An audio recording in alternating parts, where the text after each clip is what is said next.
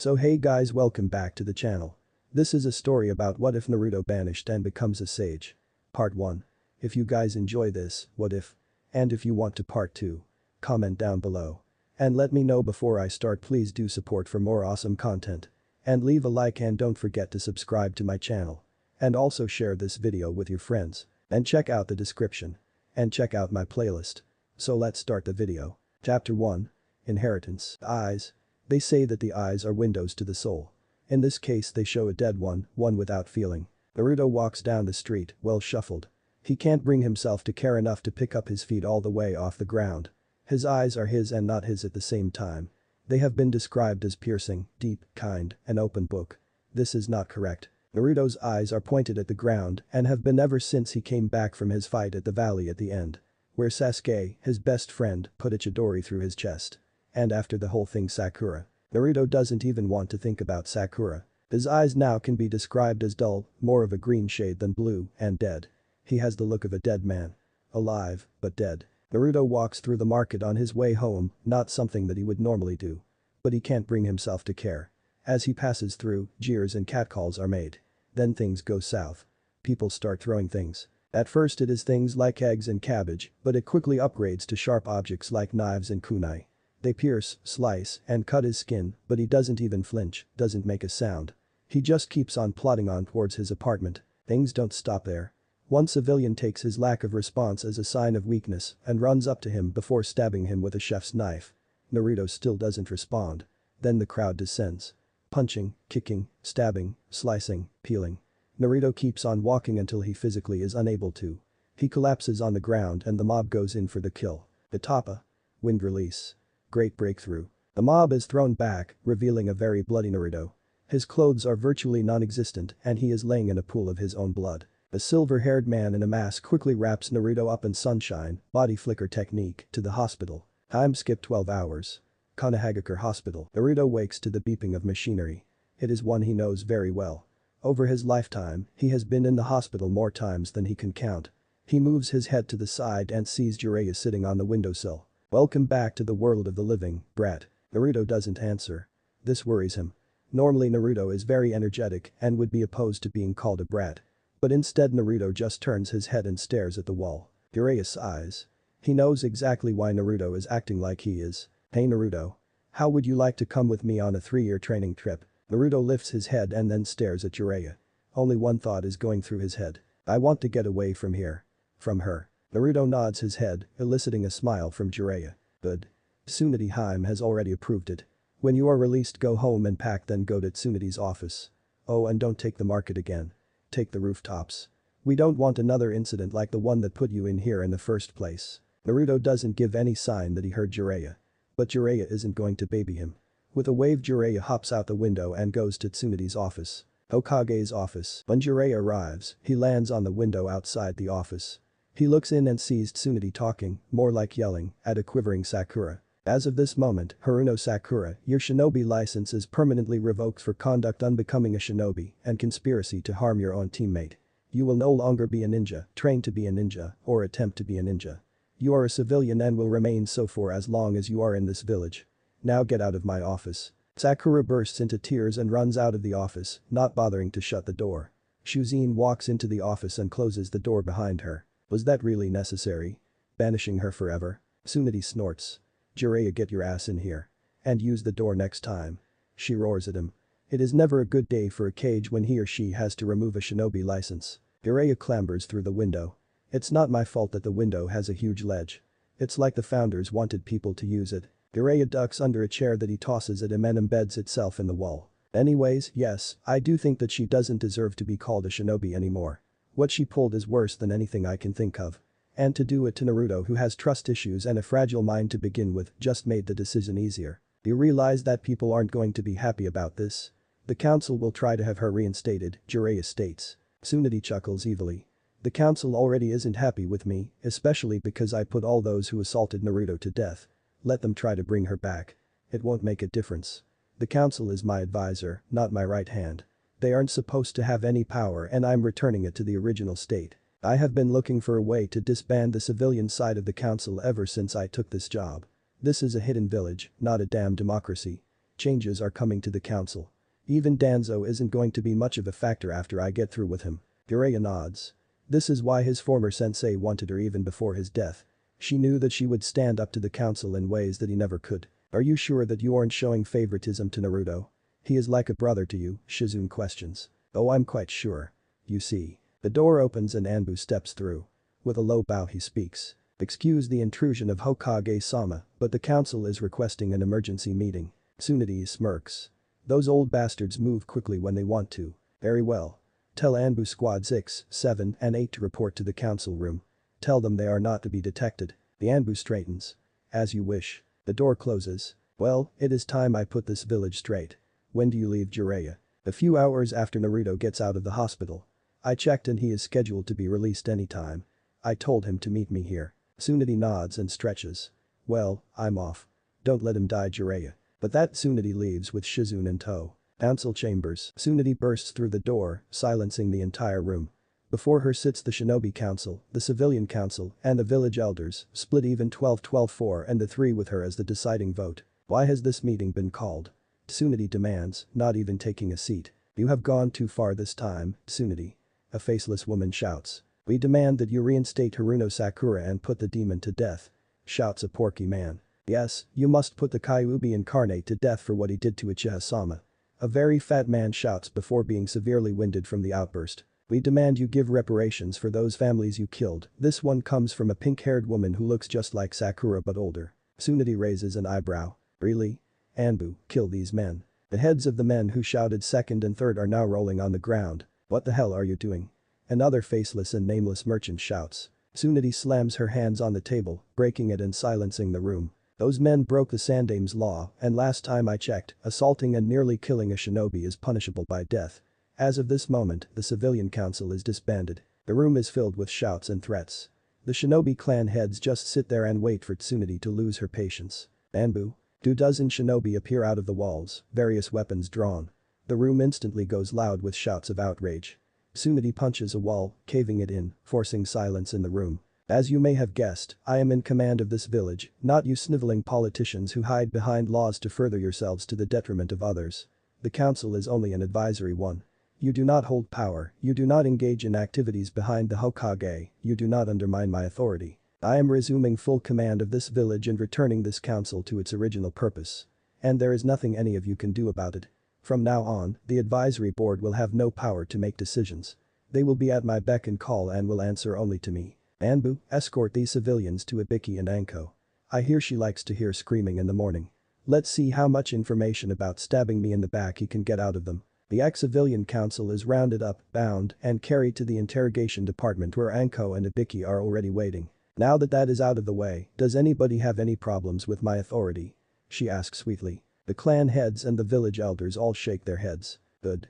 Does anybody have anything they would like to add to the agenda of the advisory board to discuss? I was wondering when you were going to get rid of those conspirators, Tsun comments. Shikaku lazily speaks up. So what happens now? Are we expected to deal with commerce and civilian matters now? Tsunade shakes her head. As much as I distaste paperwork, most of it will fall on me. You are only an advisory board. I will come to you when I need advice on certain things to proceed, and that is that. Such things will be who makes Chunin and Jonin, but I will ultimately have the say. I will also be relying on a few of you in areas that I have no expertise and experience in, but know your workload will not drastically increase. Oh, and you no longer have as many privileges. Being on this advisory board no longer protects you.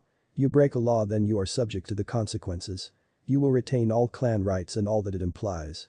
If there is nothing else, then this meeting is adjourned. Tsunade walks out of the room. Throughout the entire meeting, Danzo said nothing.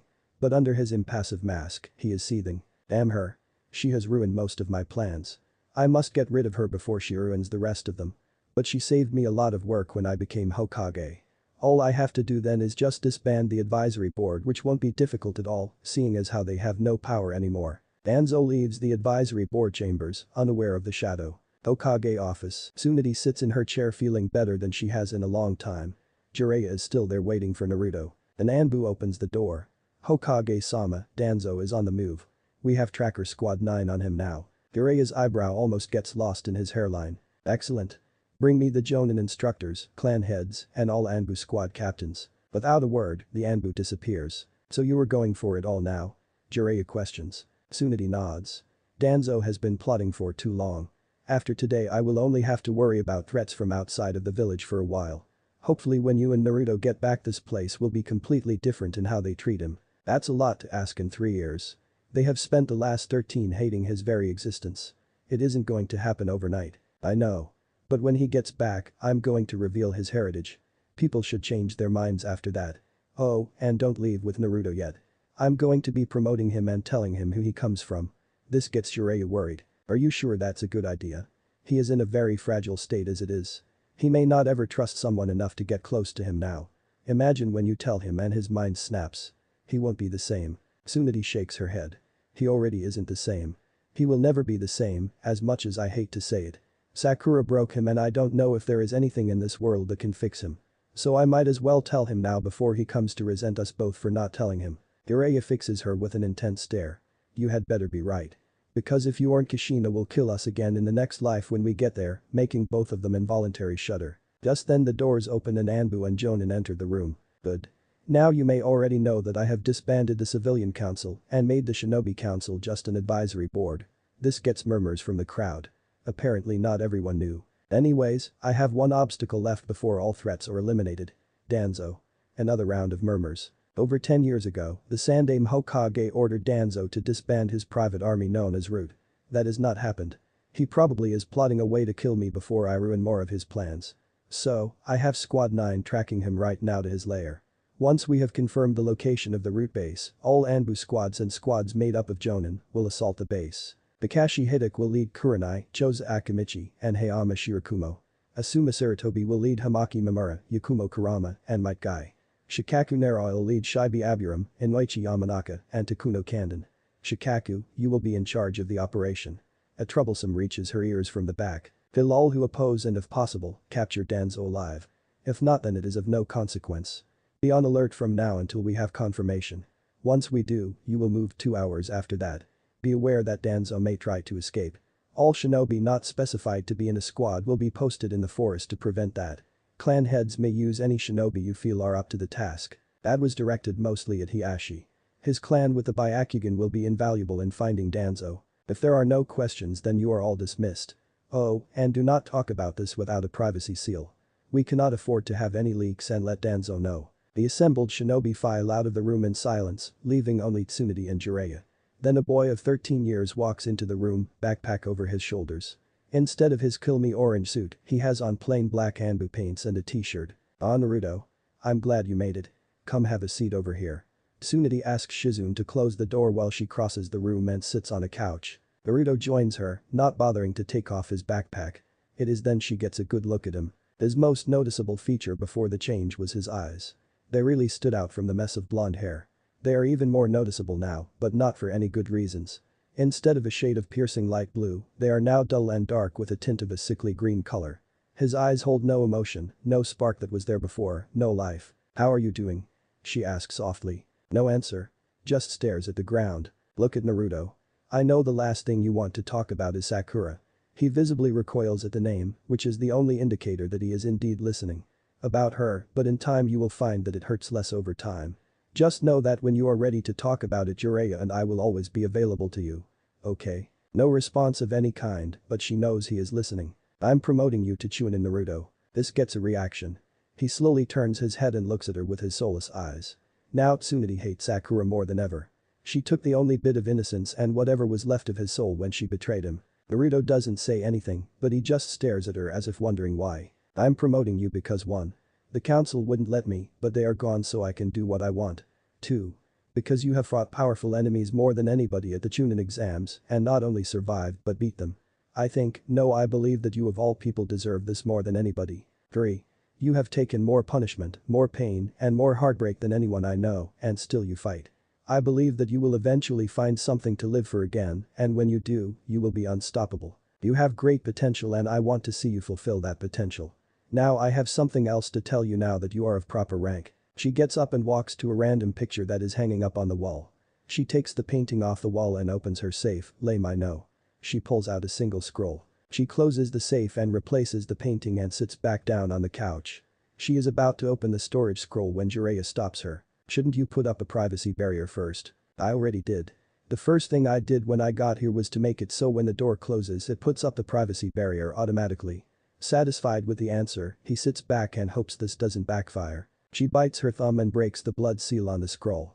She then extracts 4 scrolls which she hands to Naruto. These are scrolls from your parents. I don't know what is in them so you will have to open them and find out yourself. You should open them here, but I'm not going to force you. Naruto numbly takes the scrolls. He bites his thumb and breaks the blood seal on all 4 at once. He takes one and opens it. This one is a storage scroll. He summons whatever is inside and out pop hundreds if not thousands of scrolls. Tsunade and Jiraiya's eyes go wide. Holy shit. Jiraiya picks up a scroll and reads it. Uzumaki Kinjutsu, Uzumaki style Kinjutsu. Jiraiya picks up more scrolls. They range from history to clan to forbidden techniques. This looks like the entire library your father and mother had. There must be thousands of scrolls. Naruto, who would have been jumping off the walls at the prospect of learning so much, but this Naruto doesn't react. Instead he ignores the mountain of scrolls and opens the next scroll. This one is a letter. Dear Naruto, I cannot express how sorry I am that I cannot be there right now. My name is Kushina Uzumaki, your mother. I come from the land of whirlpools and have lived in Konoha with your father ever since it was destroyed. First I want to say that I hope you don't hate me. I didn't fight for you enough to stop the Kyuubi being sealed inside of you. I didn't want to, but in the end your father convinced me. I know we condemn you to a life of hardship and hatred, but I know that my son can overcome anything. I have left you my sword and my armor. They are things that get passed down from generation to generation, and now it is your turn. I have also included the entire Uzumaki library.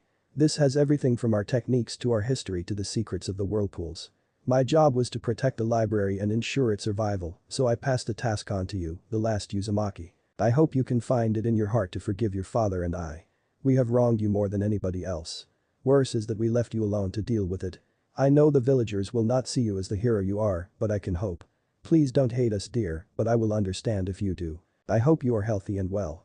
Give my regards to Sarutobi if he is still alive or whoever the current Hokage is.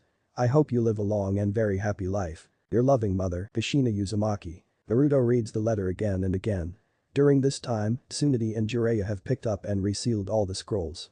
Eventually he just rolls it back up and opens the next one. It too is a storage scroll.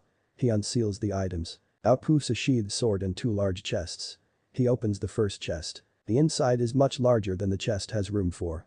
It looks more like a walk-in closet than a chest. Strapped to the walls are hundreds of 3-pronged kunai. Naruto shuts the lid and goes to the second chest. Inside is a set of armor. Each piece is ruby red and very polished. There is a note right on top. This armor is the pride and glory of the Uzumaki clan.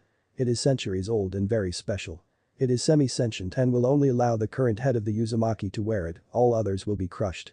It will grow or shrink to the body and consists of a breastplate, gauntlets, and greaves. Once on, channel chakra into the breastplate and the full suit will appear. The armor is made from a dragon's scales and hide, making it very flexible and very strong and hard to penetrate, and has the ability to harden or allow more flexibility, depending on the situation and desire of the user. Being semi-sentient, this armor will automatically react to threats. Whether that is to harden the armor or to physically move the user, it will do so if allowed. When not needed, the armor will blend in as normal clothing while maintaining the protection it offers. When the full armor is engaged, a helmet will also appear and completely cover the head, but will not hinder the user's ability to see. Use it well and represent the Uzumaki with pride. Naruto lets the note float from his hand and picks up the breastplate. It is surprisingly light. He puts on the breastplate, the fully gloved gauntlets, and then the greaves that go up to his mid-calves. The instant the greaves are on, Naruto feels a prick on his chest. After a minute or so, the armor visibly shrinks, conforming perfectly to Naruto's body. The breastplate shrinks and elongates so that it covers his stomach and sides. The gauntlets shrink and the fingers grow to accommodate his long and thin fingers. The greaves actually grow a little bigger, wider, and the metal crawls up his leg to just above his knees. Channeling chakra into the breastplate, he activates the full armor. Tsunade and Jiraiya watch as a flash of red starts from the breastplate. As the wave passes over Naruto's body, molten red seeps from the wave and after a second, it solidifies. In less than 10 seconds, Naruto is standing head to foot in shiny red armor. It looks like Naruto is wearing a second skin. Albeit a very shiny and very strong second skin. Naruto is completely amazed, or as much as his current apathetic self will allow. He twists, turns, jumps, performs hand signs. He feels a very small amount of resistance when moving, but not as much as he was expecting. While he can feel the extra weight of the helmet, he can see clear as day, as if he wasn't wearing a helmet. Well, this is cool, he speaks for the first time in a week. But it isn't his normal cheery voice, but a monotone, almost uncaring voice. But it is a step in the right direction. He notices a slight muffle in his voice, like the sound and air are being filtered. Welcome, Master Naruto. Naruto jumps at the unexpected voice. Who are you? Naruto asks permission. I am an imprint suit's first user, Kusaki Uzumaki. The original Kusaki made this suit after defeating a terrifying dragon that attacked Whirlpool many millennia ago. This armor was made from the defeated dragon's scales and skin. The Dragon Clan, ashamed that one of their own would do such a thing, offered themselves as the explicit summons of the wearer of this armor. I can offer help in battle, advice on any number of topics, or just a history lesson. As the guardian of this suit, I have sampled your blood to ensure that you are indeed an Uzumaki, and then read your memories to find out if you are the head Uzumaki. If you had failed, then I would have killed you for putting on this armor. Naruto absorbs this information, but doesn't react to it visibly or verbally. Instead, he cuts the flow of chakra to the breastplate, and the armor withdraws back to just the 3 pieces. Almost instantly, the armor adapts to look like normal clothing. The greaves become red steel-lined boots that go completely up to Naruto's knees, making it impossible to cut his Achilles' tendons, and breaking his knee is much more difficult. The gauntlets become red fingerless gloves that go halfway to his elbows. And the breastplate becomes a red jacket that covers most of the gauntlets. Overall, he finds it acceptable. Before either Jiraiya or Tsunade can stop him, he takes out a kunai and jabs it into the back of his hand. Or that would have happened if the kunai hadn't been stopped about a centimeter from his hand by a layer of very dense and nearly impenetrable chakra. Self-inflicted damage is not recommended. Kusaki drawls. Just checking, Naruto says emotionlessly. He picks up the last item, his mother's sword. He unsheathes it and is almost instantaneously blinded by it. The sword appears to be made almost entirely out of light. He feels a very small percentage, about 5%, being pulled into the sword. Brings new meaning to the word lightsaber, Naruto thinks dryly. While he can't look directly at it, he finds that the intensity of the light is directly tied in with how much chakra is flowing into the blade. Apparently the sword had drawn on the chakra the instant it was drawn and drew too much, or didn't realize just how much more potent Naruto's chakra was. Naruto completely withdrew his chakra from the blade and he could finally look at it. He finds his earlier assumption that it was made out of light completely wrong. The katana-style blade is just over 50 inches long with a 10-inch hilt. The blade is long and very light and looks incredibly sharp. He runs his finger along the edge with no pressure added and is rewarded with a cut. But unknown to him, the sword has a second stage. Naruto notices the blood seeping into the blade. Suddenly an explosion of light erupts from the blade, making everyone cover their eyes and looking away. When the light dies down to tolerable levels, he finds that this blade is indeed made completely out of light. But that isn't the most shocking part of all. Standing next to Naruto is a redhead. She is about Naruto's height with waist-length auburn hair. She is thin, but obviously very powerful. Hey Kushina? Tsunade stutters out. Yes, that is my name. Kushina Uzumaki. Before you ask, I am not really here. I am her chakra that has been stored in the sword from my previous uses. I do have her memories from the last time she used me, which was during the Kyuubi attack. Minato was just about to do the sealing when she sheathed me, and I don't know anything after that. How many years has it been? 13, Jiraiya says. Then this must be her son, well my son, as I am her or at least a part of her. Well, I'm here to instruct you in the ways of and in the personal Uzumaki styles. The dragon's talon and the dragon's scales. As you may have guessed, one is offensive and the other is defensive. So you are her. My son. You look a lot like your father, in fact you are almost an exact replica of him. I believe we wanted to call you Naruto, is that what they settled on? Naruto only nods, his soulless eyes on the ground, not able to look her anywhere near her eyes. This gets Kushina to raise an eyebrow. So. How do I ask this? Screw it. What's wrong with him? She points a finger at Naruto while looking at Tsunade and Jiraiya. Usually when someone sees their long-lost mother, they cry and hug. The exact opposite happens to be what Naruto is doing now. Tsunade and Jiraiya sweat drop. Just like her to not move around the niceties and just say it with as much tact as a bulldozer. He has gone through rather big betrayal recently and this is the result. He doesn't want to talk about it, but I'm sure he will open up eventually about it. Kushina puts her hands on his face, wincing herself at his violent recoil. She slowly and gently forces him to look at her. When she does, she instantly wants to murder his betrayer. I knew that the villagers probably wouldn't accept him, but to make someone withdraw into themselves as a defense mechanism means that it was a huge betrayal. While she may not be real or the original Kushina, she still has the same emotions and personality that includes a very strong protective nature. She decides to drop it as he probably won't talk about it now. She lets him go and takes a step back to give him space. Well anyways, I will be teaching you dragon's talon and scales. After that you will create your own style. It can be offensive, defensive, a combination of both, or something completely original. I assume that you, Jiraiya, will be training him at the same time. Jiraiya nods his head. Yeah. I'm taking him out for a 3-year training trip. Mostly it is to get away from this village and its bad memories for him. Then I don't have to tell you that you had better not corrupt my son with your perverted ideas. Because Kami can't and won't help you in the afterlife. To make her threat have a little more impact, she cracks her knuckles. Jiraiya is starting to visibly sweat under the collective glares of Kushina and Tsunade. Of course I won't. How could that thought have even crossed your mind? Kushina's glare only intensifies. I know you were and would have tried to. Or do you not remember when I caught you peeping on me several times as well as Tsunade? I will not have my son grow up to be a perv. Jiraiya can't answer as there is a hole in the wall in his outline with Tsunade's fist extended right where the only geezer was just at. Kushina growls as she turns away from the hole in the wall and faces Naruto once again. Anyways, this sword is a divine object and is centuries older than your armor. Its name has been lost to time, so you may want to look it up if you get a chance. Being a divine object, this sword is made for defending and defeating demons and other hellish creatures. There are other divine weapons as well as demonic weapons. Try to avoid the demonic weapons as they try to take you over and eat your soul. This sword has 3 stages. The first one is a normal metal blade that can be used to battle human weapons. In the second stage, the blade becomes pure light and can be morphed into a number of different styles of blades from a katana to whatever the user desires. While in the second stage, it can cut through most normal metals, but demon steel and a few others found here will repel it. The third stage is something you are going to have to unlock yourself. I cannot tell you. Now, once Jiraiya gets back in here, we can discuss who gets Naruto at what time. Said pervert clambers through the me-sized hole in the wall. Naruto tunes out the conversation. He doesn't really care about how he spends his time, just as long as they do it outside of the city. Getting bored, Naruto picks up the last and final scroll. Dear Naruto, my son. My name is Minato Namikaze, the Yondaime Hokage, and the reason for your torment. I am the one who came up with the idea of sealing the Kyuubi no Yoko in you and performed the sealing, giving my soul in exchange for the village. I know that they will not do as a request and treat you like a hero like your mother and I want to, but I have no choice as the Hokage. I won't ask for your forgiveness, I do not deserve it, but I do ask for your understanding. The seal Shinigami put on you is the Shikifujin, dead demon consuming seal. You may have noticed by now that your chakra is a bit more potent than other shinobi. This is due to the fact that Kushina was 2 months pregnant when I sealed the Kyuubi into you. Because the seal allows a very small amount of the Kyuubi's very potent chakra to mix with your still developing chakra network and alters your own chakra on the most basic level.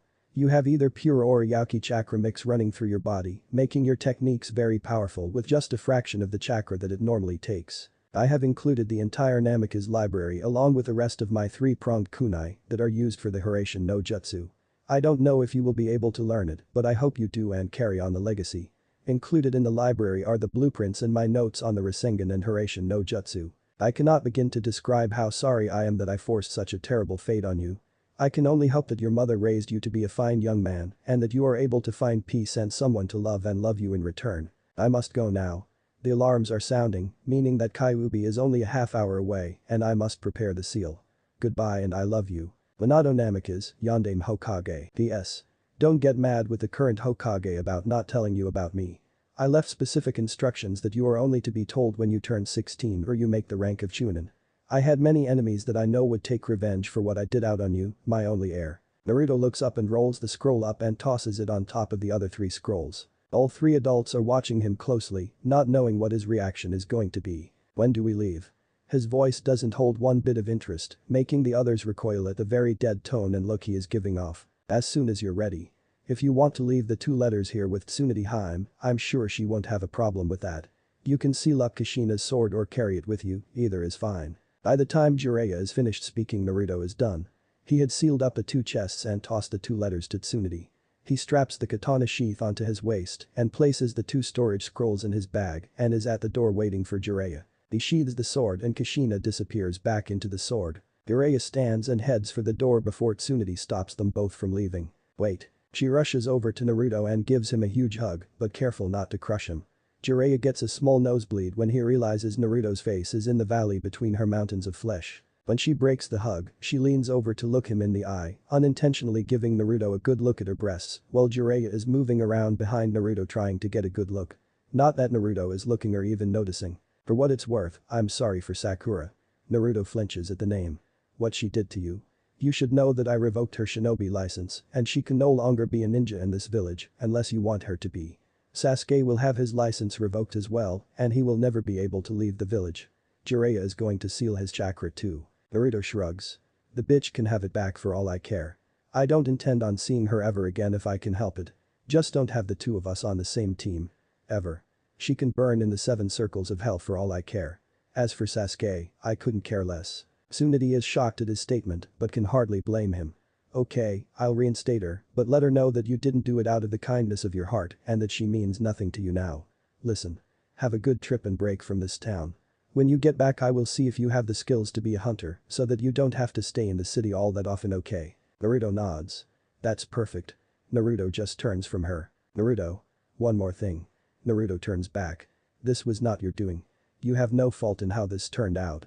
She took advantage of your loneliness and used it against you. You didn't see how she was acting because you have never had a relationship like that. You don't know that a relationship is based on mutual trust and respect. They are to blame, not you. I don't want you hating yourself for something you didn't know to look for. Okay. Naruto doesn't answer. She hopes that he is listening. After a few seconds Naruto shakes his head and walks out the door, not bothering to shut it. Tsunade looks at the open door. Bring him back, Jiraiya. I don't know what I would do if I lost him too. Don't worry. When we return, we won't hardly recognize him. Chapter 2. Sakura's Sin. 1 year ago Genin squad assignment day. Sakura is sitting on a bench, pouting. She had Sasuke eyed in front of her when he just ran off. Damn it. That was my chance and I blew it. She rages in her mind. Hell yeah you did. Just tie him up next time and jump him for Kami's sake. He in herself berates her. She is about to reply when said emo king walks by. Narm. Inner Sakura yells, making Sakura's head swim for a second. Sakura makes a whimper as he walks past, not able to do anything but sit there, marveling at his mere presence. Sasuke, who heard the whimper, turns his head slightly to the side and sees her just sitting there with a massive blush on her face. In an act of a miracle Sasuke actually sits beside her. Hey Sakura, you like me right? He asks as if he doesn't know. Sakura's blush intensifies tenfold. Why yeah, she manages to stutter. Well, I was thinking. Would you do something for me if I promised to go on a date with you? Sakura nearly faints. She fights to keep the black spots that block her vision from overtaking her. Sure. Time skips 6 hours. Sakura walks along the street, feeling very nervous. She had just left the meeting with Kakashi on top of the academy. As soon as the meeting had ended she ran from the roof before anyone could stop her. Hey Sakura-chan, a familiar voice comes from behind her. She turns around and lo and behold, there is the object of her nervousness and reason for leaving the meeting so quickly. Naruto walks up to her. Are you okay? You seem a little distracted at the meeting. Sakura does her best to act like she is appreciative, but is failing badly. Lucky for her, Naruto has had so little experience with people that he misses it completely. I'm fine. Thanks. The last part is so quiet that Naruto doesn't even hear it. Well, since you're feeling okay I was wondering if you would like to go and get some ramen with me. Bile rises up in her throat at the thought of eating that vile calorie-loaded excuse for a food, especially with Naruto. The reflex to shoot him down immediately swells in her veins, making her mouth open before her brain kicks in and she remembers her conversation with Sasuke. Flashback. You want me to do what? She asks. As I said I want you to go out with Naruto for a while until I say it's enough. I'm not saying that you have to kiss him or anything but just spend time with him. Sakura is silent as she thinks. Well, I do want a date with Sasuke, but Naruto is gross. I bet he doesn't even take showers judging from the smell. Little does she know that he can't take showers because he gets the water turned off every time he goes to his apartment. He only washes in the nearby river and he can't use soap or shampoo or he will kill the fish and other water creatures. But I really want to go on a date and then rub it in Ino Pig's face. I guess I can do that. Sasuke smirks. Good.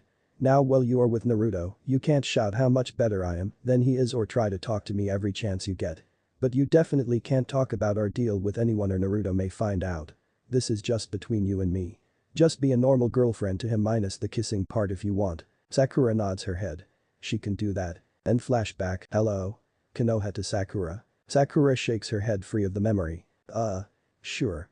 I'll go to lunch with you, but can we eat something else? Naruto is stunned. Not once has she accepted a request to go on, for all intents and purposes, a date. Naruto quickly shakes that off. Sure, but there aren't many places that I'm allowed to go into. So what would you like to eat? Well, if you wouldn't prank people so much then people wouldn't mind so much. She is blissfully unaware that his pranks have nothing to do with why he is banned from so many places. How about sushi? Sushi is her favorite food and eats it as often as she can. Sure. I don't know any places around here. Naruto rubs his head in embarrassment. Sakura sighs and very hesitantly grabs Naruto's wrist before dragging him down the street. Time skip 4 months. Over the next few months after that first date, Sakura goes on many dates with Naruto. Not once have they gone out to Ichiraku's ramen, but to places that she likes and always makes Naruto pay and always orders the most expensive items. Naruto, however, doesn't seem to mind. In fact, people who knew him would say that this is the happiest they have ever seen him. Finally, he has someone to listen to him and pay attention to him. Currently, Sakura and Naruto are at her favorite sushi restaurant again for the 5th time. Naruto is always polite and very courteous, asking if there was anything he could get her or if she needs anything. Right now Naruto is telling her one of his pranking stories. Sakura-chan? He asks.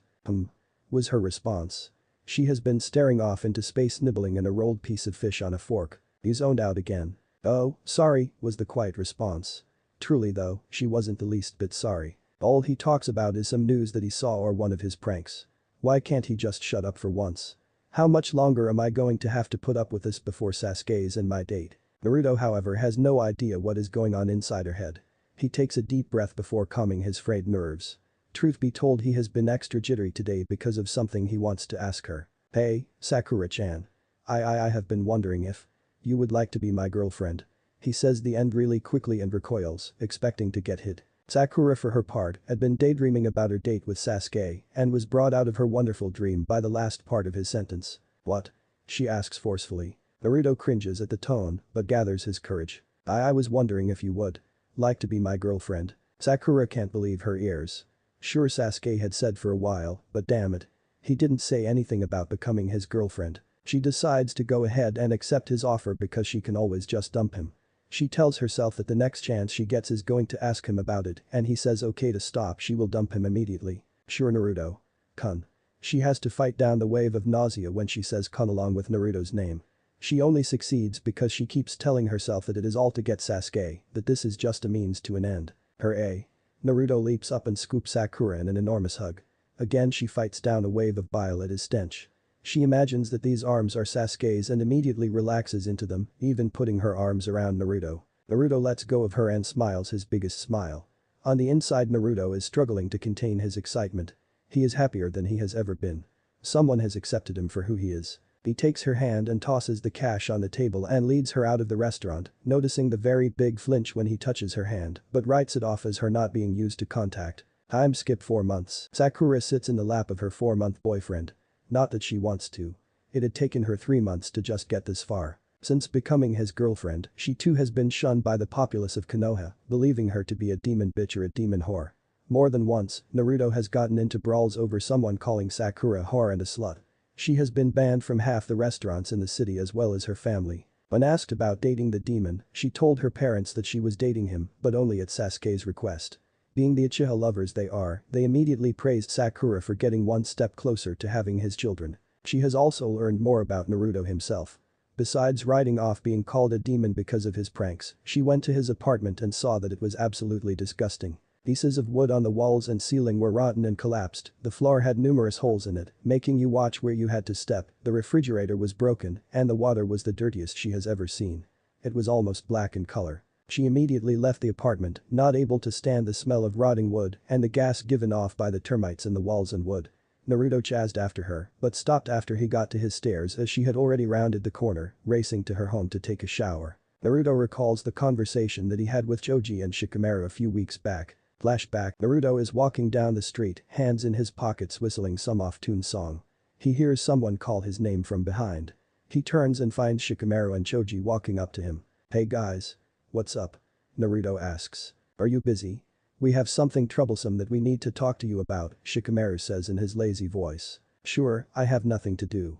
I have to meet Sakura in 2 hours for a date, but other than that I'm free as a bird. Shikamaru mutters something troublesome before motioning Naruto and Choji to follow.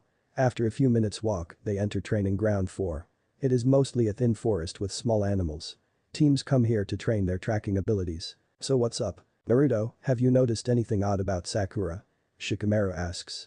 He lays on the ground and watches the clouds go past through the holes in the canopy above them. What do you mean? Naruto asks guardedly. What he means is, have you noticed any strange behavior from her? Choji asks between breaks while eating his chips. No. Why? What's this about? Shikamaru sighs. As troublesome as it is, we want to let you know that we think Sakura isn't genuine in wanting to go out with you. What the hell are you talking about? Naruto shouts, making the birds above them take flight from the sudden noise. Look Munch, don't take this the Munch wrong way. She is a great person, but she doesn't act like she wants to be with you. Did you notice her sudden attitude change 8 months ago when she first said yes to going out with you on a date? She doesn't bother Sasuke anymore, she doesn't go mouthing off about how great he is, she doesn't defend him when someone else besides you insults him, and she doesn't fight over him with Ino. What prompted her to have a complete change of heart in a few minutes? I think that it is because she doesn't really want to be with you. Look Munch, she doesn't act like a normal girlfriend. She flinches whenever you grab her hand, when you hug her, she tenses up a lot and then relaxes, she berates you all the time, she hits you twice as much as in the academy. Have you ever gone to a Munch place that you wanted to eat? Well no, but I don't have a problem with that. Has she even kissed you? Does she tell you that she likes you or gave you a present or given you any type of moral or emotional support? I see her forced smiles, the strain in her voice when she uses the kun at the end of your name. She stands as far away from you as possible without drawing attention to herself. She uses every excuse she can think of to get away from you. She doesn't enjoy spending time with you from the pained look on her face every time you hug her. Well, we haven't kissed. She said she wants to save that for a special occasion. I don't care about the rest of that. All I care about is that she pays attention to me. She listens to me, spends time with me. That's more than I can say with 99% of the people in this village. Naruto, we just want to keep you from being hurt. Sakura isn't the kind of person who doesn't change who she is in a matter of hours without something drastic happening that we would have heard about. Naruto lowers his eyes so that his bangs cover his face. When he looks up, his eyes are shining in anger. I don't care about the way she acts or what you think about what she would or wouldn't do. She is my girlfriend and I trust her more than anyone. She is the first person to accept me like I am enough to go out with me. Do you know what it feels like to not have a friend until you were 9? Do you know what it feels like to not know who your parents are? To wonder if they ever loved you? If they thought I wasn't worthy of them? Do you know what it is like to go home to an empty, rundown apartment night after night? When I can't own anything of value because the moment I do have something, it gets stolen or my apartment gets burned down again. When I'm with Sakura, I don't have a care in the world. She completes me. I can't imagine what I would do without her. Now Shikamaru and Choji get really worried. Sakura has Naruto wrapped around her finger and they can only hope that she chooses the right path because if not, there's no telling what Naruto would do. Then flashback, Naruto is waiting for Sakura outside her house so they can go to a team meeting together. Naruto turns as Sakura exits her house and is about to sneak around the side and avoid Naruto when he spots her. What are you doing, Sakura-chan? He asks in his normal happy self. Sakura looks at him like a deer in headlights. She looks away quickly and curses her luck at getting caught. I dropped something. Out the window. Yeah, I was sitting next to this window when I knocked something off and I was going to look as I left the house. She commends herself on thinking up something so quickly. But she soon realizes that it is the wrong thing to come up with. Naruto is immediately over her fence and on his knees looking for the dropped object. Sakura stands up and just lets Naruto do the dirty work. She contemplates leaving him here, but it would just make things harder for her later on. I can't find it. What was it again? He asks. She rolls her eyes. Can he get any dumber? Don't worry about it. We need to get to the meeting. Sakura doesn't wait for Naruto and she immediately starts walking down the street. She hears Naruto run up beside her and before she can stop him, he grabs her hand and holds it as they walk down the street. Hey, Sakura-chan. I never told you this, but Shikamaru and Choji had a talk with me a few weeks ago about you. Sakura's heart stops. Inside she is freaking out. What the hell were they talking about? Why would they talk to him about me? I've done nothing about that. Shut the hell up and listen and you will probably find out. Inner yells at outer. They said that they think you aren't genuine as they put it in wanting to be with me. They kept saying that you did things that girlfriends don't usually do, but I don't care about those things. I like you because those things make you unique. I told them that I don't care about what you do as long as you want to be with me. You don't? Naruto is leaving himself on a diving board over a deep pool with no water. Sakura for her part is shocked at his words. He likes her because of the things she does to minimize her time and contact with him. Naruto, you really are an idiot. She is too shallow to realize the meaning behind it. Time skipped 2 months. Sakura is walking down the street having just gotten rid of Naruto at his apartment. Naruto had taken to kissing her on the cheek, making her involuntarily cringe every time. She sighs as she walks to her house for a scrub down to get his germs off of her skin. She walks past the main gates and takes a left and walks further down. Usually she doesn't take this route, but for some reason she feels compelled to tonight. As she walks she spots a boy with black hair and a backpack walking towards the main gate. Wait, why is Sasuke here? The Uchiha compound is on the other side of Konoha. And why does he have a backpack? Sasuke-kun. She calls out. Said Uchiha stops in his tracks and a smirk comes over his face. Hello, Sakura. She approaches him and jumps up happily. What's the backpack for Sasuke-kun? I'm leaving. Simple as that. Sakura's proverbial bubble fluctuates, being poked at by Sasuke on the outside. What? What about our deal? Sasuke tilts his head back and laughs, a very creepy and evil laugh. Did you honestly think that I would actually go on a date with a weakling like you? You aren't worth me spending any extra time with you, much less eating a meal I won't like in a place that I definitely won't like. Now Sakura's bubble bursts. She falls to the ground, crushed. Why? Why would you make the deal then?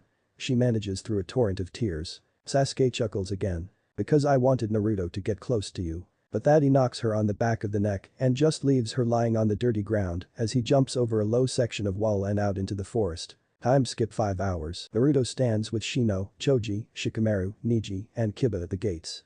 They had just arrived to go after Sasuke. They turn to leave when a sobbing and dirty Sakura stops them. Go on ahead guys. I need to talk with her for a few minutes. Shikamaru gets a bad feeling in his stomach but nods anyway and the four jump away towards a Togakure. What's the matter with Sakura-chan? Naruto hugs her to calm her down, but she pushes him away. Bring him back. Bring back my Sasuke-kun. Naruto blinks for a second. Her Sasuke. What? What do you mean? She looks up, her eyes red and puffy. She grabs his collar and shakes him violently. Promise me you will bring him back. She snarls at him. Naruto, not really knowing what to do, just nods. Okay. I promise to bring him back. I have to go now. Naruto tries to hug her, but she fights him off and shouts for him to go. Now really confused Naruto jumps off after his squad mates and forces his confusion to the back of his mind until after the mission. Time skip 2 hours. Sasuke and Naruto stand on opposite statues at the valley at the end. So you came? How's Sakura? Sasuke asks without turning around. That's none of your damn business. Under orders of the Hokage, you are to go back to the village immediately. Sasuke laughs. And you think you can make me? I'll bring you back even if I have to break every bone in your body. Sasuke turns around and finally faces Naruto. Then show me. Sasuke jumps across the gap and charges Naruto, Sharingan blazing. Sasuke launches a roundhouse at Naruto's head, intent on making this a quick fight. But Naruto ducks under it and uses an uppercut aimed at Sasuke's chin.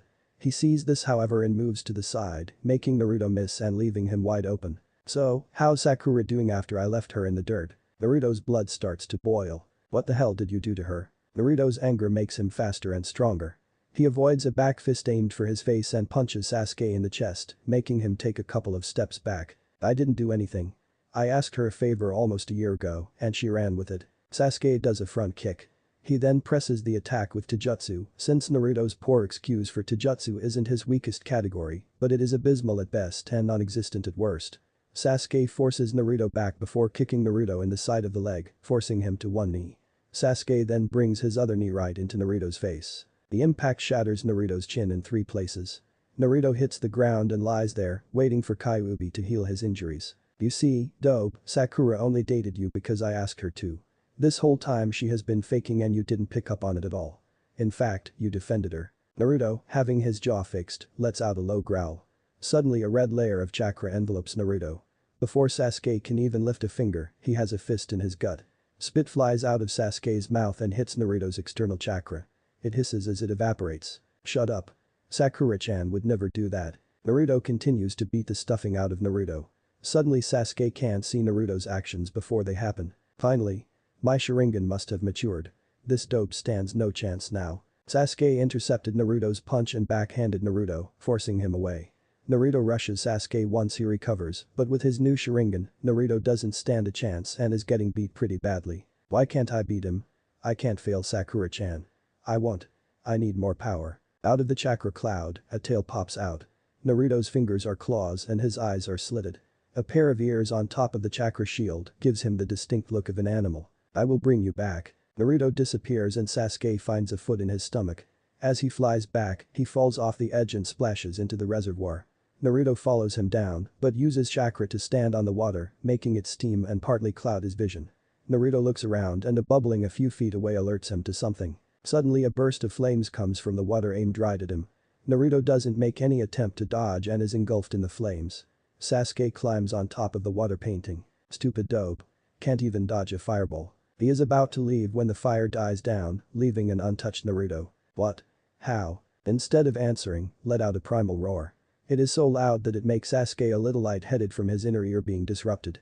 Deciding he needs more, he activates the first level of the curse mark. "Let's go dope," was all he said before blurring away. Unfortunately for Sasuke, with Naruto's Kyuubi enhanced eyes and speed, he can easily keep up. But the massive swing of his hand sideways, he lets loose several horizontal waves of chakra slashes right at Sasuke. Shit. Was all he could think before allowing himself to sink underneath the surface of the water. Naruto looks around and hears a sound behind him. Chidori. 1000 birds. Naruto moves to the left and finds the tips of Sasuke's right hand through his right shoulder. If he hadn't moved, it would have been his heart. With a howl of pain that nearly makes Sasuke deaf, Naruto grabs Sasuke's fingers and doesn't allow him to move. Sasuke yells in pain as the violent chakra burns his fingers. It only gets worse when Naruto wraps his tail around Sasuke's chest, burning completely through his clothes and burning his skin. After about a minute, Naruto flings Sasuke to dry ground while the hole in his shoulder heals. Sasuke struggles to get up after receiving the worst burning of his life. Blackened skin now scars his chest. As Naruto reaches the shore, he glares at Sasuke. "More. I need more. If the damn dope can beat me, I won't stand a chance. More. More. More." Sasuke's body erupts in purple chakra, completely encasing his body. A diamond of darker skin now resides over his nose, while his skin is just a few shades lighter. He also has a pair of very creepy hand-looking wings. Ahahahaha. The power. With this power, I can easily defeat Itachi. Now, dope. You're in my way. Sasuke blurs away again, but this time Naruto just barely keeps up. A right hook to Naruto's face sends him back out on the water. Sasuke doesn't let up. He connects with a right kick to Naruto's ribs that would have broken them had he not had the chakra shield. Naruto slides across the water and right himself before giving a massive roar and charging Sasuke, who just stands there, Sharingan spinning wildly. Naruto slashes at Sasuke, who sidesteps them and kicks Naruto in the chest, sending him away. But Naruto isn't going down alone. When Sasuke kicked him, he wrapped his tail around the left leg that was still on the water, and when he was kicked back, Sasuke followed him. Naruto lands on all four limbs and elongates his tail, making it several dozen times longer than normal. He keeps Sasuke suspended in the air, all the while burning his leg. He attempts to right himself with his wings, but the hold on his leg intensifies as well as the burns. Naruto then lets out a massive roar and slams Sasuke into the ravine walls. Again. And again. And again. On his 12th time smashing Sasuke, he drags him along the wall, leg first followed very quickly by his chest and face. With one last whip of his tail, he flicks Sasuke into the wall on the other side of the lake. Sasuke slides down the wall and slumps against the wall, barely conscious. Even with LV2 activated and makes his skin harder, it is no match for repeated smashes and drags. Naruto pounces up to where Sasuke is. Seeing his grievous injuries and that he is barely conscious, Naruto's chakra cloak drops, leaving him severely tired, burned, and depleted. He limps up to Sasuke, who has lost his LV2 and is back to his normal self. Naruto is a few inches from picking Sasuke up to carry him back when Sasuke's arm glows. It gets brighter and brighter, and Naruto wonders what the hell is going on. Suddenly Sasuke's eyes snap open. Chidori. Naruto is too tired and slow to dodge it completely. Naruto finds Sasuke's hand in his chest again. But Naruto isn't going to back down. He takes his left hand, the only hand he can use, since Sasuke's Chidori is messing with the nerves in his right side, and chokes Sasuke. His hand closes around the vein and artery on both sides of his neck, and Sasuke instantly starts to feel lightheaded. After 10 seconds of Naruto squeezing, Sasuke loses consciousness. His arm slumps out of Naruto's chest and allows the wound to begin healing. Combined with the previous injury from the Chidori, Naruto has a huge hole in the right side of his chest. Technically, he shouldn't even be alive, much less standing. Naruto signs and grips Sasuke with his left hand as hard as he can and jumps out of the Valley of the End and begins his long trek back to Konoha. After 10 minutes of walking, Kakashi jumps in front of him. Seeing Sasuke in his condition, he freaks out. "What the hell did you do? How could you do this to your own teammate?" he shouts. Naruto rolls his eyes. He is tired of Kakashi's favoritism towards the Uchiha, but is too tired to do anything about it. "Take him to the hospital. I'll catch up." Kakashi immediately takes Sasuke and shunshuns towards Konoha. Well, one problem solved. Now I just have to get back. Naruto walks for a good half hour before medics arrive. Naruto gratefully lays down on the stretcher and allows darkness to claim him. A faint smile is seen on his lips. He completed the mission and kept his promise to Sakura. Time skipped 6 hours. Konohamain Hospital. Naruto wakes to a pain alternating between sharp and dull in his chest. He forces his eyes open. He is staring at a blank ceiling. He tilts his head to the right and sees his chest wrapped in a massive bandage and an IV lodged in his right arm. "Ah, Naruto, you're awake," a voice calls. Naruto turns to the other side and sees Tsunade sitting next to his bed, reading glasses on with a book in her hand. "What? What happened? You stopped Sasuke from leaving the village. During the fight you took a couple of high-rank assassination techniques to the chest. On top of that, you used the Kyuubi's chakra for an extended period of time, which left your coils burnt out and chakra burns all over your body. The hole in your chest was closing when you arrived here and isn't quite finished healing. You will have to stay here for a few days to gain your strength back and for observation." She is expecting Naruto to fight her on this like every other time, but he oddly doesn't. "Where is Sakura-chan?" Tsunade frowns. She hasn't left Sasuke's room once since you got back. She hasn't asked about your condition." She watches Naruto's reaction. "How is Sasuke?" he asks quietly. "You did a number on him. All his ribs are broken, he has a very severe concussion, a punctured left lung, severe burns across his chest and left leg, severe chakra exhaustion, and somehow fractured tailbone." Naruto looks down. "So he is pretty hurt." The guilt in his voice can't get any thicker. Tsunade sighs. "This always happens to people who are forced to fight each other like that who have been on the same team. You did what you had to. You didn't kill him and should make a full recovery with a scar over the burned sections of his chest. You showed a lot of restraint when using the Kyuubi's chakra. Most people lose control while using a Bijuu's chakra like that." Naruto nods. Tsunade can only guess as to his line of thinking. "Can I go and see him?" Tsunade looks at him over her glasses. She has a feeling on why he wants to go and see him is not for him, but the person who has yet to leave his room. "Sure. I don't see why not. Just be careful. You should also visit the rest of your team. They are all on the same floor as you. Sasuke is in room 205 down the hall to the left." "Thanks, Ba-chan." Naruto gets up very slowly as his right side is still very sore. With Tsunade's help, he shuffles out the door with her right behind him on her way back to her office across town. He reaches Sasuke's room. Tsunade puts a hand on his shoulder in support and walks past him. He opens the door and doesn't get 2 steps inside before he is punched in the face so hard he flies into the wall. He looks up and sees a seething Sakura over him. "What? What was that for?" he asks. You did this to him and you have the gall to ask what you did," she says with as much venom as she can while pointing at Sasuke's form. "I did what I had to.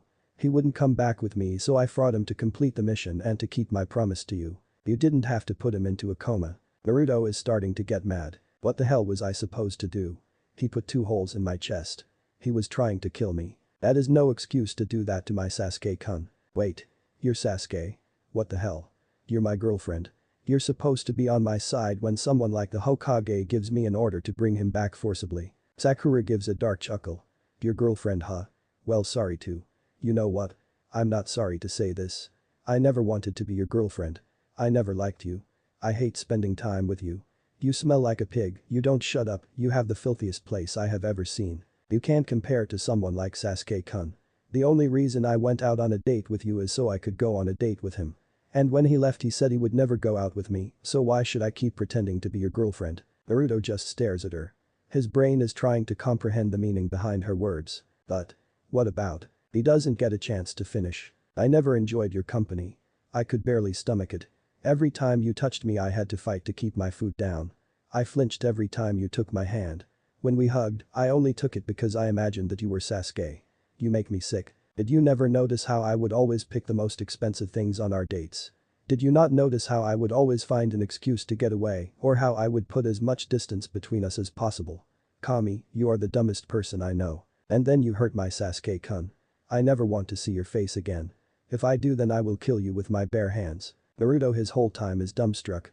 Neither notice that his chest is now crimson with his blood from the gaping hole still there. What's worse is that the door is still wide open, allowing the entire floor to hear her rant. Just as she finishes, Naruto collapses. His mind is unable to deal with the stress. Sakura is contemplating throwing him out the window when Tsunade bursts into the room. She looks from Naruto on the ground unconscious to the very fresh bruise on his face and the blood-soaked bandages, then to Sakura, who is flushed after her little speech. Tsunade wants to rip into her, but she has more pressing things to deal with. She picks Naruto up and faces the door where she stops for a second. "You better not leave this room, Haruno. You and I are going to have a discussion after he is stabilized." And with that she leaves the room, leaving Sakura to poke her head out the door at the retreating form of the Hokage. When she looks the other way, she sees most of her class and a few of the others glaring at her. "What?" she asks. Shikamaru gets up and gets an inch from her face, his own reflecting pure, barely contained rage. "How dare you do that to Naruto? Hasn't he had enough suffering in one lifetime that you have to rip his heart out of his chest and rip it into 1,000 pieces? I don't." She starts before being cut off by a now red-faced Shikamaru. "Fucking shut up. You fucking cunt bag. You don't realize what you have done to him. You are so blinded by your crush that you just trampled on one of the greatest heroes that this village has ever known." The whole group is stunned by his outburst. Shikamaru never has done this in his life. Not once has he ever raised his voice. But he doesn't stop with that. He is like an avalanche. He is on a roll and there is nothing anybody can do to stop him. You remember your mission to Waves, right? You remember what he yelled at Inari, right? Well, guess what? Everything that happened to him in the past was nothing compared to what you did. After all the shit this village put him through, he still put a smile on. He still laughed and made jokes and tried to make our lives a little happier on his own. You, however, had no regard for him and you took advantage of his need for attention and love and you ripped him to shreds. You had better hope that he is okay or else this village won't be enough to save you from my wrath." But that Shikamaru turns on his heels and is about to storm away when he stops and turns back to slap her in the face. Hard. So hard that it leaves his hand stinging and an enormous red mark on her face. Then he turns and leaves, not once looking back. One by one, her friends all follow his example, sending glare after glare and calls like bitch and backstabber as they pass. After they leave, the gravity of what she did hit her. She collapses to the ground and cries in self-pity for herself. Chapter 3. Discovery. Just outside of Konohagakure no Sado, Naruto is walking behind Jiraiya, not really paying attention to where his feet are taking him. He is just relieved to get out of that kami-forsaken village. But he isn't paying attention at all, just numbly walking along not really thinking, and yes, men have the ability to just do something without thinking, contrary to most women's beliefs that the male brain is always working. But if he would have been paying attention, he would have noticed that his feet are carrying him somewhere that isn't in the direction that Jiraiya is walking. Jiraiya looks behind him to see Naruto walking off at a 45-degree angle from his own path. He yells Naruto's name to get his attention, but no luck. He runs after Naruto before he gets too far. "What are you doing, Naruto? We need to get to my contact," he says. Naruto just keeps on plodding away like he never heard a thing that Jiraiya said. Jiraiya places a hand on Naruto's shoulder, but the instant he makes contact he is blasted away by pure chakra. Not knowing what the hell just hit him, he jumps back towards Naruto and tries to physically stop him, but the same result occurs, but with more force. Jiraiya has no option but to let Naruto continue and follow closely. After an hour or so Jiraiya notices that they are on top of the mountain overlooking Konoha. Naruto stops so suddenly that Jiraiya almost makes the mistake of bumping into him. Naruto just stands in one stop, eyes closed. After a minute or so Jiraiya is about to ask what they are doing there when he feels a huge chakra spike from Naruto. As Naruto flares his chakra to its fullest extent, Jiraiya falls to his knees, unable to keep up with the pressure. A few more seconds and the chakra stops, allowing Jiraiya to breathe again and stand back up. Suddenly the whole mountain starts to shake, forcing Jiraiya to hold onto a tree for support. He looks back to Naruto when the ground under Naruto's feet cracks and falls out from under him. "Naruto." Jiraiya quickly jumps after him, biting his thumb and ready to summon Gamabunta. But after a short pitch-black fall, Jiraiya feels himself slowing on his own. He eventually reaches the bottom and gently stops a centimeter off the ground. He climbs to his feet and sends chakra to his senses. The tunnel is pitch black. No light, not even from the hole he jumped through. He hears someone walking further down the tunnel. He feels a very soft breeze blowing down the tunnel as well. He does a quick and a ball of fire orbits his head. He creates two more, an uninterrupted light source. Jiraiya quickly follows the footsteps he assumes is Naruto's. After walking what seems like hours in the twisting tunnel, it starts to slope downward. Jiraiya speeds up, hoping to catch Naruto before something happens to him. After a half hour of walking, Jiraiya comes across a huge cavern. The ceiling is so high he can't even see it or the back wall. He brightens the spheres of fire orbiting him, giving more light. He listens and follows the sounds of footsteps. Another minute of walking and he finds Naruto just standing there. "Naruto?" This time Naruto turns around. Jiraiya notices something about Naruto. His eyes hold curiosity instead of apathy. They still are dead inside, but not as much. "Hey, Iro-senin.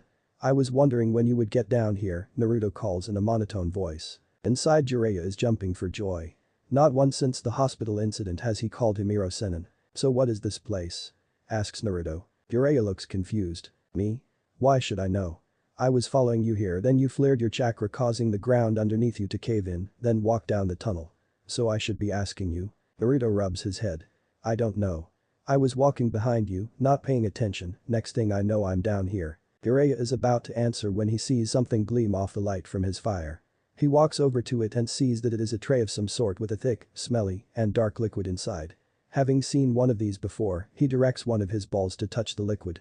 The moment the ball makes contact, it ignites the substance. The fire zooms down the tray. Naruto and Jiraiya follow it around the room.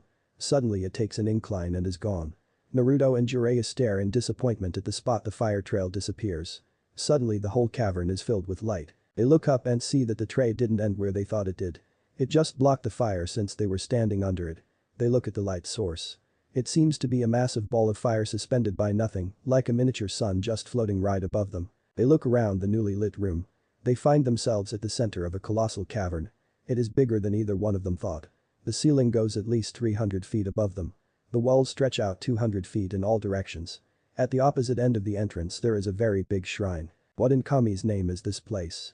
Naruto asks in wonder. I don't know. I didn't even know this place even existed, Jiraiya whispers out in amazement. Just imaging the power someone had to carve this place out. It looks to be perfectly symmetrical, and I don't even know what that is above our heads and how it is powered, he thinks, referring to the sun above them. They cautiously approach the shrine. It is a very old building. Ornate, Naruto decides, think the style of the Forbidden City in China. It is very simple, but very regal and practically shouts power and respect. They reach the altar and a tablet bigger than Jiraiya with something written on it. Said Sanin moves forward, completely intrigued and engrossed. Damn. I can't read this. It looks to be a dead language, but the stone looks hundreds of years old. Jiraiya feels a faint power from the stone and, be of Uzumaki by name and blood, surrender your hands and be judged. But heed the warning. Should you be judged unworthy, you will experience something far worse than death. Jiraiya looks to the side and sees that it is Naruto who read it. Daki, did you just read that? Naruto nods his head slowly. I don't know how I'm able to read it, just that I am. I think the stone wants me to put my hand on it. Jiraiya's eyes go wide. What? No. Out of the question. This stone has a power signature to it. There is no telling what it will do to you. Naruto ignores him and stretches out his hand and touches a finger to it. Instantly his entire palm is pulled flush against the stone. Then something happens. Naruto screams in agony.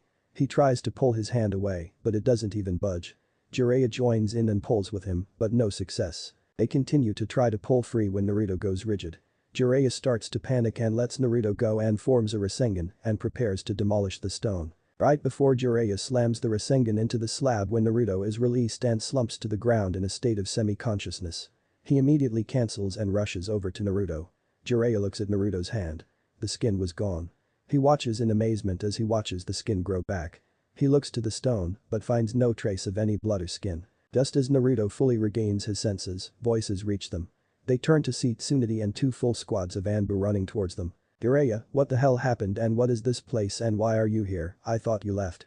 She demands. I don't know. What are you doing here?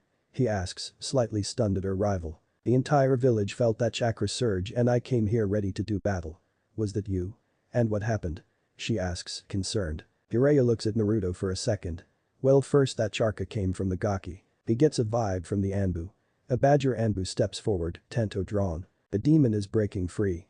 We must kill him now. The badger masked Anbu falls dead, skewered by another Anbu through the back of his neck. I apologize to Hokage-sama, he was extremely rude and out of line. It will not happen again, the bird-masked Anbu says, clearly a captain, if not in charge after Tsunade of the Anbu. His statement is meant for the other Anbu more than Tsunade, and it is not lost on the other Anbu who shift uncomfortably. As I was saying. We were leaving the area when Naruto just started walking in a different direction. He says he doesn't know what happened. He just stopped right above the hole and flared his chakra. Then the ground caved in and I went in after him and it led us here. I had no idea something like this existed inside the mountain. Anyways, we come across this shrine here and there is something written on it. I couldn't read it, but Naruto did. After that he placed a hand on it and started screaming. I tried to get his hand off, but I couldn't get it off so I was about to use a Rasengan on it when it let him go. He just recovered when you showed up. Tsunade turned to look at Naruto. You might want to tell the Anbu to go, he says nonchalantly. Tsunade raised an eyebrow. Oh really? And what makes you say that? Because I have information regarding this place that nobody but the Hokage should know. Obviously you would just tell Jiraiya about it later anyway so he should stay, but the Anbu shouldn't hear this. Tsunade gives Naruto a calculating look, checking for anything abnormal. After a minute, she can't find any and dismisses the Anbu. Naruto then unsheathes his divine sword and summons Kushina once they are out of sight. "Oh, I wasn't expecting to be let out this soon again. Are we going to?" She trails off as she takes in her surroundings. "No, we are not training right now. Tell me mother, what do you know of the Uzumaki history?" he asks. Kushina looks confused for a second. "Not all that much. While I was tasked with the library survival, I have read very little of it. I do know that the Uzumaki were unnaturally good at kenjutsu and we have a very long lifespan with several clan members reaching 140 before dying of old age. Not much after that." "Why?" Naruto nods. "Because this tomb is something that belongs to the Uzumaki." The three are stunned. What do you mean? How could it belong to the Uzumaki? They came from Yasugakure, not Konoha, Tsunade says. Naruto holds up a hand to stop further questions. He turns around and faces the stone. Jiraiya then notices that the writing is different and a lot more of it on the stone. Naruto begins to read. "The of Uzumaki heritage have been found worthy. Heed this message well and find the other tombs. Before time itself was created, there were 4 gods and goddesses. Asumi, the goddess of creation. Kami, the goddess of life. Shinigami, the god of death. And Kratos, the god of destruction. Asumi was lent the power of the other gods and thus the universe was born. In that universe is the diamond in the rough, the crowning achievement of Asumi, her greatest creation. Earth. Within this one seemingly insignificant planet lies the most complex and sophisticated ecosystem ever to be created. This truly unique planet houses trillions upon trillions of unique life forms, all living in a perfect cycle of birth, maturity, decline, and death. But her single greatest creation was born. Humans. Kami, are commonly known as fate, rules over the living, deciding what is to happen and how it happens. Shinigami, also referred to as the Reaper, takes the souls of the dead and places them in hell or heaven. The requirements for either are not known. And lastly, Kratos craves all that is chaotic and destructive. Whether it is simple mindless destruction or the killing or life forms, he desires it. Eventually Kratos' desire to destroy grew and over eons, his lust for destruction grew to unquenchable amounts. So he set out to destroy the very gods and goddesses that built the galaxy. To occupy his time, he detached a piece of himself and flung it down to earth. This fully sentient thing was named the Jbai, destruction and chaos incarnate. He sent Jbai down to earth with simple instructions. Kill, destroy, create mayhem, panic, and despair. For decades, the Jbai rained down destruction on the helpless planet while Kratos moved on to bigger plans. While the Jbai rained destruction and terror on earth, the other 3 gods and goddesses confronted Kratos. A massive battle ensued, causing great destruction, nearly destroying the universe itself. Kratos had planned on this, but he was defeated and sealed away for all of time too. To ensure that balance was maintained, Shinigami was tasked with destruction as well as death. As for the Jbai, Asumi had a solution: the Sage of the Six Paths. Created by Asumi and chosen by Kami to save the world, this man was dangerously powerful, vehemently peaceful, and near omnipotent. The sage did battle with the Jbai, but found it impossible to kill. But the sage defeated it by sealing it inside himself. However, the sealing of the Jbai had an unexpected result. The Jbai's Mitsuki no Kami, eyes of God, that come directly from Kratos, integrated with the sage's own DNA and became the first ninjutsu. When the sage had 2 sons, he knew that his full ninjutsu was too powerful, too corrupting. So he broke it up. The Sharingan and the Rinnegan. The wielders of the Sharingan later become known as the Uchiha, and the wielders of the Rinnegan are the Uzumaki. The Sharingan will have a limited ability to predict enemy movements and detect, decipher, and copy chakra manipulation. The Rinnegan will have limited control over the 5 main elements only, along with gravity manipulation, and very limited control over the recently deceased. There are tombs of the Sage of the Six Paths scattered around the continent as a failsafe for future generations. These tombs contain power locked away by the Sage of the Six Paths to ensure world safety. One must pass 6 tests to gain all these powers. Each tomb bestows a different power as well as fully activating the full Mitsuki no Kami. The tomb of the monk activates the domination over fire. The tomb of the warrior activates the dominion over wind in the first stage of the Rinnegan, allowing the user access to all basic elements. The tomb of the healer activates the supremacy over earth and life. The tomb of the priest activates the omnipotence over lightning and injects the DNA for the Sharingan and activates it to its 3-Tomo stage. The tomb of the protector activates the sovereignty over water and gravity. And the tomb of the goddess finishes with command over demon chakra and fully activates the Mitsuki no Kami. The tombs will restore, if all 6 challenges are passed, the full ninjutsu of the Sage of the Six Paths. Each tomb will allow full control over an elemental chakra. The 6th and final tomb will allow full control over Biju or demon chakra, no matter how much. This is because the sage was the original Jinchuriki and had full command over the Biju chakra. Head across to a place of waves of movable earth where the sun is harshest and the moon is most unforgiving. Look for what no man can live without. Look underneath to find the wind. The entire time, the three of them are silent, listening. It was a little difficult since Naruto's voice never changed pitch, never showed any interest. So? This is quite the development. Tsunade asks, clearly still shocked about the whole thing.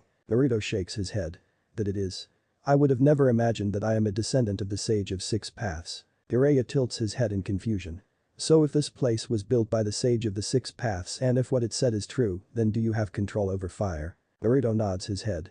Not only did I gain power over the elements, but the stone also contains memories of the sage's personal fire techniques. Take this for example. He points to the giant ball of fire. It is called Seijin. Tengoku no Kari, sage style. Heaven's light. It produces light and heat, but it doesn't burn or produce smoke.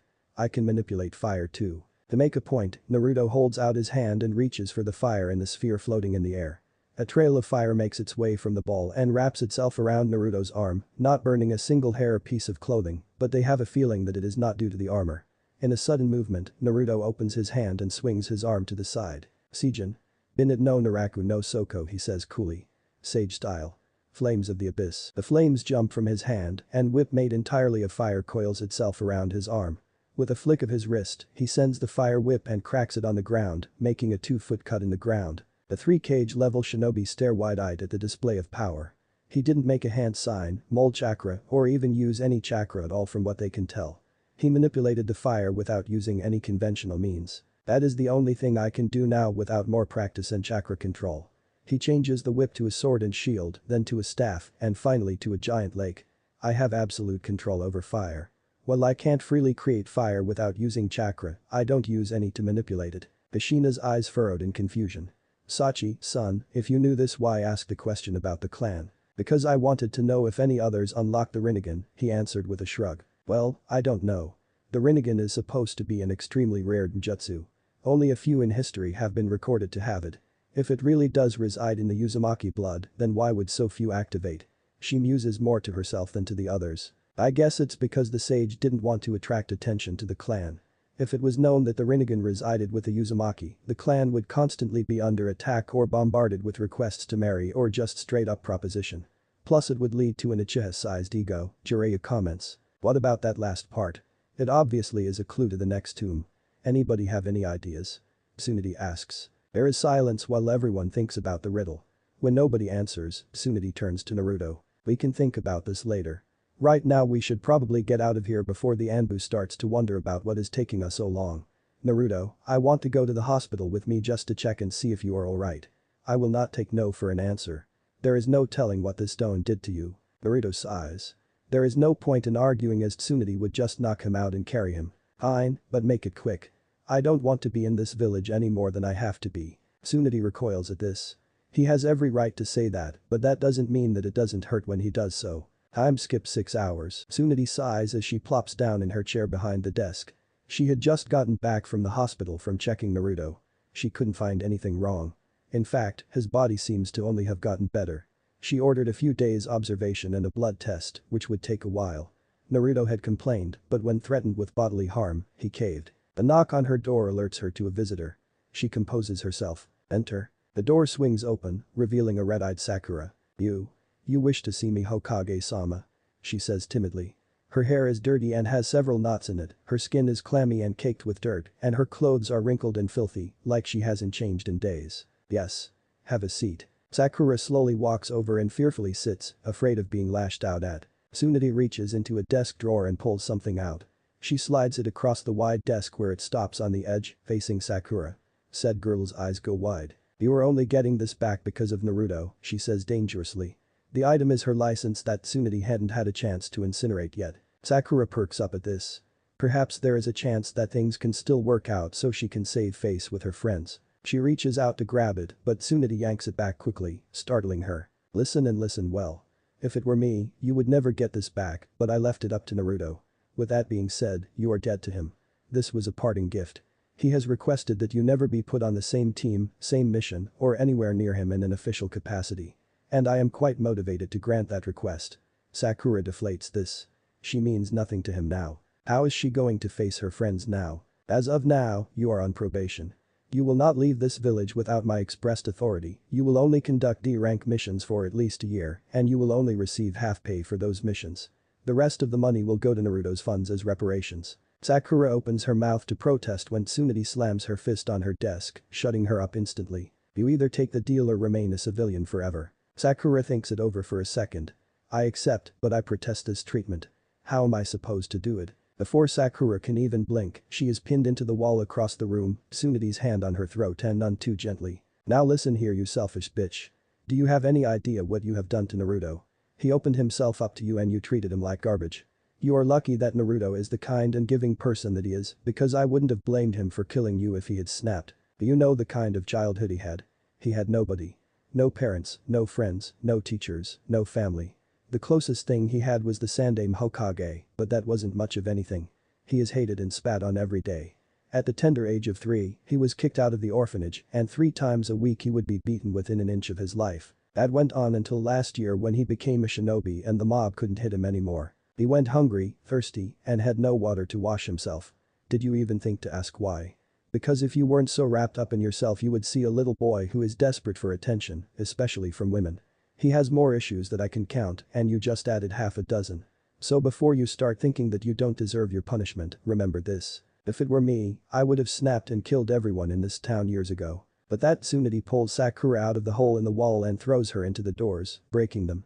She looks at the destruction that she caused and feels better. Shizune rushes into the room after making sure that Sakura is alive. Tsunade-sama, what did you do? She demands like a mother getting ready to scold her child, giving her a lesson in reality. Oh, toss this on her when you walk past. I have work to do. Tsunade tosses Sakura's license before turning back to her paperwork, stunning Shizune speechless. Time skipped 2 days. Naruto and Jiraiya set out for the second time on their 3-year training mission, as it was officially deemed.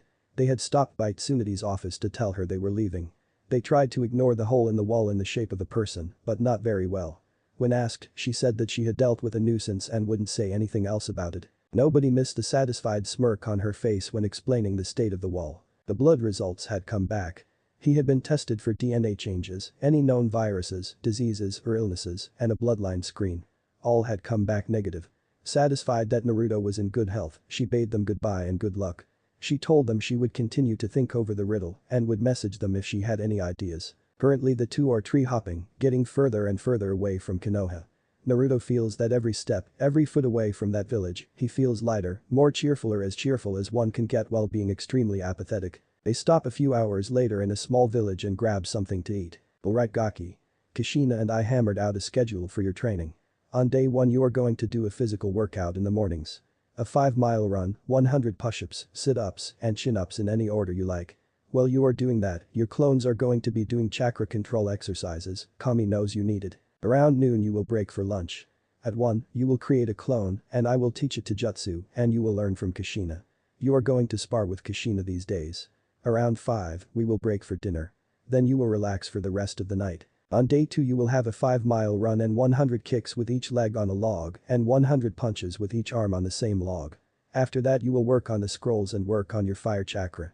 After lunch, a clone will continue with you and you will be into jutsu. You will also spar with me and I will teach you and improve your techniques. During all this time, you will have a minimum of 10 clones going through and organizing the libraries into the uzumaki and namikaze sections and then into subsections of taijutsu, ninjutsu, kenjutsu, and general knowledge. In the ninjutsu sections, you divide them further based on the element.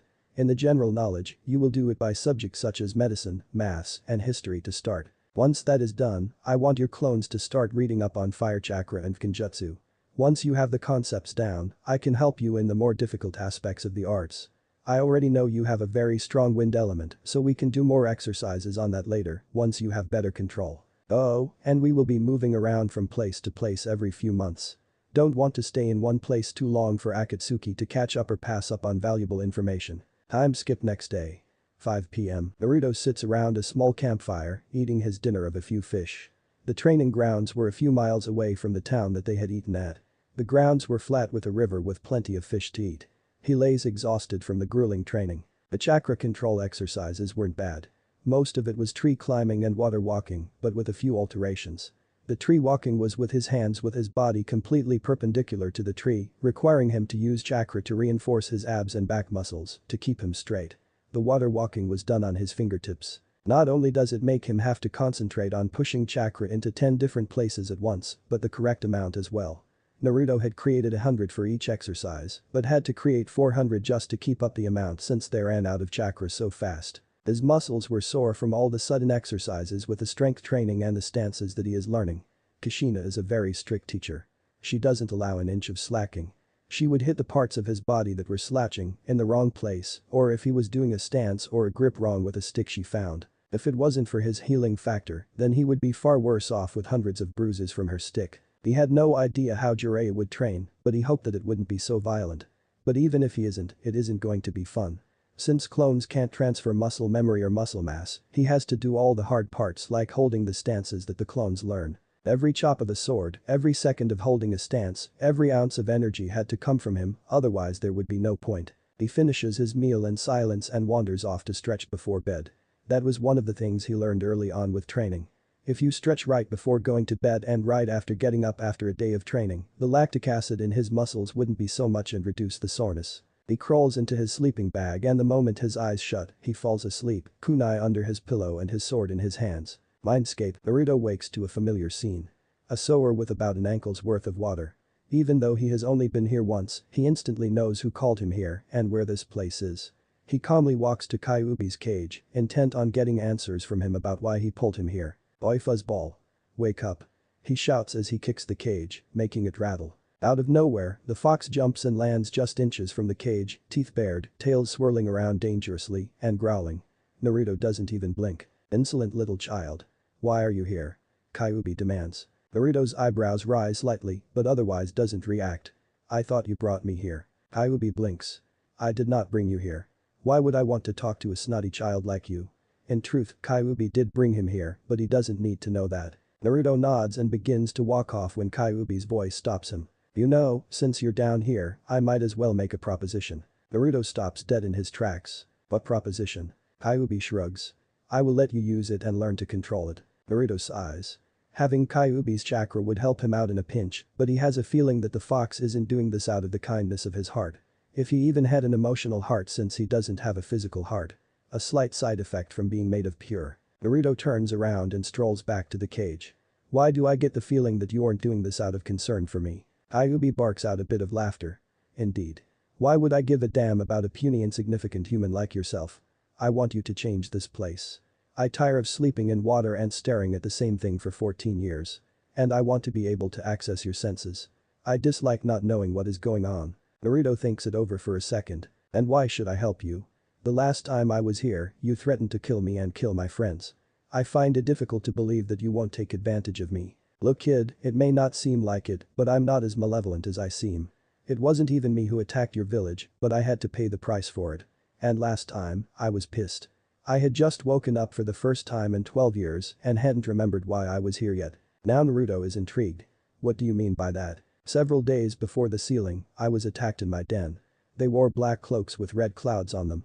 There was a man who smelled of snakes, a man in an orange mask, a fish man with a weird sword, and a man with 5 masks.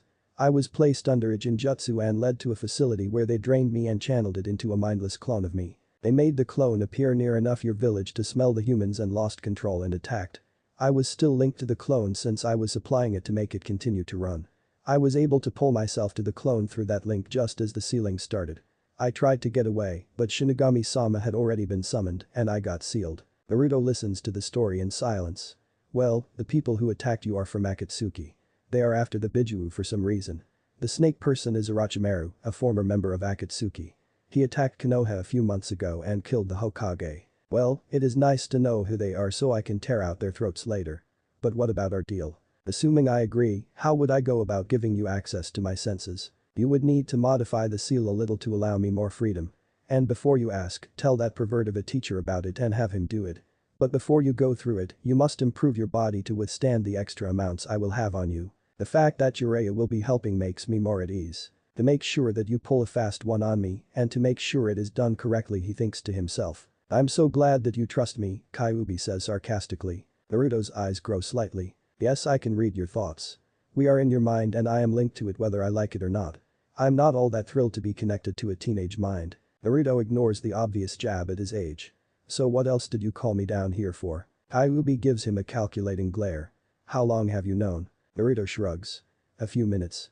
The only time I've been here was when I literally almost died. So far as I know, only a life-threatening injury can force you to go into your subconscious, and I'm not dying, and after our first meeting, I had no desire to come here again. Kyuubi chuckles at him. It seems you're not as dumb as you seem. So tell me, how much of my chakra is my father said that the earlier the sealing, the more the infusions with the chakra coils. Since you were sealed in me long before I was born, I'm curious. Kyuubi blinks. He was not expecting such questions yet. Roughly half, making your chakra very potent. That is why you have trouble doing ninjutsu.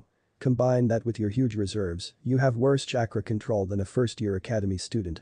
Naruto shoots a glare at Kyuubi, who laughs at the attempt. Naruto doesn't like people pointing out his obvious shortcomings. Yeah, and I wonder whose fault it is. Can't even defend yourself. As soon as that came out of his mouth, he regretted it. Kyuubi let out a howl loud enough to make his eardrums rupture. The entire mindscape is shaking, forcing Naruto to not only put his hands to his ears, but to stumble to a wall to keep upright. After a full minute, Kyuubi stops. Do not forget your place, mortal. While I may not be able to affect your mind, I can affect your body and force enough chakra to send you into a coma for years. Know your place. Naruto looks down at the ground, ashamed of his actions. He needs to get more control over his mouth. I'm sorry. I didn't think before I spoke. You being here is obviously not your fault. I'll try to think before I speak. Kyuubi just settles back down on the ground. After a few minutes of silence, Naruto approaches the cage again. So if I go through with this, how will it affect me? Kyuubi gives him a glare that would make most people shit their pants while deciding whether to answer or not. The seal would allow more of might to flow faster into your coils as a side effect. Your body would then up the amount of chakra in your coils to keep it at the same ratio. That will force your coils to grow and expand due to more chakra flowing at a time. During that time, you would be in extreme pain while your body adjusts to the bigger coils. The benefits would seem to vastly outweigh the consequences. He would have more immediate chakra to use, much like how your body stores energy. Your blood stores small deposits of glucose ready for use by the muscles, while the fat stores most of the energy. When the body uses up the glucose in the blood, the body then breaks down the fat to gain access to the stored glucose, but it is a delayed process. It works much the same way with chakra coils. He could use more chakra while not requiring as much for ninjutsu means that he has a huge advantage in the ninjutsu department. Also, the bigger coils means that this can't be as easily closed by a Byakugan user. The downside is the fact that it would be painful for a while, and his chakra control would be even worse than before, so he would have to start from scratch. That wouldn't be a bad thing now as he is only getting started. The biggest thing would be risking the Kyuubi getting out, but with Jiraiya being in on it, the risk of that is greatly reduced. Naruto looks at the fox. I agree. I guess the first thing to do would be to change this. After a few seconds, Naruto plays around with certain aspects. Such as how much water is in the sewer or how much lighting. Nothing major, just enough to get the hang of manipulating the environment. After about a half hour, Naruto attempts to make the change. He concentrates. The next thing the fox and Naruto know, they are standing in the middle of Konoha, only there is nobody around. No noise, no movement, just Naruto and Kyuubi. You know, as glad as I am that it isn't a cage, I would prefer not to be in this accursed village. Even if it is just a fabrication, it brings up memories that I would rather not relive. Naruto actually agrees. So what would you like instead? Kyuubi blinks at Naruto. Well, I would like to denounce you.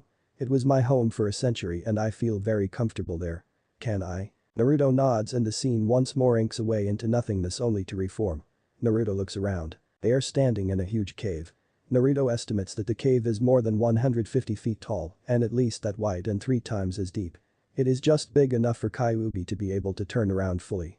Inside the cave is a small pool in the back that Naruto can only guess is filled by an underground river. Off to one side is a very large amount of hay on which Kyuubi is already laying, half asleep.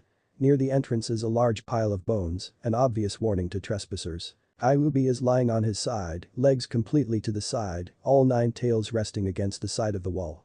Naruto starts walking towards Kyuubi when he notices something, or the lack of something. You didn't tell me you were female. Kyuubi opens an eye and glares at him. I'm actually neither male nor female since I am the only one of my kind. Having reproductive organs wasn't included in the package, though my personality was based on a female fox instead of a male one, so I have tendencies to act like a female, but I can be male if I wish to be. I can use my Yorkie to grow a set of organs, but that is asking for more trouble than it's worth, as I will have the same side effects of having those organs like heat or raging hormones or a hard-on in the mornings. Naruto blanches at the info.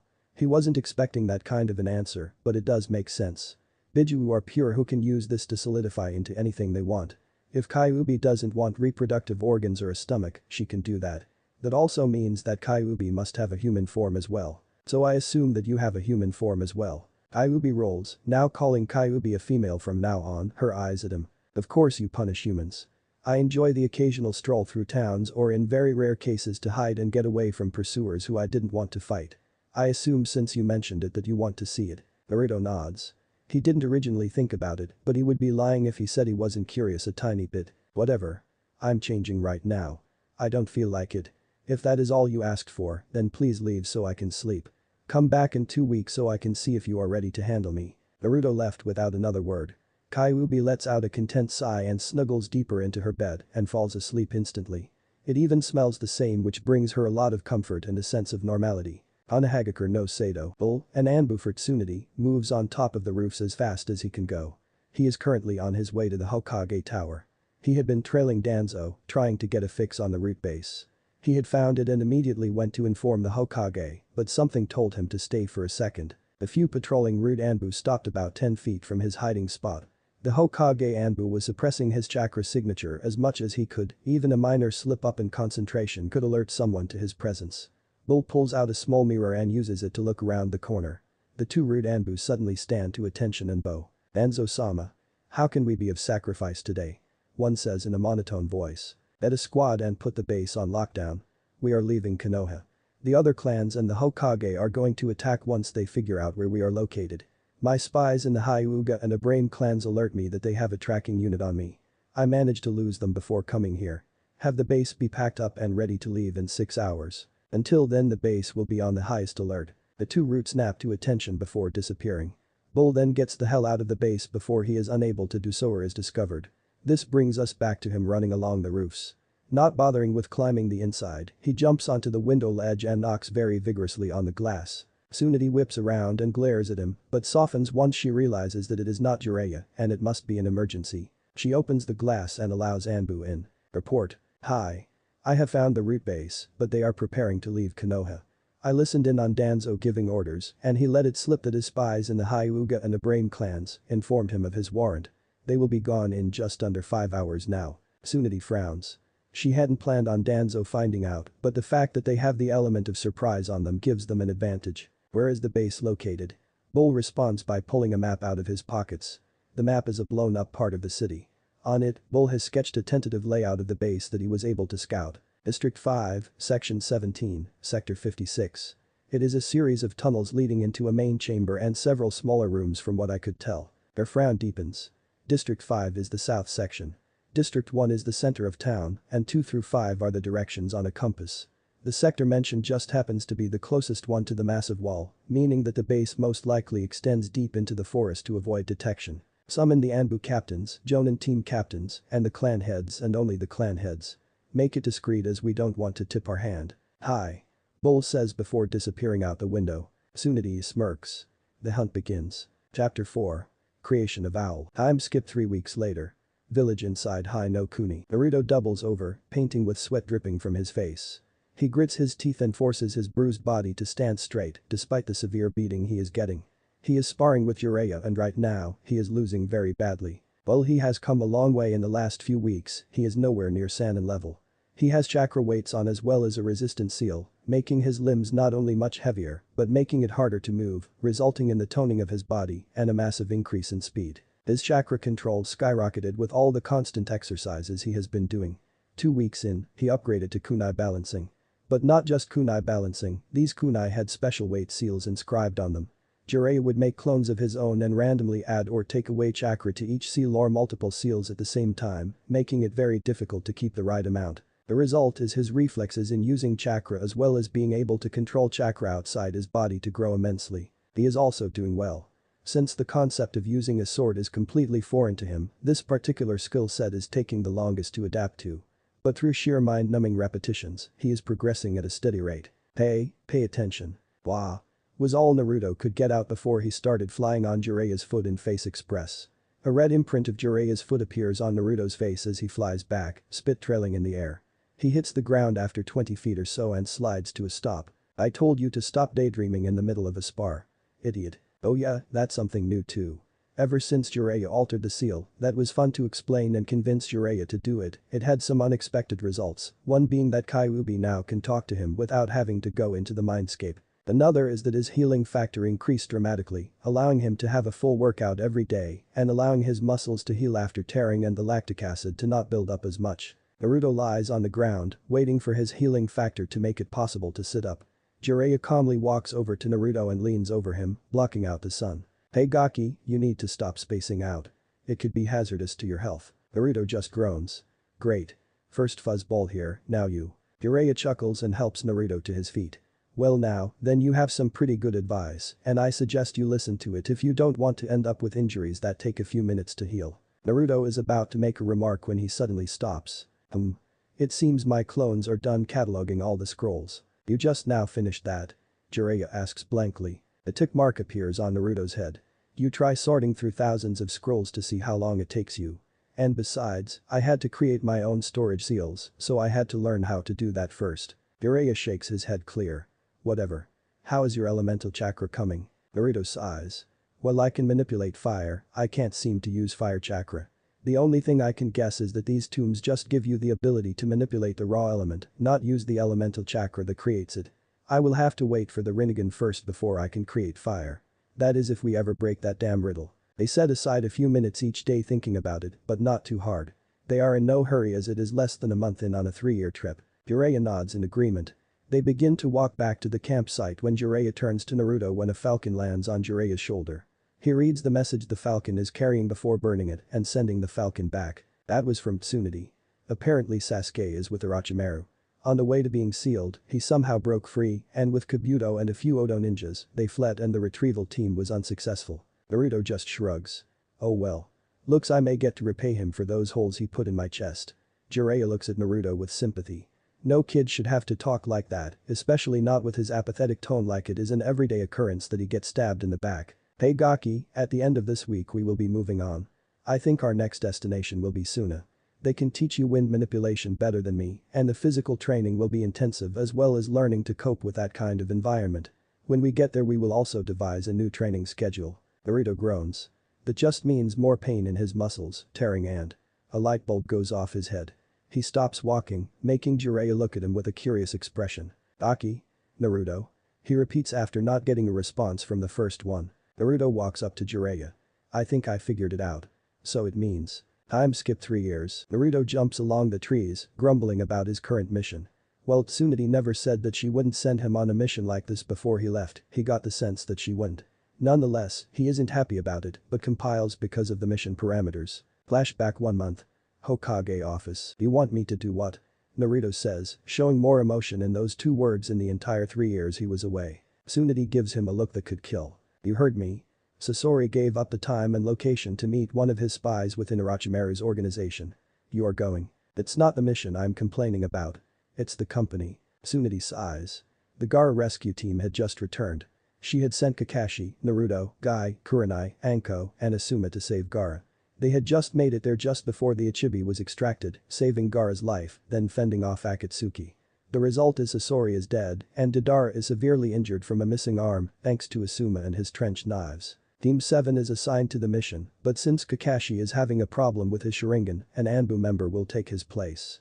Naruto has no desire to see the girl who caused him so many problems. "I know you don't want to go, but your job is just to shadow and provide backup if things get out of hand. And even if they do, with your mask nobody will recognize you. Once you obtain the information, return with Team 7 for debriefing." She does have a point. Nobody will recognize me and with my several growth spurts thanks to the foxes and my techniques that technically don't exist anymore, things will be tolerable. "Fine, but you owe me." Naruto looks out her window over the hell of a village that he somehow still wants to protect. Tsunade smiles. "Good. You leave in 1 week. Just stick to the shadows and hopefully you will not have to make yourself known. But Murphy's Law always bites the ass at the worst possible times." Then flashback, Naruto feels the group ahead stop. Behind his Anbu mask, he channels chakra into his eyes, enhancing his vision. Since his induction into Anbu upon returning to Konoha almost 2 months ago, he wears the standard Anbu gear, but with his divine sword strapped to his waist. His mask is that of an owl. He wanted a fox, but Tsunade thought that was too obvious. Underneath that though, he still has on his clan armor that he always wears wherever he goes, even if he is in Konoha. Team 7 stops at a very long bridge to discuss what is going to happen. Using his chakra-enhanced senses, he listens in on the briefing. So Tenzo or Yamato is going to create a wooden puppet and masquerade as Sasori and hopefully get the information. Team 7 replaced him with a kid named Sai, an ex-member of Root. He was captured during the raid, but unfortunately, Danzo himself got away by sacrificing all of his Root members to stall and give him time to get away. The seal on his tongue was removed, allowing him free speech, and his emotionless facade is starting to come down. The other new member is someone who graduated a year after them. His name is Fugaki Hitotake, Fugali Hidataki. He replaces Sasuke on the team. He is from a civilian home and is more like Rock Lee, being a halfway genius of hard work. An hour later, Naruto is watching over the mixture of Genin and Chunin, waiting for something to happen. Then the person starts across the bridge and stops in the middle of it. Naruto narrows his eyes at the person he recognizes as Kabuto. Yamato waits about 10 minutes before going out in his disguise. Naruto can barely make out the conversation over the long distance, but he hears it in case something happens to Yamato and is unable to retell the information. That's when the shit hits the fan. The snake bastard himself appears, and Yamato gets the top of his puppet slashed off by a chakra scalpel. Almost instantly, the lower-ranked team members run to Yamato to back him up. Naruto curses. This isn't going to end well. None of them are going to be able to even hold off Orochimaru, making Naruto break his cover. Naruto disappears in a shunshin and appears between the two groups, surprising the Konoha team. "Who are you?" Yamato asks cautiously. "I am Owl, Konohagakure Anbu," Naruto replies. "Owl? I've never heard of Owl," comments Yamato. "I am a new addition. Hokage-sama sent me as backup in case things got out of hand. I will hold them off, retreat across the bridge," Naruto says in his monotone voice of the past 3 years. "What? You can't fight against a Sannin by yourself. You'll get yourself killed," yells Sakura. Naruto tries not to wince at or scream, but isn't successful. "Please do as I ask. I am the only one here capable of doing this," Naruto says as he frees his hands. He flies through a few hand signs. Enetsuse. Enko no Raijin. Thermal release. Flames of the Dragon King. The white flame shoots out of his mouth at astounding speeds. It covers the entire width of the 20 feet that make up the width of the bridge and is 4 times as long. This flame forces Kabuto and Orochimaru to shunshin back to the end of the bridge. Naruto is about to follow them when Yamato puts a hand on his shoulder. "I will go with you. As an Anbu myself, I am curious to know what you can do. I also want to help you so you don't have to fight 2-on-1. Naruto rolls it over in his head for a while. "Alright Tenzo, but Orochimaru is mine as I am the closest to him in abilities if not equal." Naruto jumps off after them while Yamato tells Team 7 to stay on the far side of the bridge before jumping after Owl. Owl runs through some hand signs, not that he needs to, but to hide his true abilities, and channels his chakra. On. Kami Arashi. Wind release. Godly wind from the mountain. The blast of wind pummels Orochimaru and Kabuto, but it is far stronger than either anticipated, and both are flung back with Naruto chasing the snake himself. Orochimaru hits the ground and regains his composure and feels someone heading towards him. He recognizes it as the Anbu, and he obviously is no ordinary shinobi to use a sub-element like that and does a few hand signs. Uchiha no Jutsu. Summoning technique. A 10-story purple snake appears with Orochimaru on his head. You better have my sacrifices or I'm leaving," Manda hisses. Just then Naruto enters the clearing created by Manda. Naruto takes one look at the boss's summons and knows that to fight both of them at the same time is pressing his luck, so he decides to level the playing field. He pulls back his sleeve, revealing the upper part of the gauntlet and smears blood from his recently bit thumb on a seal. "Uchiha no Jutsu," he says. An enormous puff of smoke reveals a dragon about 3/4 the size of Manda. Its scales are pale blue with 4 legs and large leathery wings protruding from its back, think Western-style dragon not an Asian. Naruto stands on its head, staring down Orochimaru. "For what purpose have I been summoned?" booms the dragon. "I thought you might like a snack, Hitomi-sama." That's Manda, the snake boss summons. And on top of him is Orochimaru, the biggest pedophile in the elemental nations. Oh, did I mention that he likes male children? Now Hitomi is a mother of several generations, meaning that motherly instincts are very strong. This gets her blood boiling. Smoke unconsciously pours from her snout as she bares her fangs at the duo. Hatchling. We have someone to kill." She beats her wings with tremendous force and they become airborne. She takes a diving swipe at Orochimaru. Manda, not wanting to die, moves out of the way. He hisses angrily at Orochimaru. "What the hell? You summoned me to a fight with the Dragon Clan. I will require 200 more sacrifices for this and pray that I don't kill you myself." Meanwhile, Hitomi is circling around for another strafe.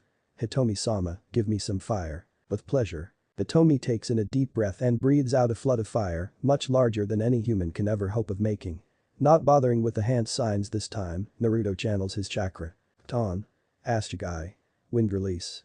Pressure damage. A huge tornado erupts right in front of Flames, turning it from a tornado to a fire cyclone as Naruto directs the attack right at Manda and Orochimaru. After a full minute of the attack, Hitomi and Naruto let the attack die down. Where the cyclone was is just a large patch of burnt and charred land. Hitomi lands on the ground and Naruto hops off. As soon as Naruto touches the ground, Manda bursts from the ground and coils himself around Hitomi. She lets out a roar and Manda sinks his teeth into her from an angle that her scales don't protect from. Naruto watches in horror as she shakes Manda off, but the damage has already been done. Hitomi-sama. Naruto shouts. Kukikuku. Did you really think that it would be so easy to beat me? Naruto turns to see Orochimaru walking calmly towards him. Another roar out of Hitomi forces Naruto to look back. Somehow Hitomi had turned in Manda's vice grip and proceeded to scratch, burn, and bite at Manda's head. Manda rears back and bites her neck. In a giant puff of smoke, she disappears. It seems that your boss's summons are not as powerful as mine. Naruto smirks. Hitomi isn't the boss. I just summoned her because she hates perverts and especially pedophiles. I just hope she is okay. Let's see how you fare against Hiromi. Naruto bites his thumb again and smears it again on the seal. No. This time when the smoke clears, a dragon 2 stories taller than Manda appears. Naruto, even on top of the colossal beast, can see Orochimaru's eyes bug out. Hiromi has the same style body as Hitomi, only she is solid gold with wings that could span across half of Konoha. Her fierce amethyst eyes glare at Manda. Her snout is long and has several sharp spikes underneath her chin. Naruto-sama, am I to assume that these are the people that injured Hitomi? A feminine voice says softly as to not make Naruto deaf. Yeah. How is she, by the way? She is in intensive care. We managed to get most of the poison out of her system, but she won't be able to move for a while. Naruto lets out a sigh of relief. That's good. Now if you take care of Manda over there, I can handle the Irachi theme. Very well, Naruto-sama. When this is over, make sure to summon me later. We have something to discuss. Naruto rubs her head between the scales in acknowledgement before sliding down her to reach a safe height to jump to the ground. As soon as Naruto is on the ground, Hiromi speeds off after Manda. Naruto walks slowly towards Orochimaru, who just recovered from his stupor. What kind of summon was that? I created a seal that stores my excess chakra and uses it for summoning. It is like a regular summons, but I don't use chakra and I always appear on top of the bigger summons. Orochimaru smirks.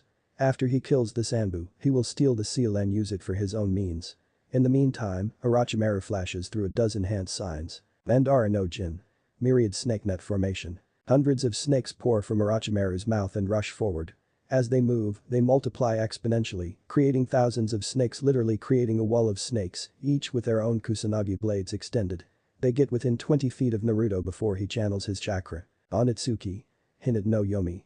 Thermal release. Flames of the underworld. Fire spews forth out of Naruto's mouth and goes about 10 feet, but instead of rushing forward, it stops and expands to the sides, producing a wall of white hot flames 40 feet wide and as tall. The snakes are instantly incinerated, not even leaving any ash. The wall doesn't fade though. Hidden behind the wall, Naruto channels more chakra. Onitsuki. Maki no Kenba. Thermal release. Hounds of Hell. Nothing appears to happen, but Naruto continues as if nothing is wrong. He claps and proclaims. Ton. Tatapa. Wind release. Great breakthrough. The flames shoot forward at high speeds with the wind backing it. The effect is a very widespread attack. Orochimaru is forced to use a chakra-enhanced jump up to avoid the flames, playing right into Naruto's plan. As the flames pass underneath him, 4 large dogs made of white hot fire jump after him. One swipes at him, forcing him to use Kawurimi with an unburned log. Right as he lands, he is attacked by the other 3. They swipe and lunge and bite at Orochimaru, making it very difficult to counterattack. Eventually he becomes fed up. Sword of Kusanagi. The blade shoots out of his mouth and impales one of the firehounds, but it doesn't dispel, only making Kusanagi very hot. Narrowing his eyes, he spins the sword very quickly, forcing a very strong current of air that makes the hound explode outwards. 1 down, 3 to go. As the hounds continue to attack relentlessly, Naruto sits close by and watches. One hound gets in a lucky swipe, only to see Orochimaru turn to mud via Kawurimi with a mud clone. As the hounds hone in on Orochimaru's scent, 3 snakes shoot out of the ground and wrap themselves around the hounds. This is only for a second as the snakes are incinerated, but that is all Orochimaru needs. Ton. Tatapa. A fierce wind screeches around the clearing and the trees right at the hounds. As the wind hits them, it is so great that it snuffs out the fires in seconds. Naruto then sees Orochimaru walk into the clearing, breathing heavily. Damn, that was close. I haven't had to fight like this in years, he breathes before he sets his eyes on Naruto. Who are you? Naruto looks at him behind his mask. Someone you shouldn't cross. At that exact second, Manda slams down into the ground, creating a huge impact crater. Not a second later, Hiromi slams down on top of him, creating an even bigger crater. As the smoke clears, Hiromi is seen with one of her massive front legs, pinning Manda down, her jaws very close to the soft spot right behind his head. He is covered in scratches and cuts and burn marks. Manda looks at Orochimaru with hate in his eyes. Don't you dare summon me again or I will kill you, before he vanishes in a puff of smoke. Hiromi turns to Orochimaru and growls, her head low to the ground, prepared to pounce. She lets out a very deep and low growl that makes the earth tremble. I suggest you retreat, Orochi-theme, or you won't leave this clearing alive, Naruto says impassively behind his mask as he walks up beside Hiromi. He places a hand on Hiromi's neck, just behind her head. Orochimaru may be mad with power lust, but he isn't stupid. He knows when he is outmatched. I won't forget this. Your days are numbered, he hisses out, clearly pissed before sunshine away. Naruto walks in front of Hiromi and scratches her nose. Thanks for the help. I would have had a hard time taking both of them by myself. Hiromi lays her head on the ground, allowing him to continue his scratching, as it is the closest she can get to looking him in the eyes at his level. No problem. That's what I'm here for. I must say that I enjoyed turning that snake into a wallet. I'll make one for Hitomi. She raises her tail and shows a large piece of snakeskin laying on it as a trophy. Right. Well, I'm off.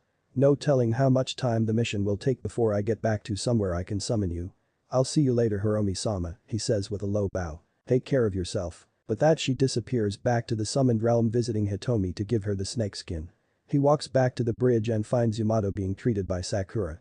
Fugaki is standing guard and Sai is sitting with his legs dangling over the side drawing. To an outsider, it may seem like he isn't paying attention, but his body language is saying differently. What's his diagnosis? Naruto asks. Several cut muscles and tendons, a concussion, and severe chakra exhaustion. What happens now? She looks at Naruto. Naruto sighs. Well, the mission is a failure. We didn't get any new information out of Kabuto before Orochimaru showed up. Though I can't help feeling that this was a setup to kill Sasori to begin with, so there probably wasn't much to learn anyways. We will head back to Konoha and report to Tsunade-sama. Is Yamato stable to move? Sakura hesitates. I don't know. My medical knowledge is average at best. Then we will err on the side of caution. Do what you can. We will rest here until tomorrow before moving out. I will message ahead and let Tsunade-sama know of our status. With that, he summons a small dragon about the length of his arm. The dragon is very long and has no legs and a flat snout.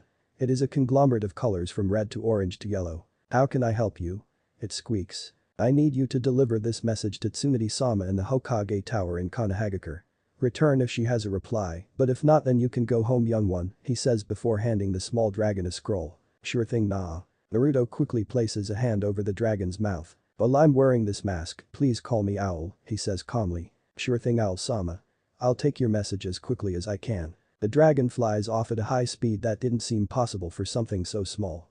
The whole time, the three conscious members of Team 7 were watching the interaction.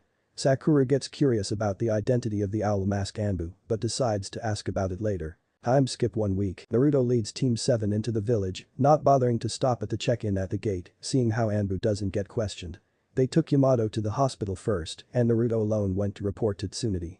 After a thorough debriefing, Tsunade sent him off. He instantly sunshine to his apartment. He arrives and takes off his Anbu mask. Although he has been back for a few months, he doesn't go anywhere without some kind of mask on, as he doesn't want people to know he is back. It's more of the fact he doesn't want to talk to people than he doesn't want people to know he is back.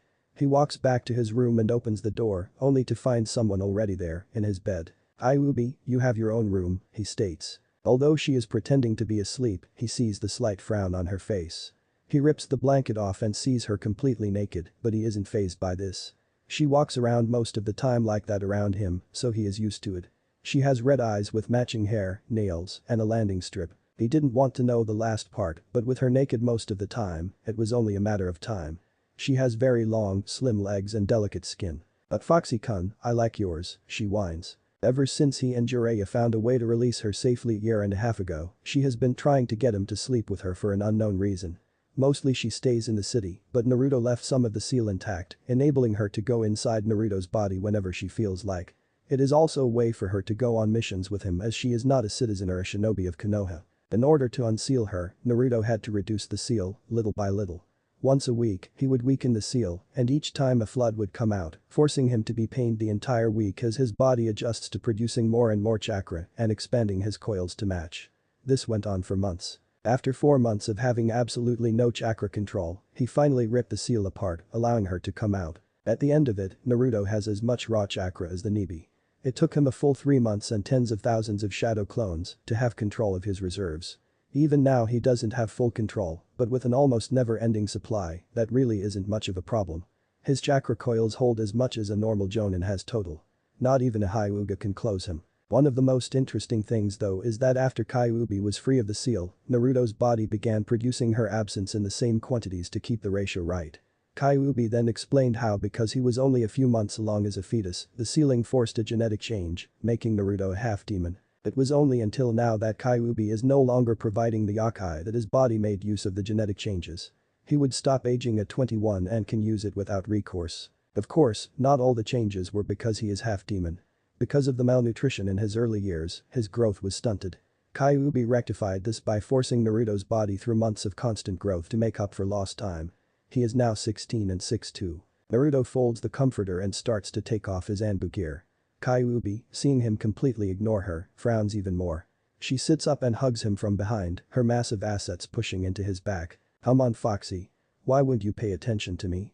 I've tried everything I can think of. Is there no way to break you out of your shell? Not once has Naruto broken or even talked much about himself, though not from lack of trying. Twice a week she would pull Naruto into his mind and try to get him to talk to him, but that wouldn't work. Kushina would try to get to know him, but he mostly ignored her outside of training. Jiraiya had tried his hardest. He tried physical exhaustion, mental exhaustion, emotional stimulation, everything he could think of and nothing worked. Please get dressed. Naruto pulled out of her grip and undressed and got in the shower. Kyuubi stands there, not moving from her spot. A single tear rolls down her face. I'm sorry Naruto. It's because of my presence that you are so hurt. I swear I'll get that pink bitch back for making you like this. Just then an Anbu knocks at the front door. He storms in without it being let in and goes right to Naruto's room. Kyuubi had just enough time to use her to make herself decent before the horse Anbu appeared in his room. He turns to Kyuubi. Uzumaki Naruto is summoned immediately to the council chambers. I am to escort him there now, even if I have to drag him, he says to her with a condescending voice. Anbu tries to make his way past her to drag Naruto out of the shower when Kyuubi grabs his hand in a vice grip. Thank you, but we can get there on our own. Now leave before I make you. Horse just scoffs and tries to get out of her grip, but Kyuubi doesn't let go. You will let me proceed with my mission or suffer the consequences. When she doesn't let go, he winds up to strike her when she increases the force on her grip, forcing him to the ground. He looks into her eyes and sees them burning with rage. As I told you before, we know where it is. She hoists him up and walks to the door and kicks him out into the street and just lies there, unmoving. It wasn't the force of the impact with the concrete that made him pass out, it was the kick to the balls with tsunade-like strength that made him succumb to unconsciousness. She walks back to Naruto's room to see him dressed in a grey hoodie, gauntlets, greaves, and Anbu pants. What was that about? He had heard someone in his bedroom and then Kyuubi speak. We have been summoned to the advisory board. The Anbu was about to drag you out of the shower to bring you to the council chambers. I stopped him and he is now nowhere able to perform his job. Naruto gets a bad feeling about the condition of the Anbu that Kyuubi left him in, but lets it go. Kyuubi disappears into the sea and Naruto walks out of his apartment, this time a blank Anbu mask on, and sees the Anbu still lying on the concrete. Naruto walks over to him and lifts his mask. On the inside, Naruto sees something. He goes over and examines the man before picking up the man and carrying him over his shoulder to the council room. When Naruto walks in, he sees the advisory board all looking at him with the Anbu over his shoulder. He tosses the mask to the clan heads after dumping the unconscious man unceremoniously onto the floor near an Anbu. It appears the Danzo is not yet done with Konoha. The board looks concerned about this. They pass around the mask and find the kanji for root inscribed on the inside. He also has a seal on his tongue. If that doesn't prove he is a root, then I don't know what will, Naruto informs the board. He knows about the council purges, as they are called by the shinobi, and knows that Danzo is now a B-rank missing nin. We will deal with this another time. Anbu, take him to Ibiki and have him begin the standard seal breaking that Jiraiya made. Oh, and make sure to search for cyanide capsules. Ibiki then has my authority to find out whatever he can by any means necessary. The Anbu salutes and disappears in a shunshin with a root spy. Tsunade then turns to Naruto. Now Naruto, I do believe that you still have some inheritance for me to give you. Here are the keys to the Namikaze estate. I have unlocked your clan account so those are available for use. The board will also like to know your abilities so we may plan on later events. You have the option of not telling though as I won't force you. Naruto takes the keys and pockets them and turns to the board. He takes off the mask. The board all takes a collective breath. You have the Rinnegan? Joza asks. Naruto nods. How do you possess such a bloodline? We don't know enough about it for us to know. Naruto shakes his head. This is going to take a long time to explain. After finishing telling the Uzumaki history up to the sage and how the Uchiha have the Sharingan he becomes silent. He left out the tombs and the fact that he can gain the Sharingan, but nobody needs to know about that. I won't tell you what I can do as no ninja reveals what they can do unless they have to.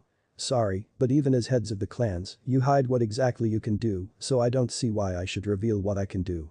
For now, just know that I have an affinity with all elements and gravity. Well, have you gained control over the Kyuubi at all? Shikaku asks, hoping to get something out of him besides a textbook answer that all of them knew he had. It's interesting you should ask. Actually Kyuubi isn't linked to me anymore, but she prefers to stay with me for whatever reason. As such I no longer have access to her. But before I had up to 4 tails. A poof of smoke and standing next to Naruto is a waist higher red fox with 9 swirling tails. The entire board jumps back and prepares to fight. Kyuubi chuckles at the board's reactions. And what can you do against me, mortals? The board is about to jump Kyuubi when Tsunade slams a hand on the table getting everyone's attention. I can assure you that if Kyuubi wanted us dead, we would be a long time ago. She has been out for over a year. She holds this village in contempt, but the only thing keeping her from destroying this village is Naruto, so be glad he likes this city for some reason. Yes, and you should be very happy that I'm letting this shit village continue after seeing what this village did to you as a child. No Biju would ever subject someone to that much mental, physical, or emotional trauma.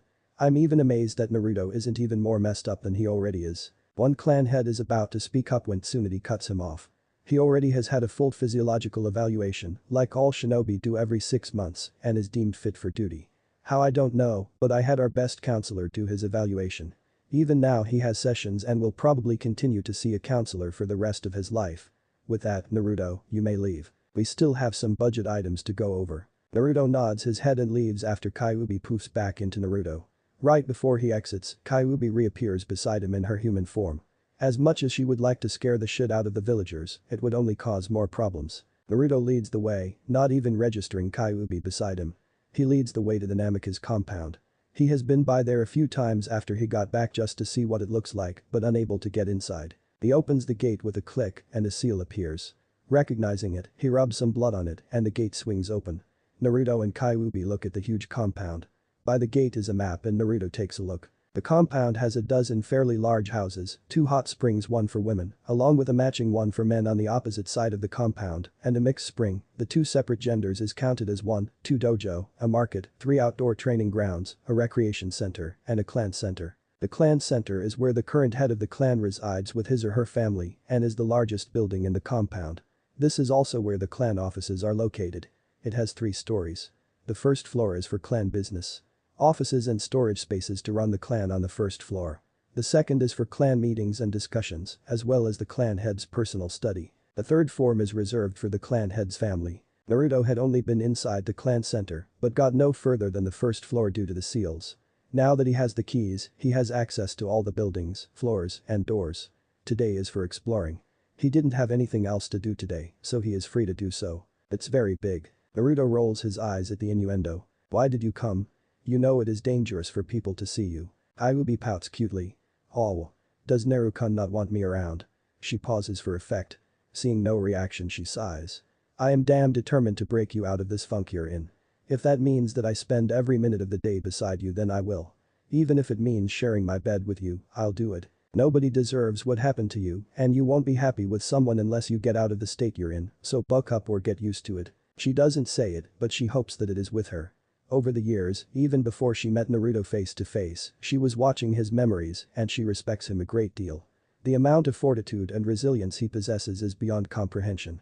She would have snapped long ago, but Naruto held it in and gave everyone a smile and a joke, hoping to take others' sadness away, even at the cost of his own.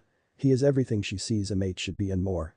But first she has to pry him loose of his apathy. Naruto, not knowing the thoughts going on in her mind, just shrugs and continues to explore. He covers the entire compound, every home, none are even relatively similar in shape and design, all the offices. The only place he didn't go is the third floor of the clan center. He had his hand on the doorknob but was unable to turn it and take that final step. Ayubi wanted to go to him, but in his current state, he wouldn't accept her, nor would she be welcome. This is something he has to do. They leave the compound and go home. Naruto undresses and doesn't bother with dinner and goes straight to bed. Kyuubi sits against his door and leans her head against it, deep in thought. Sometime later, she hears something. It is so soft that she almost didn't hear it. A sniffle. More comes now as Naruto tries to stem the flow of tears for what he could have had, but instead had his childhood taken away. Kyuubi's heart sinks and wishes she could comfort him, hold him, let him know that it's going to be okay. It breaks her heart to see such pain and sorrow in someone so young.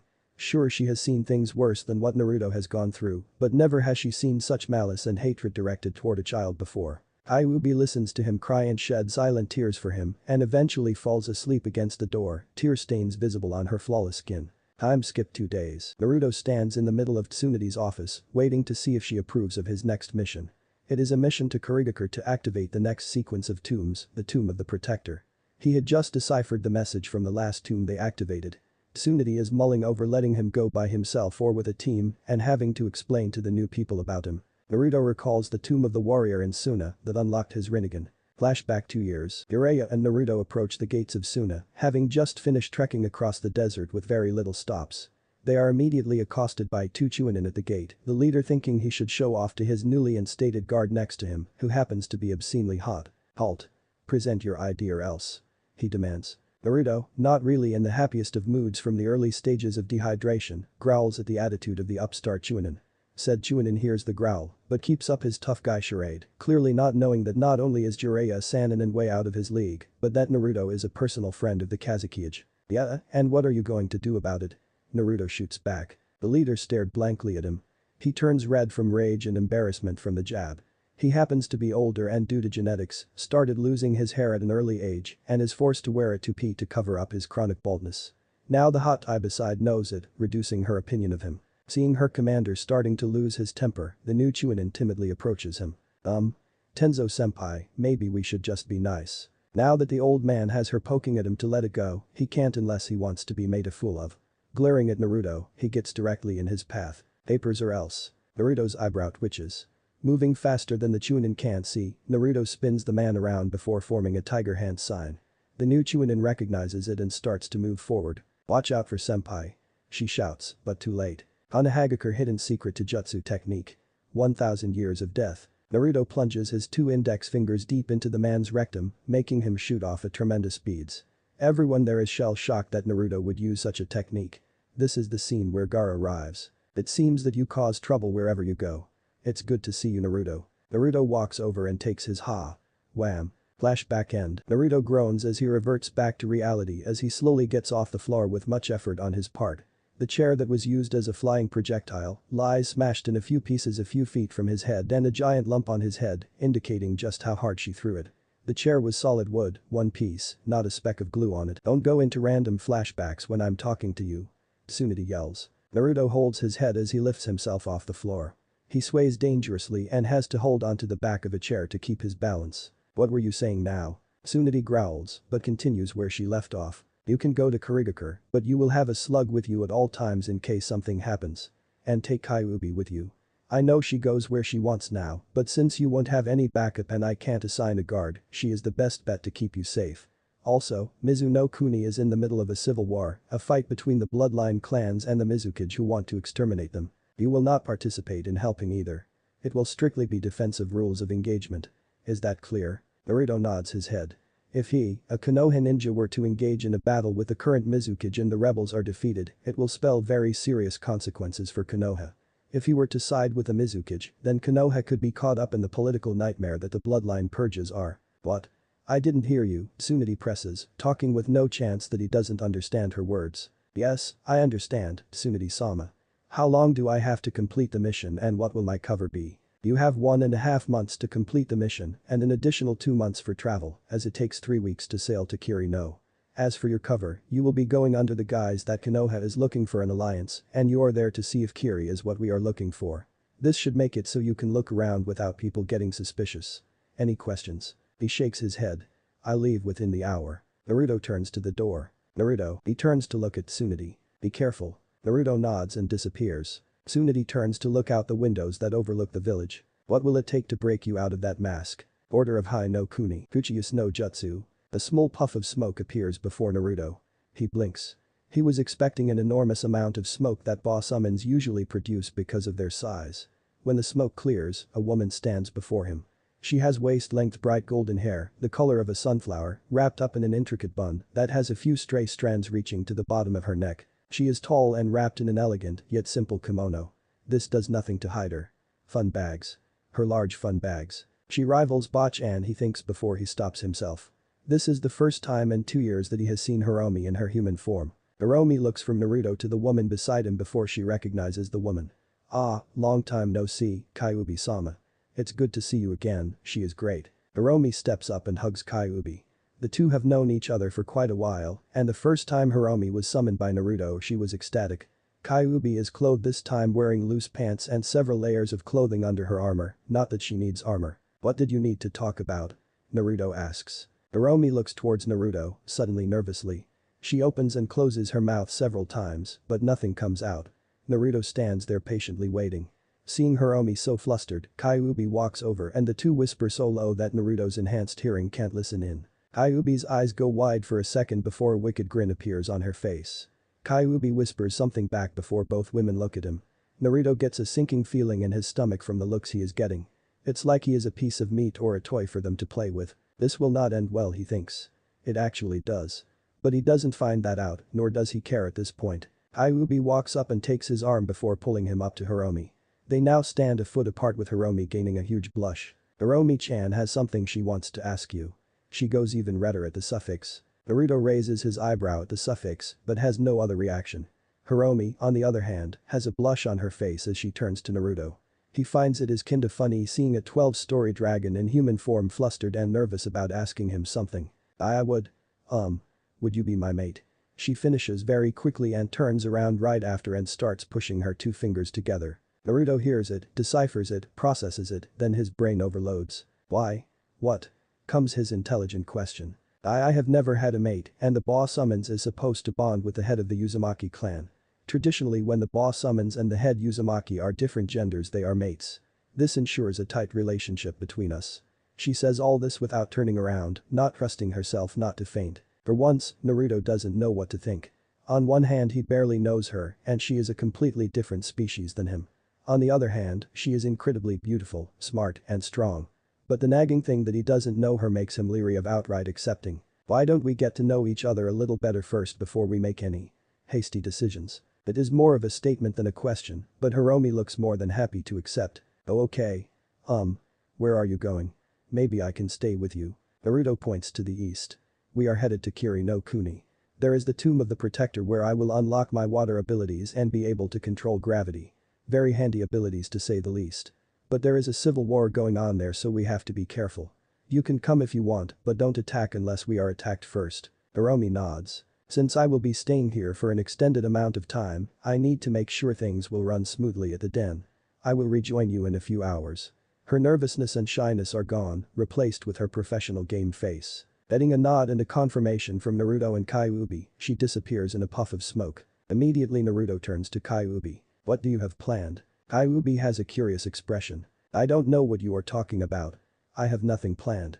She acts innocently, but Naruto isn't buying it. If you're not planning something then I don't have the Rinnegan. Spill it. I don't want to be surprised in the middle of battle. Kyuubi huffs and puffs out her chest indignantly. This also has the effect of pushing her already large pillows. Naruto's eyes shoot down for a second before finding her face again. Kyuubi gins on the inside. You will find out when I deem you ready, not before. It isn't something that will harm you, so just drop it. Naruto sighs. Kyuubi may want to sleep with him, but once she sets her mind on something, she is so stubborn that she will only diverge if someone's life is in danger. He knows that he isn't going to get it from her now, so there is no point. Come on. Let's get moving. We still have several days before we reach the eastern coast. Time skip 3 weeks. Naruto, Hiromi, and Kyuubi step off the boat on Kiri no Kuni. They are in a small coastal town a few days of civilian travel speed from Kurigakure no Sado. As they leave the village, 12 Miss Ninja appear around them. Look what we have here. A little twig ninja. What would you be doing here in Kiri? The leader, a tall man with a mask and sunglasses with his hadiate around his bicep, We have business with your Mizukage on behalf of Lady Tsunade, the goddamn Hokage. We would appreciate an escort to avoid any mishaps and so we don't get lost. Kiri Jonin looks over Naruto, the Kyuubi and Hiromi, assessing honesty and threat level. Alright. We will take you to the Mizukage. He snaps his fingers. Instantly, 4 more Kirinin appear. All 4 are wearing the same outfit, well mostly, and a blank Anbu mask. Take these 3 to Lord Mizukage. They are not to be harmed. He stands to the side and allows Naruto and the 2 non-humans to pass. Right this way, the leader of the 4 says before jumping away, forcing the 3 to jump after them, revealing the 2 women have ninja training. As they travel, Naruto gets a better look at the ninja. The leader is an older shinobi male with brown hair that has strips of gray and a goatee. The next ninja is a woman approximately 16. She has very short brown hair and semi-revealing attire, obviously trying to have an advantage to those who aren't used to dealing with women. But it is the 3rd member that really gets his attention. She is roughly 20 to 25, ankle-length auburn hair. She wears the standard Anbu clothing with a slight adjustment. Her assets are very large, making the normal armor unwearable even with bindings, so she has some kind of separate armor that is a few sizes too big for her. But her body isn't what got his attention. He feels he doesn't know what he feels from her. But he can feel something coming from her that the others don't have. He doesn't know what it is or how he knows it, but something about her is different. He makes a mental note to find out later. His musings about this new feeling completely distract him from the last ninja, but unfortunately for said ninja, he doesn't really matter so he will remain nameless and be lost to history. Time skip 2 hours. Kurigakure no Sato, Naruto and company along with the escort walk towards the tower in the very middle of the city. Every direction they turn, they see poverty, filth, destroyed buildings, desperation, hunger. It looks like a horror film right in front of them. They all have to repress their gag reflexes, since all of them have enhanced senses, the stench of death and human waste is almost overpowering. Luckily they walk into the tower, and the smell is replaced by a perfume of some sort that counteracts the vile stench that coats the village. They are led up 5 flights of stairs to the Mizukage office where they are immediately ushered in. There they see Yugara juggling kunai behind his desk. He stops once the 3 are inside and the door closes. Ah, you must be the 3 from Konoha. I am Yugara, Yonde Mizukage. How can I help you? Naruto pulls out a scroll and hands it to him. This scroll is different from the one Tsunade handed him. After talking with Hiromi, Naruto sent a dragon messenger back asking for a new scroll. The new scroll arrived shortly before they got on the boat for Kiri no Kuni. We are a delegation from Konohagakure sent to assess the potential of a Kiri-Konoha trade agreement and her alliance. My name is Uzumaki Naruto, and they are Kayu and Hiromi. I am mainly a bodyguard and a leaf shinobi, but I will assess your shinobi. Well, Kayu and Hiromi are trained to defend themselves, but are civilians, and will assess the physical and economic strengths and weaknesses of Kiri. We have been granted a month and a half to survey everything, then we will return home, hopefully with very good things to say, but it may not take that long. During our assessment, we will need access to the surrounding areas of Kurigakure to fully survey the potential of our trade. During all surveys, I will be present as bodyguard and will require a spar between your top 3 shinobi. I hope you will find this acceptable as we wish to make a complete picture of our potential ally. Naruto finishes his speech and waits for the Mizukage's decision. Meanwhile in the Mizukage's head he can't believe this chance. If he can get Konoha involved, the rebels will stand no chance, but even if they don't accept the alliance, trade will be a much more welcome source of income. Alright Uzumaki-san. I'll allow it, but you will have an escort at all times. I must also warn you that we are in the middle of a civil war and your safety is not guaranteed, especially if the rebels learn of you. Naruto bows. Thank you Mizukage Dono. Your warning is welcome, but I think we will be alright. We won't go far from Kurigakure, just a few miles out to conduct our surveys. When can we expect the spars? Yugara thinks for a second. There is no rush, but he wants to impress him quickly. It may have an effect on how they view the city. In 2 days the spars will commence. If you have no other questions, let me get you a guide who will show you to your living arrangements. Jonin 315, escort our guests to the VIP hotel. Instantly, the same woman that Naruto got the strange feeling from appears in front of them. Please come this way, she says politely as she leads them away. Chapter 5. Tomb of the Protector. Kurigakure no Sato. Naruto wakes up with a start. Something or more someone is on top of him. He lifts his head and opens his eyes and sees flaming red hair lying on his chest, her bare back clearly in view for all to see. He shifts his view further down and sees her breast smashed against his bare chest. He blinks as he doesn't remember falling asleep like this. He creates a clone and kawarimis with it and instantly finds himself without boxers or pants. He sighs. She keeps trying. I bet she was hoping to wake up before me and rape me or smother me with those weapons of hers. He hops in the shower and makes it very quickly as he doesn't want Kikbi to get any ideas about joining him. He dresses quickly and as he leaves he dispels the clone and wakes Kikbi as she falls onto the bed. Naruto knocks on the door to the other room where Hiromi sleeps and makes sure she is up as well. He goes and starts breakfast and after a few minutes, Kikbi comes out looking none too happy. She is in a skimpy bathrobe made out of. You know, there are better ways to wake a woman. Naruto deadpans. Yeah, I bet. Whatever. Why did you sleep in my bed last night instead of with Hiromi? He asks. Kikbi pouts. I already told you. I like your bed better. It doesn't matter where you sleep as it is automatically better than anywhere else. Naruto rolls his eyes and finishes making breakfast as Hiromi appears in the kitchen. Good morning Naruto-kun, Kikbi-chan, she yawns. He looks at her before turning away like it's nothing. It then registers what she is wearing and he snaps back to her. She is wearing a nightgown that wouldn't be out of place in a strip club. It has two pieces. The top has long sleeves and comes just over her breast and clasps once with a button just below her breasts, showing a lot of cleavage, then flares out again showing her very toned and flat stomach. Her bottom part is a skirt that stops right about mid to high thigh. Did I mention the fact that the material of both pieces is nearly see-through? Well it is. Naruto can practically see all her body, which is on par with Kikbi's, and he doesn't see any lines from underwear. So either she hides her underwear really well or she isn't wearing any at all. He has to hold his nose to prevent the blood from making him shoot back. Hiromi just moves on past him, but Kikbi notices the trickle of blood that gets past his fingers. Hiromi-chan, I think Naruto-kun is having dirty thoughts about you. Hiromi looks around to Naruto as he turns around to hide his nosebleed. What he misses is the smirk she has on her face. The two women dig into the breakfast at the counter with tall stools while Naruto waits for his nose to stop bleeding so he can let his nose go and release the pent-up blood, which he is eventually able to do without passing out. Naruto turns around having regained control over himself and eats his breakfast as well, trying not to stare at Hiromi. Kikbi sees this and has a smirk on her face. Ah, no man can stand up to two women. I just hope that this works. Hiromi finishes first and places her breasts on the counter, making them seem even larger while feigning ignorance. So what are we going to do today? She asks, looking bored. Well, Naruto says with a mouthful. He swallows before continuing. I think that we should start with the city itself. We spend at least a week looking around the city. From there we go to just outside the city for 2 weeks and then to the surrounding villages for 3 weeks. The final week we meet here and have one more survey through. What do you think? Well, to be honest, it may take more than a few weeks to get a complete picture of the surrounding towns. Plus there are also the rebels to think about. They might attack us for even thinking about allying with Kiri, Hiromi adds. But we only have a total of 2 months to do a job that could take a half a year to do properly. So I think it is a good plan for now and if we need to make adjustments, we can. Kikbi adds her 2 cents in. Plus the final week we can move where we need to look at. They finish planning as a knock comes at the door. Naruto, being the most dressed out of the group, answers it after he puts on a Kakashi-like mask, a pair of Abiram-like sunglasses, and a hoodie that covers his hair. What he finds is the auburn-haired Jonin from yesterday at his door. The Jonin is slightly thrown off at the sight of Naruto. She was sure that he would take off the mask here. Now he is more of a mystery. She regains her wits about her. Hello, I have been ordered to escort you around town. When will you be ready? Naruto steps to the side and ushers her in.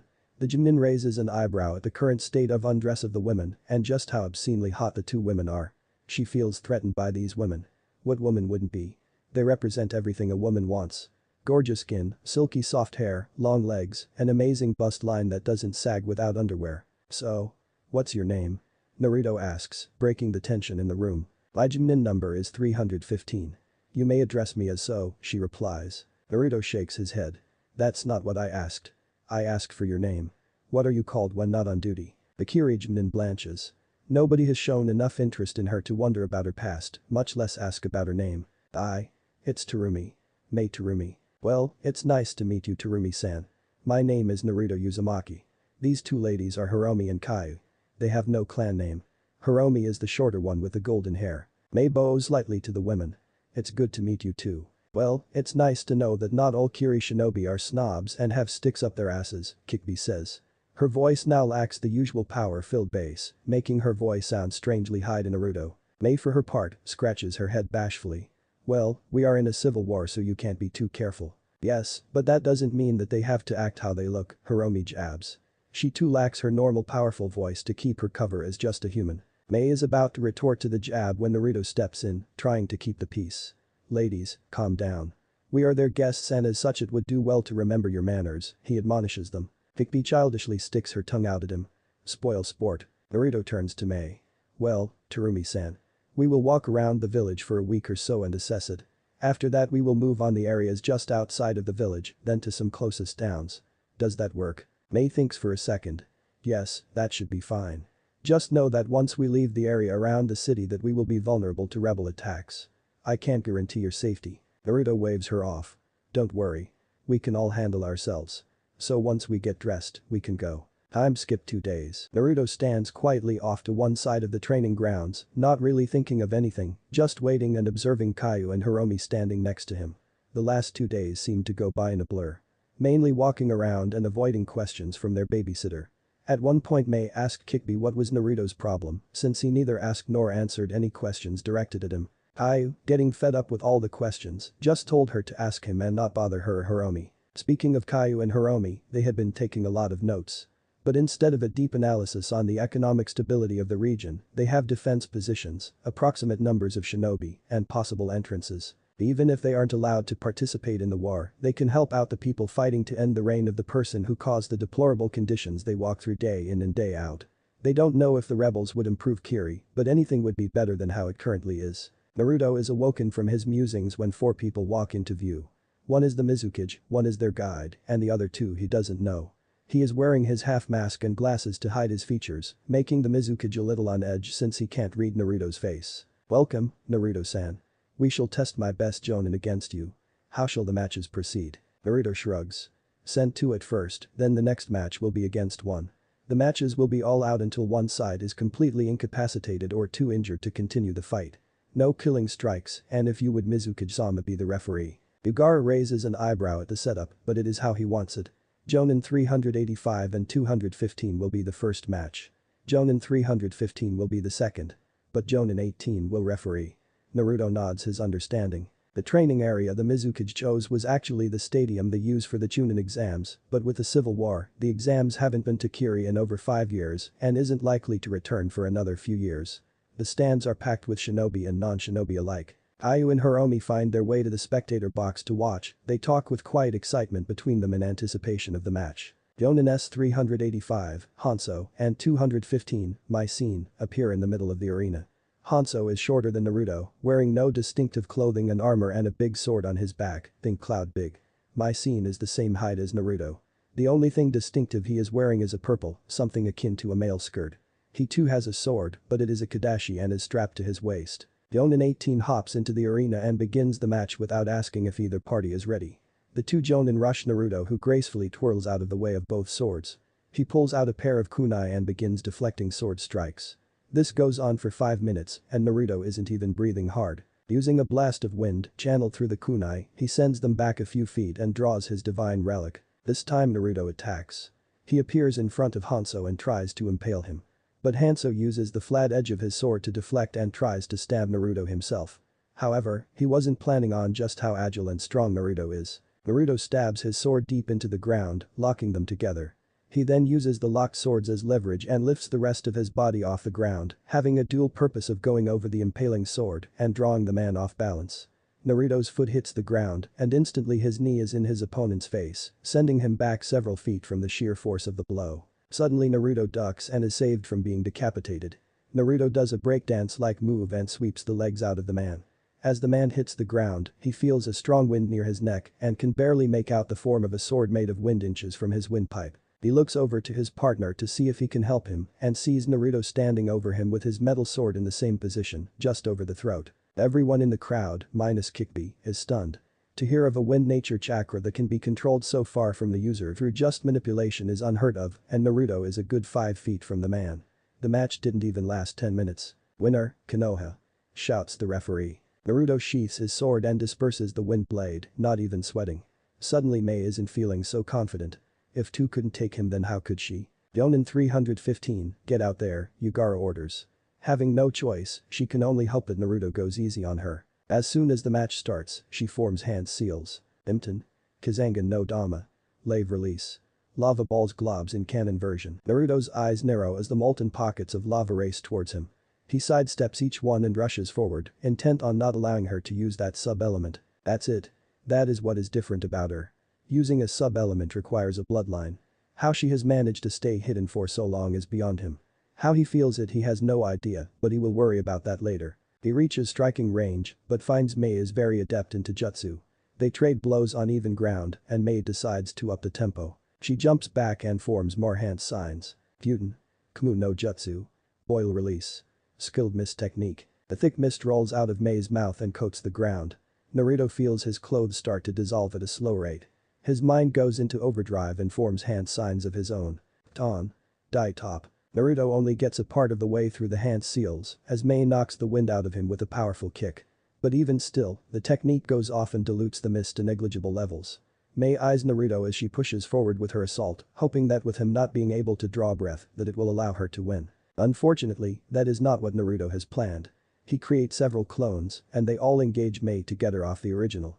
While she is distracted, Naruto recovers and forms hand seals. Pain. Karakenden. Fire release. Fire dragon flame bullet. A huge dragon bursts out of Naruto's mouth as Naruto holds the last symbol to make it appear that he is using chakra to control the dragon. He directs the dragon to the fighting Mei and his clones and makes the dragon kamikaze itself ride on top of them. The temperature in the stadium rises dramatically, forcing many to shield themselves from the intense heat. Naruto looks on impassively as the fire burns the ground and liquefies the top layer of ground. "Thanks for giving me the materials I need," he hears. Imton. Kazangan no Kanketsusen. Lava release. Geyser of lava. The pool that had been created where the dragon had impacted suddenly shoots forward, straight for Naruto. Naruto then forms hand signs of his own. Anetsuse. Sensui no Hasaki. Thermal release. Fountain of flames. The river of white fire blazes to life right in the path of the incoming lava. It is a battle of heat versus heat. Which sub-element is stronger? Up in the cage booth, Yugara narrows his eyes. So he is a bloodline user. I guess that is expected of those bloodline-loving bastards in Konoha. Back in the fight, the two continue to battle.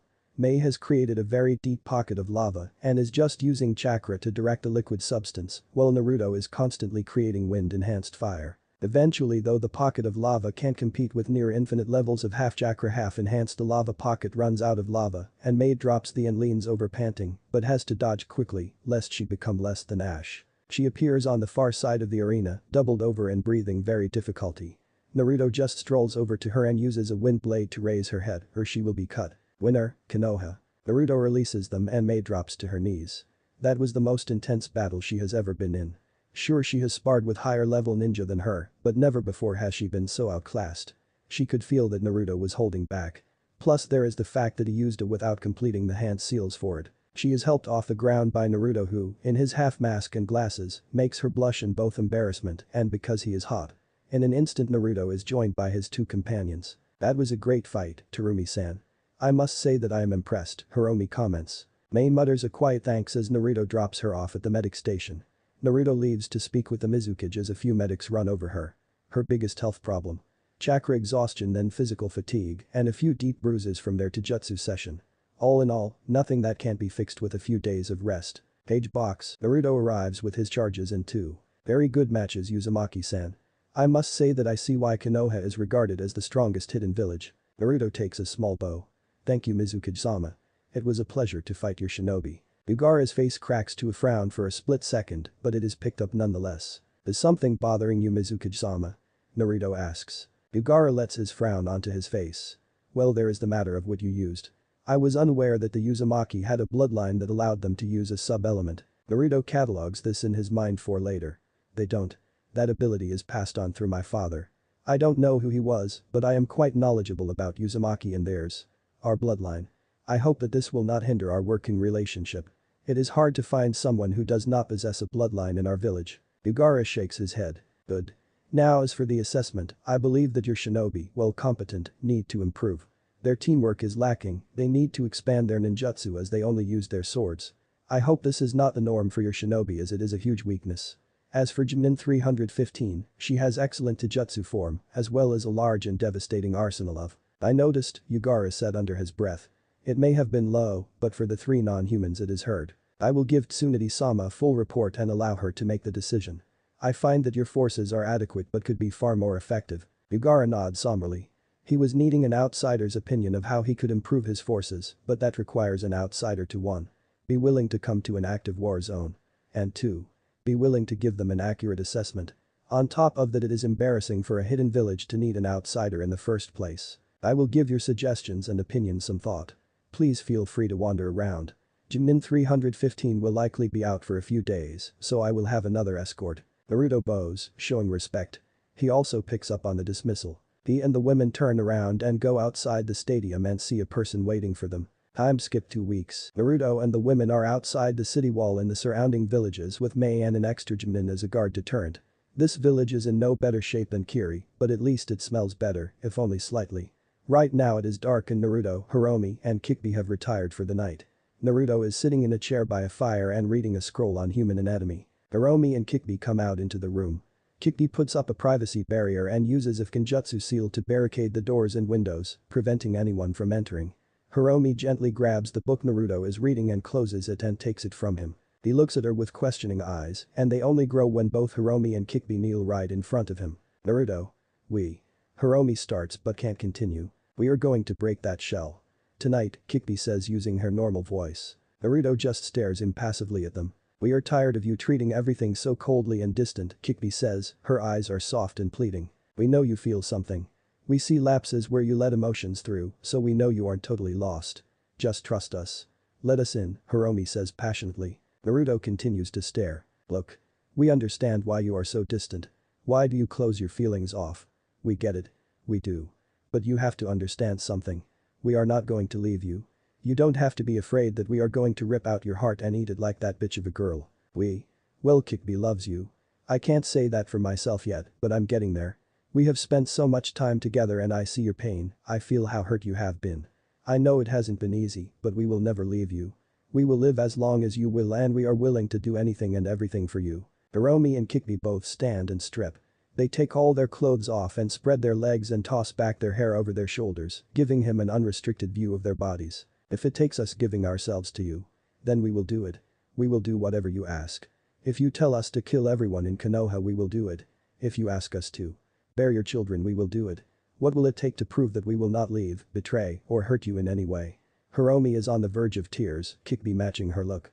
Both are putting themselves in a very vulnerable position. Naruto looks down to the ground. Truthfully, he does feel emotions. He likes both of them, possibly loves them. But there is always something clawing at the back of his head. Something that makes him relieve the pain of Sakura ripping his heart out every time he thinks of letting someone in.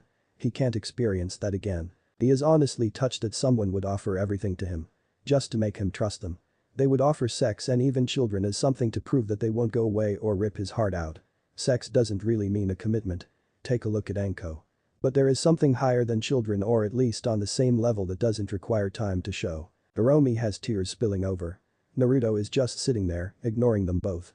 She just offered her everything to him and he is ignoring them. Hiromi puts her hands over her face and turns to run to her room. Both women stop what they are thinking doing. Naruto just said something. What was that?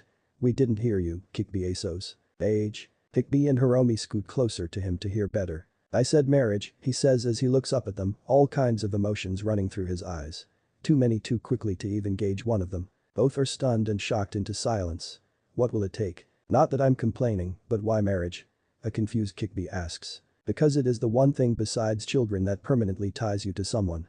You can't annul or get out of a marriage. Even if a spouse dies, you are still listed as married. It is designed to be that way. I know that for you guys mating is the same thing, but to humans sex is just something to be enjoyed. I know I'm not human, but I still think like one. That is the only thing I can think of that doesn't involve a child. The woman shares a look before they tackle Naruto. Of course we'll marry you. We said we are willing to do anything and we meant it. Naruto becomes aware that two very naked bodies of two very hot women against him.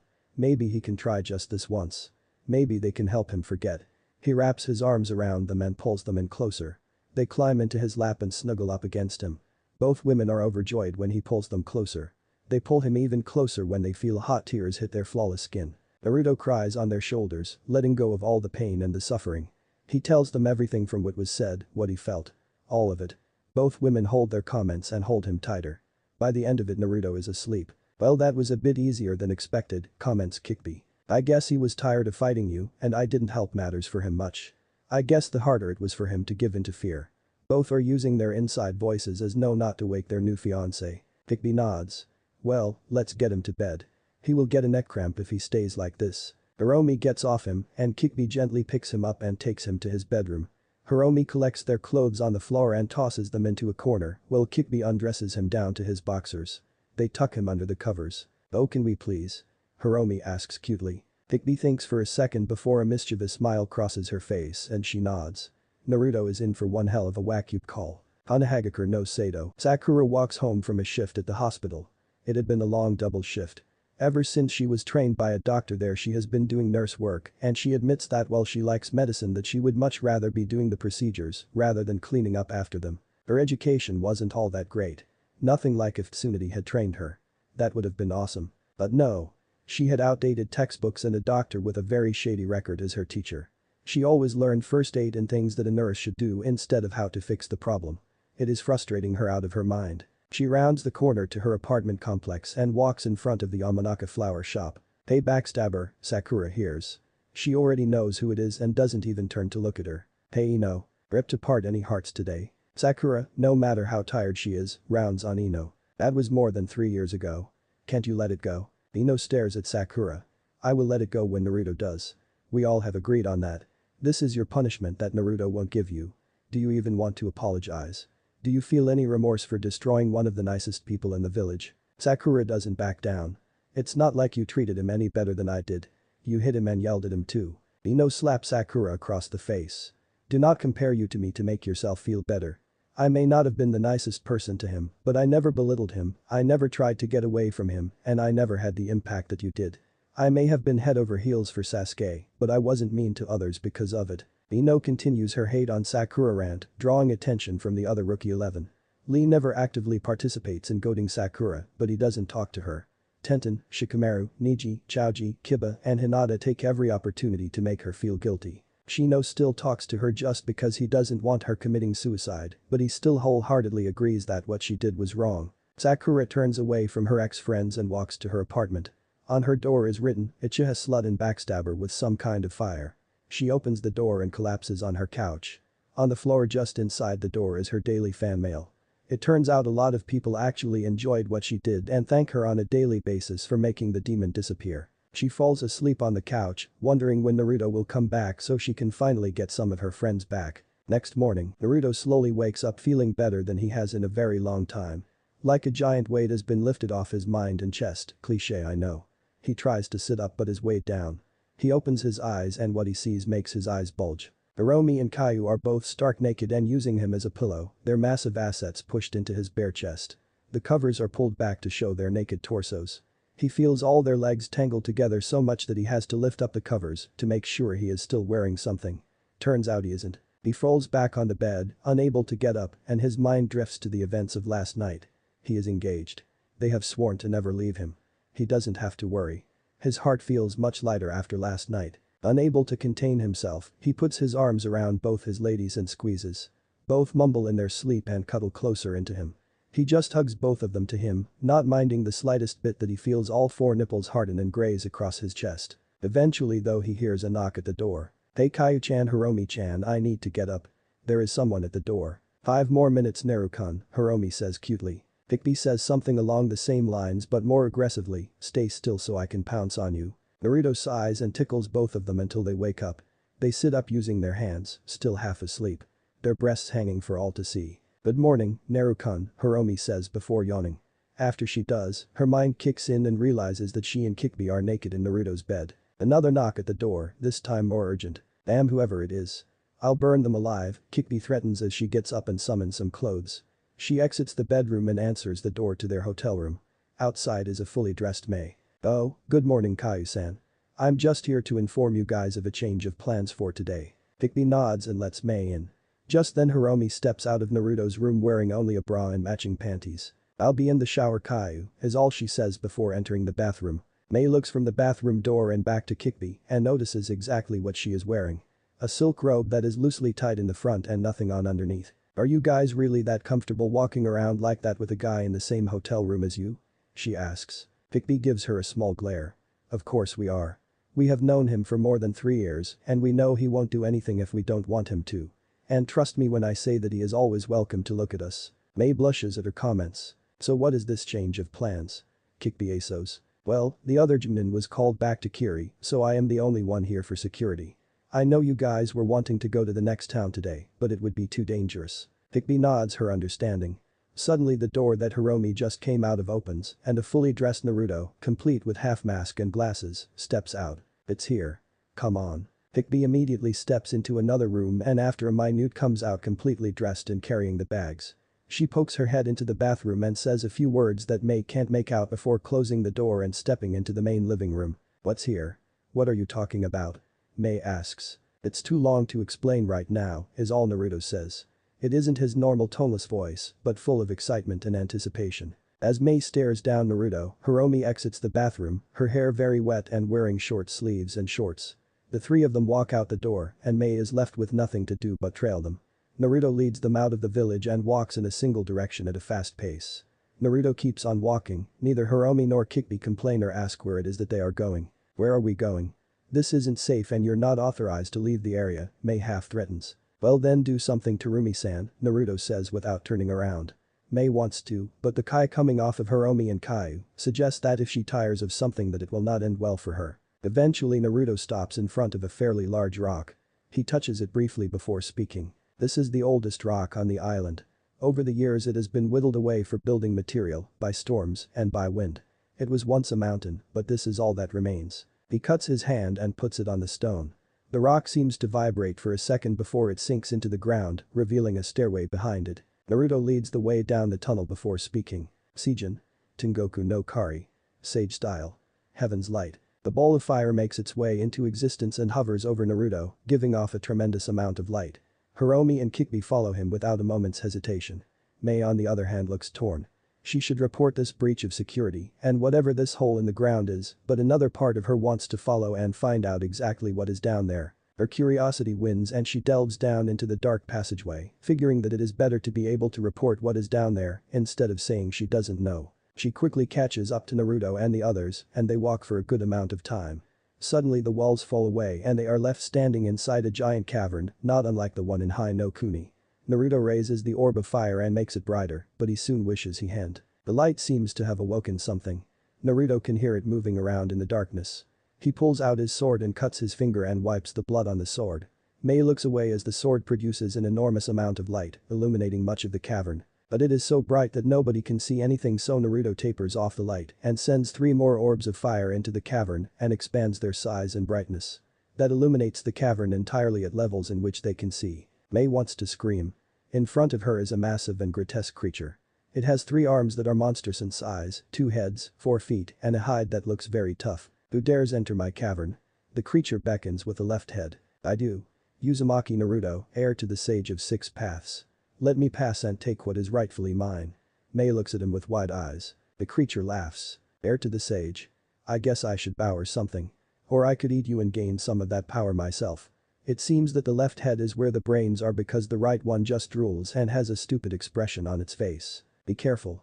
This is an A-class demon, one of the oldest made from the Jibai's own flesh, Kikbi informs them. The demon looks at the red-haired woman and begins to laugh. This is too much. To see the mighty Kikbi no Yoko reduced to a mere human in stature. Hahaha. Oh, if Chibai-sama could only see this. Once again, Mei's eyes go wide. She is a Bijuu. Just who is this woman? She has been around for 3 weeks. Mei suddenly realizes that she knows very little about these people. Several tick marks appear on Kikbi's head. I'll show you a few. You should remember why I am the greatest of demons. Mei backs up as a red surrounds Kikbi. She grows fur and ears and 9 tails and grows in size. Soon Kikbi is at full mast, being half as tall as the cavern. She lets loose a mighty roar that shakes the cavern, her tails swing dangerously behind her. The demon doesn't seem so confident now. To think that the ruler of demons is running around with a human, the heir of the person who created her no less. He assumed that since she lowered herself so much that she had lost her power or at least enough to be defeated. His assumption seems to be incorrect. The demon starts chanting some weird and archaic language, but only seconds after he starts, 9 tails wrap around him, forcing him to stop. Now? I can't have you running away now, can I? Tell me, what is your name? She growled menacingly. It's Religious, Rel-Goss, he chokes out. Well, Religious, I suggest that you don't judge a book by its cover. And that Kikbi literally rips apart the demon. Ore and body chucks go everywhere. Once all the pieces of the demon are motionless on the floor, voids that no words can do justice in how black they are appear under each section, and arms appear and drag each piece into the voids. In seconds the only evidence of what happened is the blood and the stench. Meanwhile Kikbi returns to her human form but still has her tails and ears. She walks over and gives Naruto a hug for some reason. "Are you okay?" Naruto asks her. Kikbi nods. "I'm just a bit shaken. Those portals only appear when the ruler of the demon world summons someone. Our friend is now being put back together and then spewing what he knows to the ruler after me. Add to the fact that I am not only at near full strength but out of the seal means that demons will be coming for us." "And why is that?" Hiromi asks. "Because they fear me and when they learn Naruto's heritage and abilities, they will fear him too. Demons don't like it when other beings are more powerful than them. Don't forget that he is the descendant of the most powerful human ever to exist. They will head us off at the other tombs so we must be on our guard." Naruto nods and takes her hand and leads her towards the tablet. The usual inscription is on the tablet and Naruto is about to set his hands on it. Kikbi and Hiromi are standing behind him, ready for what is next. What the fuck is going on here? They turn to see a very confused Mei. She is in a fighting stance and looks like her fight or flight is deciding which one it wants. "Hiromi-chan, would you mind explaining the circumstances to Terumi-san please? I need to get this over with." Hiromi nods and moves to talk to Mei. Naruto takes a deep breath and places his palms against the cold rock. Instantly he feels his mind being probed. He doesn't resist, but it isn't exactly a pleasant feeling. Then he feels the skin of his hands get either evaporated or eaten by the rock and his blood seeps into the stone. He stays like that for a good while, Kikbi behind him ready to help him when the time comes. Hiromi approaches Mei who backs away. Sit," Hiromi orders. Mei's only response is to back away at a faster pace. "I said sit." Hiromi roars, using her full voice, commanding Mei to obey. Hiromi's eyes turn to golden slits and her skin grows a light covering of scales for an instant. Very hesitantly Mei sits where Hiromi directed, feeling that if she didn't that her life would be in danger if she disobeyed. "Who and what the fuck are you people?" Mei asks, demands. "Well, long story short I'm a dragon," Naruto summons. Kaiu is the Kikbi no Yoko that attacked Konoha 17 years ago. And Naruto was Kaiu's host until a few years ago when he found a safe way to release her. Naruto is of the Uzumaki clan. Turns out they hold the legendary Rinnegan in their blood and are direct descendants of the Rikido Sennin. He split his power between his sons and left these tombs behind to reactivate the full bloodline in times of need. This is the third of 6 tombs that we have been to. Mei is silent in thought. "So you're not actually a human?" Hiromi nods but puzzled as to why out of all the things she said, Mei would pick that to question. Mei seems to relax visibly. "And why would my species be of any consequence to you?" Hiromi asks guardedly. "Well, because that means that Naruto is still free.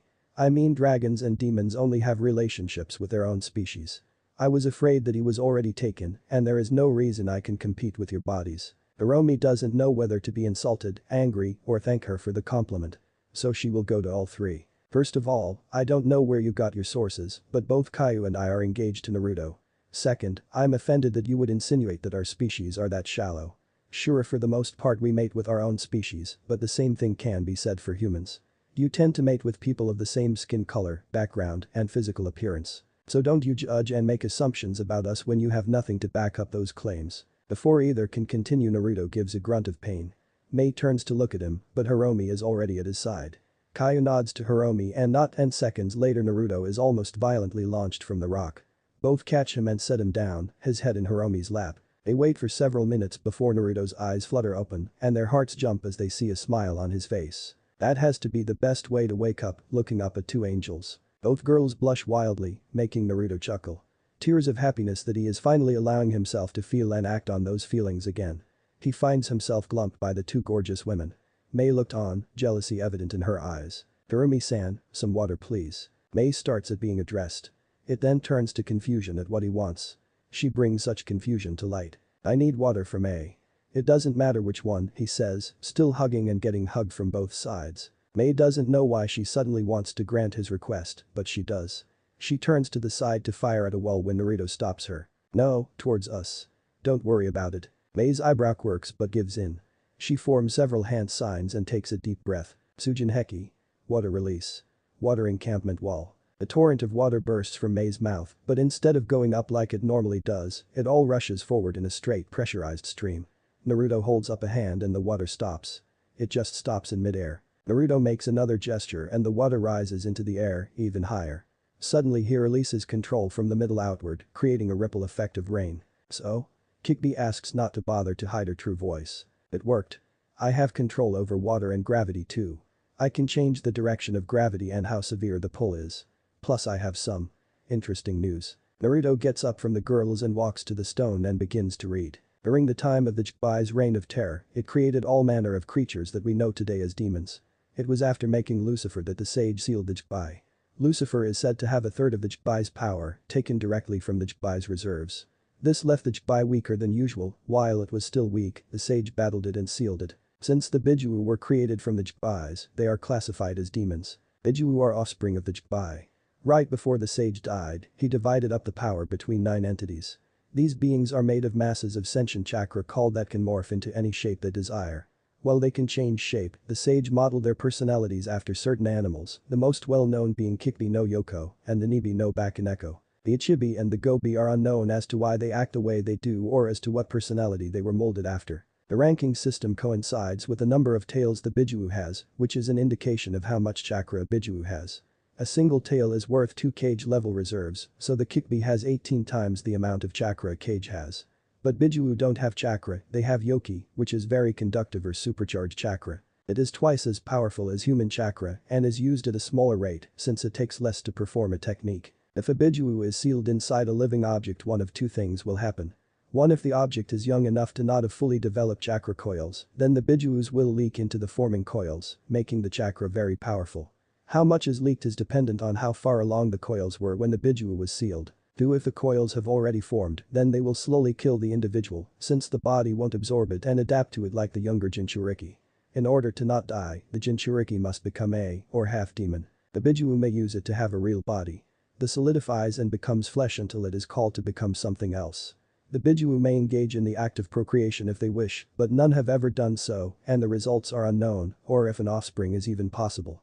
As the personality is based off of an animal, the personality will lean towards either male or female. They can choose to be either, but will always prefer the gender of the animal they were modeled after. Naruto stops reading and lets the information sink in. Well, that was informative. Nothing I didn't already know. You may not have, but certainly it was an educational experience for the rest of us, Hiromi adds. Naruto sighs and walks away from the rock, straight towards Mei. This is what we came to find. We will be leaving next week for Konoha. Please keep this a secret as it can start a war between our villages. Mei is torn between duty and her desire to obey Naruto. Naruto sees her having trouble and decides to make it easier on her. He knows you have a bloodline. Mei's eyes go wide. I do not know why he has not done anything about it yet, but I feel that it is close to when he will do something. If you don't want to die, I suggest you find an exit from the Mizukage's services. Mei's lip is trembling. She knows why Yugara hasn't done anything yet. It is because he used her. She used her power, her bloodline status to hunt down the bloodline clans, thinking they would be safe with her, only to stab them in the back. And all that service. All the effort to stay here is all for nothing.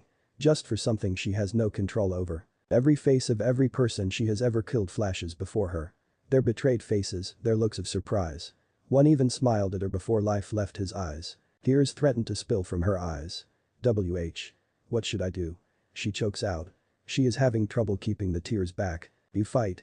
You take the initiative and you fight for what you believe in. Kikbi eggs her on. I don't suggest you do anything rash, but I do think you need to plan quickly. We can help you. If you are willing to keep this a secret, Naruto offers. Mei weighs her options. Not that there were many. She looks at Naruto. She loses a battle to keep a blush down as a thought comes to her. Could I come with you to Konoha? She asks shyly. Hiromi and Kikbi are instantly on guard. While they knew Mei had at least some interest in Naruto, never before has she ever acted or voiced it outside of a half hour ago. They are prepared to spring into action to keep Naruto safe if he should fall for someone not so dedicated as they are. Fortunately they are spared as Naruto shakes his head. That is not an option. It would look like you defected and worked as a spy for Konoha, and that might start a war. You could always join up with the rebels. With your knowledge of the shinobi the Mizukage has, locations of high-value targets, and weaknesses in and around Kiri. Mei looks at the ground. That isn't an option. They know I work for the Mizukage and would never be accepted into their ranks. I would hold too much of a threat of being a spy. Then why don't you go to them and give them all you know and then ask for the lowest ranking member in their forces? Show them that you are sincere and never ask for a promotion or advancement. Be humble and honest. They might never accept you fully, but as long as you are fighting for what you believe in it won't matter, Hiromi offers. Mei thinks hard about it. It would be better than serving a deranged madman hell-bent on genocide. It would be very tough being fodder though. No need to lie about what her occupation would be. That is really all low-level ninja are for, tiring out or slowing down enemy forces, and she would be front and center for that. But there would be a chance for advancement even if she doesn't ask for it. If things don't work out then she can always leave Mizu no Kuni and head for someplace looking for a highly skilled ninja with a bloodline. I'll go to the rebels, but I don't know how to contact them. On top of that I have to escape when security is low. Hikbi smirks. I've been thinking about that. Time skip 5 days. It is 2 days before Naruto and his survey group finish with their assessment. Right now they are being escorted by Mei and another Junin to the next and last town on their stop. Naruto and the girls had explained the entire situation, minus Naruto's father, to Mei. She had been curious about how he knew where exactly the tomb was. Naruto shrugged and told her that he is drawn to it and he can't explain it further. Hiromi stumbles over a branch that was hidden in the tall brush. Mei sees this. It is the agreed upon signal. Mei trudges up from the back of the group and pulls aside the Junin leading them. Suddenly a kunai finds its way into the man's heart. He drops dead in the grass. Alright, now to make a convincing battleground. Hiromi, Kayu. You both know what to do. Both women nod and they take action. While Kikbi begins tearing specific parts of her clothes into strips, Hiromi sharpens her nails and tears both her and Kikbi's clothes. Once Kikbi is done, she retrieves the corpse of the Junin and smears blood on the places where Hiromi cut their clothes. Afterwards they tie the strips into makeshift bandages and make them bloody as well, like it absorbs blood from a wound. Once they have convincing wounds and bandages, they ruffle their clothes and rub dirt and mud into their skin and hair. Once done they hand over their notes to Mei, but keep the copies of the actual economic conditions of the villages they visited. Like the Mizukage would just allow them to walk out of Kiri with detailed notes of defenses and important buildings. Meanwhile Naruto channels his chakra and goes through a long series of hand signs. Pain. Karakenden. Fire release. Fire dragon flame bullet. Once more Naruto's flaming dragon appears and burns the surrounding foliage before colliding with the ground. Naruto lets the inferno rage on before he channels more chakra. Anetsuse. Kami no Hikara. Thermal release. Ashes of God. The white flame spread from Naruto's mouth gently and slowly spread into the surrounding area. Whatever the flames touch, it disintegrates. After vaporizing enough of the place to make a convincing story, Naruto turns to see how Hiromi and Mei are progressing. Mei is shooting technique after technique into the surrounding areas. Most of them are water techniques, but she adds in a few Imton and Futon. She makes sure to use Kumu no Jutsu, as that would be very evident to the surrounding areas. Before she did that though, she had spread dozens of kunai around the place, some with smeared blood on them. Satisfied, she turns to regroup and a pang of jealousy hits her. Naruto is helping tie a bandage over Hiromi's stomach and judging from the satisfied look on Kikbi's face, he just helped her tie the one around her bust with the knot right in the middle of her breasts. So. That does it. Now we just need to send the letter to the Mizukage, Naruto says more to himself than the others. This had been planned to the last detail with 3 contingency plans as backup. One had been if the Junin hadn't been killed and made an escape. Another one is if they had been followed by Anbu. And the last one had been if Mei really had been loyal to the Mizukage and this was just a charade. Mei didn't know about the last one. Mei rejoins the group, Mei still acting shyly. I guess this is goodbye. Maybe once this war is over I will come to Konoha. Naruto gives her a nod. Maybe. Take care Terumi-san. He holds out his hand, which Mei takes and gives it a firm grip and shakes before she turns and jumps into the trees. Hikbi watches Naruto's face. You like her don't you? Naruto turns to her, an unreadable expression on his face. Perhaps as a friend but I won't allow myself to feel something for someone past a friend without assurances. Hiromi and Kikbi hug Naruto from both sides, to which he pulls them closer. As much as Naruto wants to stay like that they must move on. Come on. Those are sure to attract others. Time skip next day. Care to explain what happened? A very Tikugara asks. As soon as he received the letter, he sent no less than 4 high-level Junin ninjas. They brought the Konoha team directly to his office. It is just as the letter explains. We were traveling between villages when Junin 315 walked up to the other Junin and stabbed him through the heart with kunai. Then a group of rebels attacked us. Hiromi-san and Kayu-san were hit several times with a barrage of kunai they threw. I then retaliated and vaporized the rebels who were dumb enough to stand in a group. Nin 315 then tried to engage me, but I forced her to retreat. I could not pursue it as my charges were injured. Once we arrived at the town, I administered first aid. Luckily most of the wounds are superficial and not very deep. Ugara growls slowly. This smells of a setup, but beyond the gut feeling, he has nothing to go on. He had sent people to examine the battle site and it indeed looked as though a small war was fought. On top of that, Kayu and Hiromi, from his shinobi's account, had been dirtied and injured. Well, it would be possible to fabricate, it would be difficult. Add Yugara's paranoia to the fact that he has received no intel that a squad of rebels was in the area. But everything he has is circumstantial, nothing that would justify holding the official representatives of a cage. Very well. Please hand over your notes for inspection as you leave. We will have a boat prepared to leave tomorrow at 8 a.m. Naruto, Hiromi, and Kikbi bow low. Thank you, Mizukage-sama. Once Caillou and I present our findings and recommendations to Hokage-sama, we will send you a copy so you may improve upon your economy, Hiromi says. Let it be known that Hiromi is actually very good at economics as she runs her village. Being good with money and knowing how to either improve or stabilize is a necessity. More importantly, she knows how to make convincing notes that have nothing to do with Kiri's economy. Very well. Dismissed. Time skip 3 weeks later. The boat pulls up the harbor just outside of waves. All three get off the boat and stretch. It has been a long time since they were on solid ground. Hiromi smirks. How about we skip the walking and get right to Konoha? Naruto looks at her with a confused look. And how are we going to do that? Hiromi looks at him in disbelief. Did you forget that I'm a dragon? I can fly. I could probably carry Kikbi in her fox form. Naruto smacks himself on the head. Sorry, but with you being in human form so long that I forgot that you aren't a human. Hiromi puts her arms around his neck and pulls him close. That's okay. I'm just glad I got to spend time with you. Before she can continue, Kikbi bounds into his back. No tender moments without me. She exclaims. Dear Kami. What have I gotten myself into? Chapter 6. 8 of the Jinchuriki. Kikbi and Hiromi argue back and forth about who gets to carry Naruto back to Konoha. And what is wrong with my fox form? I can move extremely fast while I'm 10 stories tall. Hiromi rolls her eyes. Yeah, and scare all of Hai no Kuni when you do. Did you forget that I am Naruto-kun summons? I'm made to move back and forth. Before Kikbi can retort, Naruto appears right in front of them. Girls, that's enough. Why don't we do it my way? Suddenly all three of them levitate off the ground for a second. The girls look at Naruto, confused. Then they shoot straight into the air like a speeding bullet. Both girls scream as they whirl around as they climb into the air.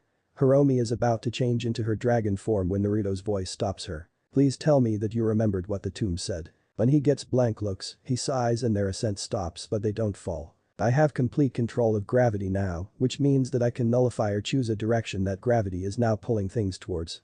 Like towards Konoha. They begin to move towards the direction of Konoha, still suspended in midair. They look at Naruto with complete fascination before glumping onto him, afraid to fall to the ground. They pick up more and more speed, making them hold on even tighter. How are we moving this fast?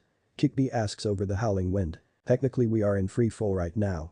It is like jumping off a cliff, but instead of moving towards the ground, we are falling in a direction that I deem. After a few minutes of silence when Naruto gets an idea. Hey girls. Wanna go faster? Before either can answer, their speed picks up drastically. Both girls grip Naruto in a death grip, making him chuckle. I'm moving the air out of the way. We had reached terminal velocity before, which means that because of air resistance, we couldn't go any faster. Now without that resistance, we don't have a limit and not the near deafening wind. Right now I'm keeping enough air to let us breathe and so we don't get flattened by the sheer speed. Kikbi looks confused, but Hiromi got it. They stay together in silence for a while before Hiromi spots something in the distance, far below them. Hiromi only spotted it due to her eyes that are made for spotting far away things. Naruto-kun. What is that? Naruto and Kikbi follow her finger and have to squint, but they see black smoke rising from the earth. Looks like a fire. Come on.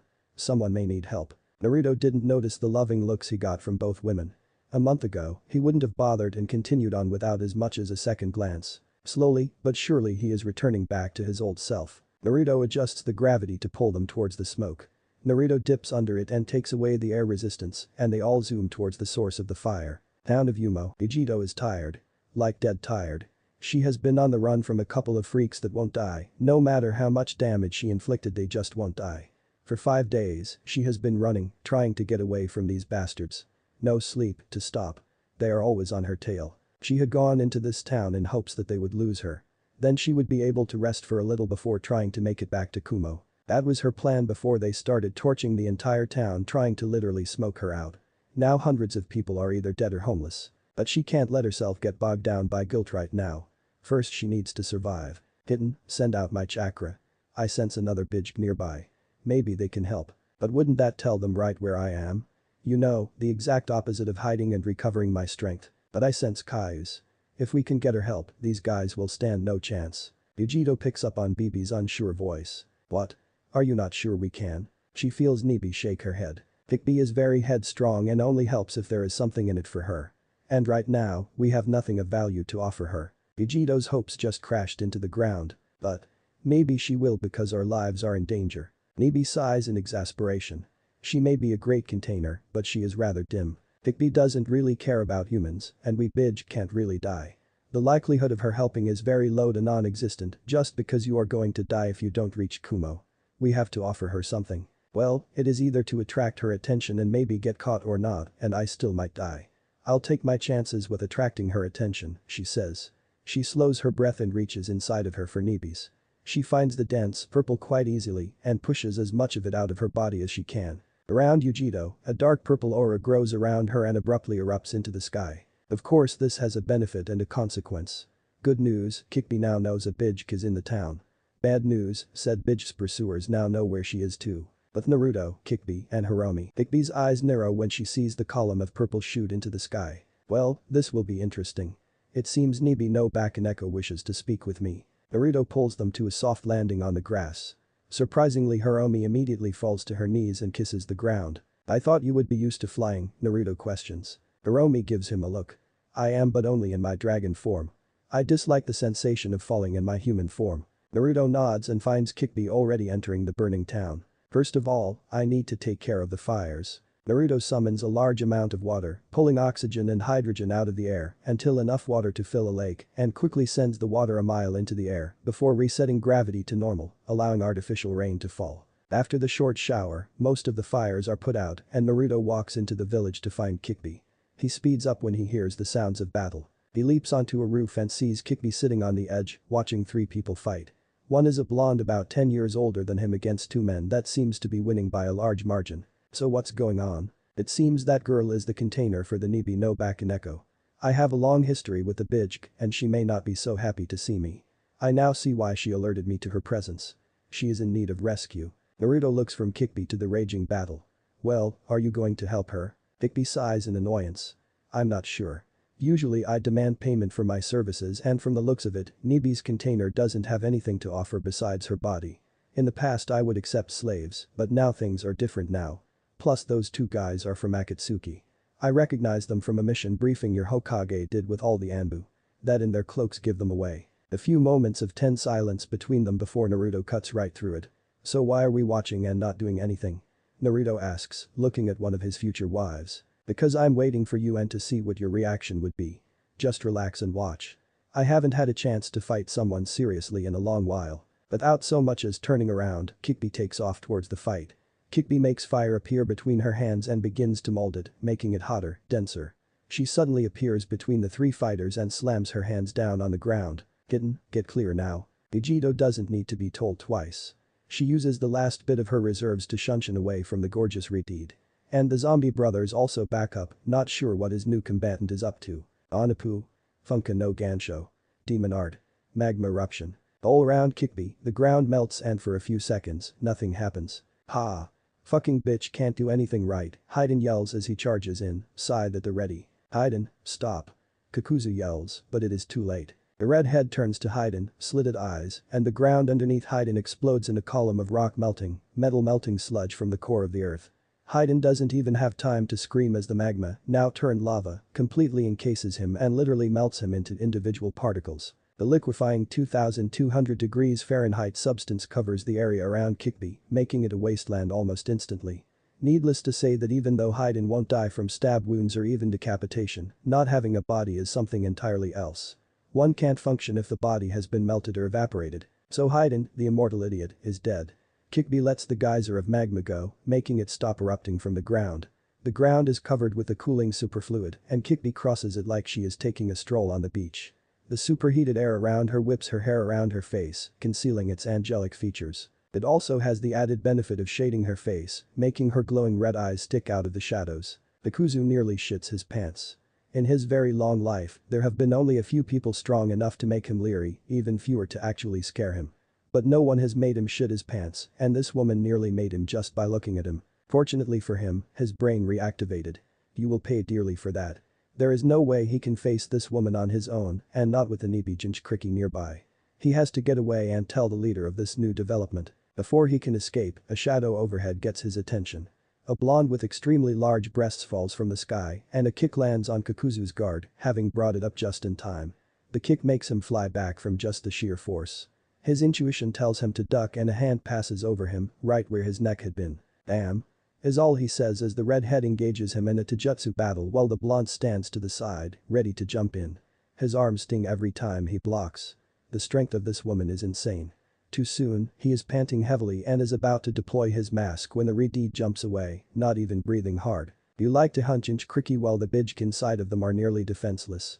Well, it's time for a little payback. Anapu. Bichayatari no Tama. Demon Art. Souls of the Damned. Black. Things erupt from Kikbi's hands and shoot themselves at Kakuzu. He dodges the first 5, but then one grabs him. He looks and sees the black goop-like thing with large eyes attaching itself to his arm and he feels his skin being burned and dissolved. Then another one attaches itself to his leg, then another one. Soon he is almost covered in them, screaming as he is being either eaten or dissolved, he can't tell which one it is. Then the things were gone, but the damage was already done. A good portion of his muscles are eaten, his skin exposed directly to the air, making it sting and vulnerable to airborne. Everything. You're way over your head. I let you live to send a message back to your leader. The greatest of the Bijk will not stand idly as my brothers and sisters are captured. Any further and he will feel my wrath. Bikuzu nods and prepares to shunshin, but a foot on his chest by Kikbi stops him. Oh, I'm not done yet. Encasing her hand in fire, she stabs him in each of his legs, right where 2 of his hearts are, then another strike where his normal heart would be. Kakuzu coughs up blood and judging from the fact that he isn't dead yet, shows that she was right in the briefing from Jiraiya. That old pervert is good for something after all. Bikuzu, beaten and broken for the very first time in his life, is deathly afraid. With his heart, he never has to fear old age and very little to fear from being killed. But this woman within minutes made him look like a fresh genin. Not only that, but she knew exactly where to hit him and that he had multiple hearts. You had better pray that I never see you again even in passing, is all she says, and Kakuzu takes advantage of the dismissal and sunshine to the nearest Akatsuki hideout. After Kakuzu takes his leave, Naruto appears next to Kikbi. Well, that was quite a show, Naruto comments before being pulled into a scorching kiss by Kikbi, his mask pulled down and out of the way. After a few minutes of making out, Naruto breaks the kiss due to the need to breathe. Not that I'm complaining, but what was that for? Kikbi smiles coyly at him. Do I need a reason to kiss my future husband? And besides, battle makes me horny. Naruto blinks. I guess thanks for the information. I hope you didn't forget about me, Naru-kun. Before Naruto can register that Hiromi is there, she too catches him in a heated kiss. Kikbi looks on, wanting to be part of it too, but now isn't the time as the Nibi owes her. As fun as it might be to pursue where this is going, we have another matter to attend to. Hiromi reluctantly breaks the kiss and leaves a dazed Naruto. Both women share a giggle and drag him towards Nibi's chakra signature. It appears that her container sought refuge inside a house, well more of a hut really, that wasn't burnt to the ground. Ujito jumps when the door is opened and 3 people walk in. 2 are gorgeous women and a hunk of a blonde. Who are you? She asks timidly. She has nothing left. No chakra, no stamina, no energy. She is done. Her cup kitten. This is Kikbi, but I have no idea what she is doing out of her seal, nor do I know who these other 2 are. But judging from the fact that they walked in with Caillou, I can only imagine that they are with her. Ujito looks into Kikbi's slitted red eyes. An evil smirk is across her face, making Ujito very leery about what is going to happen to her. I'm sure the Nibi has informed you that using my services requires payment. Do you have anything to offer me? Ujito looks down at the ground, but when she looks up, she has purple slitted eyes like Kikbi's. Next thing the 3 of them know, Ujito is bowing low, her head nearly touching the ground. Kikbi, dono, please, just this once, let us go without payment. I promise on my tails that the next time I will pay double what you ask. You know my rules better than anyone, Nibi. It seems like every decade or so I have to save you. I cannot take an IOU. It would defeat the entire purpose of my system. Now what is it that you and your container here to offer? Nibi lets a tear fall from Ujito's eyes. There is only one way this will end, and her host will not like it one bit. Nothing. She is a Jinin from Kumo, but other than that she has no relatives, no loved ones, no one to care for her. She has her apartment that she rents out and that is it. Although if you accompany us to Kumo, the rakeage will be sure to reimburse you, she offers. Kikbi looks lazily to the side. Monetary sums do not interest me. Paper only holds value as long as the establishment backing it does, and nothing lasts forever. So you have nothing to offer, and yet you ask for my help. I shall see what interests me. Kikbi walks over to Ujito, but Naruto lightly grabs her wrist. Can I talk to you outside? Kikbi nods and they walk outside, and Naruto creates a fast wind over the house to prevent the occupants from hearing. Why are you being so cruel? can't you see she had no choice? Hikbi for the first time since her release looks at him with anger. Do not judge me for how I make my deals.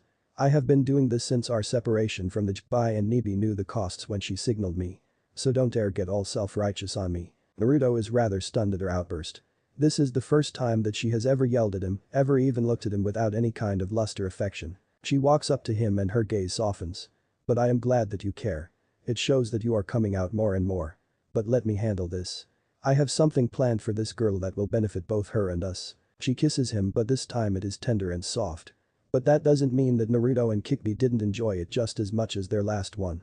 They break the kiss after a few seconds and Naruto gives her a smile and a hug and takes her hand before walking back into the hut. Nibi's eyes immediately shoot to Kikbi holding hands with a human, which confuses her greatly as Kikbi has never taken a mate. I have conferred with my mate and he and I agree that your container is to be our slave. Nibi drops her head.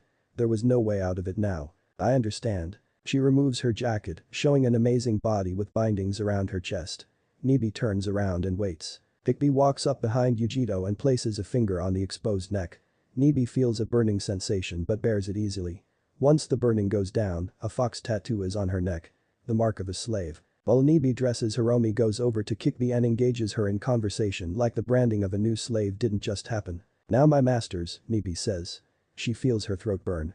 This is not something that she wanted. For now you will return to Kumo and resume your duties. We will accompany you and inform your Raikage of the changes. You will no longer be sent out on seduction missions. You are my and my mate's property and I will not have you being soiled. You will remain in Kumo until you are recalled to us. Nibi can barely believe what she is hearing. Not only will Yujito continue to be a kunoichi but get out of those seduction missions too. She still isn't happy about the slave part but at least she won't have to seduce old men just to get their rocks off. As you wish. I suggest we return to Kumo as soon as possible. I am not sure how much longer my host will be unconscious but when she wakes, she will resume command of her body and freak out. I will have to explain it to her so she will not fight it. Kikbi just waves nonchalantly. Whatever. Naruto if you will. He nods and the four of them levitate and move slowly out the door before shooting off into the sky towards Kumo. Hiromi cuddles with Naruto as Kikbi and Nibi catch up. So how exactly are we moving like this? Nibi asks, genuinely curious. Naruto. Can you take off your glasses? She will find out eventually anyways Kikbi calls. Naruto shrugs and takes off his sunglasses, making Nibi gasp. Kikbi laughs at her facial expression. He is the next path of the 6 ages. He already has 4 of the elements at his command. Fire, wind, water, and gravity. And don't tell anybody minus your host. We are keeping it a secret as of right now. As to how we are moving, Naruto is changing the direction of gravity. Right now gravity for us is Kumo. Nibi nods her understanding. She watches as Naruto and Hiromi snuggle, a bit jealous. Are you really okay with that? She asks, pointing to Hiromi and Naruto. Kikbi nods. A few years ago, a teammate of his broke him. She pretended to be his girlfriend because her crush asked her to. After this girl's crush left her, he tore Naruto down to almost nothing. You know how containers are treated. This girl was one of the few things keeping Naruto from losing it and she almost destroyed him. He retreated into himself, cutting himself off from almost all things emotional. It took over 3 years to finally break him out of it and even that took weeks of both of us teasing him, being near him, begging. We finally had to strip our clothes and tell him to have children with us to finally get him to crack. Hiromi has contributed to his recovery just as much as me and she deserves to be happy with him too. Nibi understands completely. Yujito and her previous containers had all been shunned and hated. She knows all too well just how fragile their minds are. Nibi and Kikbi continue to talk, mostly about how Kikbi is out and able to move around now. They also talk about the other Bijik and where they are and who they are sealed in. Incredibly soon though, Kumo comes into view. Naruto takes us directly to the cage tower. I don't want to have to deal with a village right now and most would freak out to see Yujito like this. Naruto nods and Hiromi, though very reluctantly, lets him go. He directs their path to the tallest building in the center of the village. He has found that most hidden villages have their cage towers as the highest building, which to him seems kind of stupid to him. It is like putting neon lights on a ninja trying to hide in the dark. Naruto directed them through the large window and landed silently. The 3 from Konoha looked on, slightly impressed, at the man doing a bench press with so much weight, the bar the weight sit on is visibly bending. Nibi, already used to the sight, coughs, making the large man jump and lose his concentration. The weights slip out of his hands and he is barely able to squirm off the bench before the weights go through the bench and through the floor. The man looks on in horror and humor and laughs when he hears the barbell hit the ground floor and dent the ground by several feet. Once getting over the humorous part, he looks to see just who disturbed him in his precious workout time. He sees two gorgeous women that would set any man straight, a blonde male and Yujito, but notices she has purple cat-like eyes, which is usual for her when using nibis. Yujito, who the hell are these people? Why does that guy have a Konoha hit I8 and what the hell happened to you? Yujito walks in front of the man. Sorry, but Yugi-chan isn't home right now. Please try again later. The man starts. And Nibi grins. Bingo. Looks like the Raikage has more than just muscles.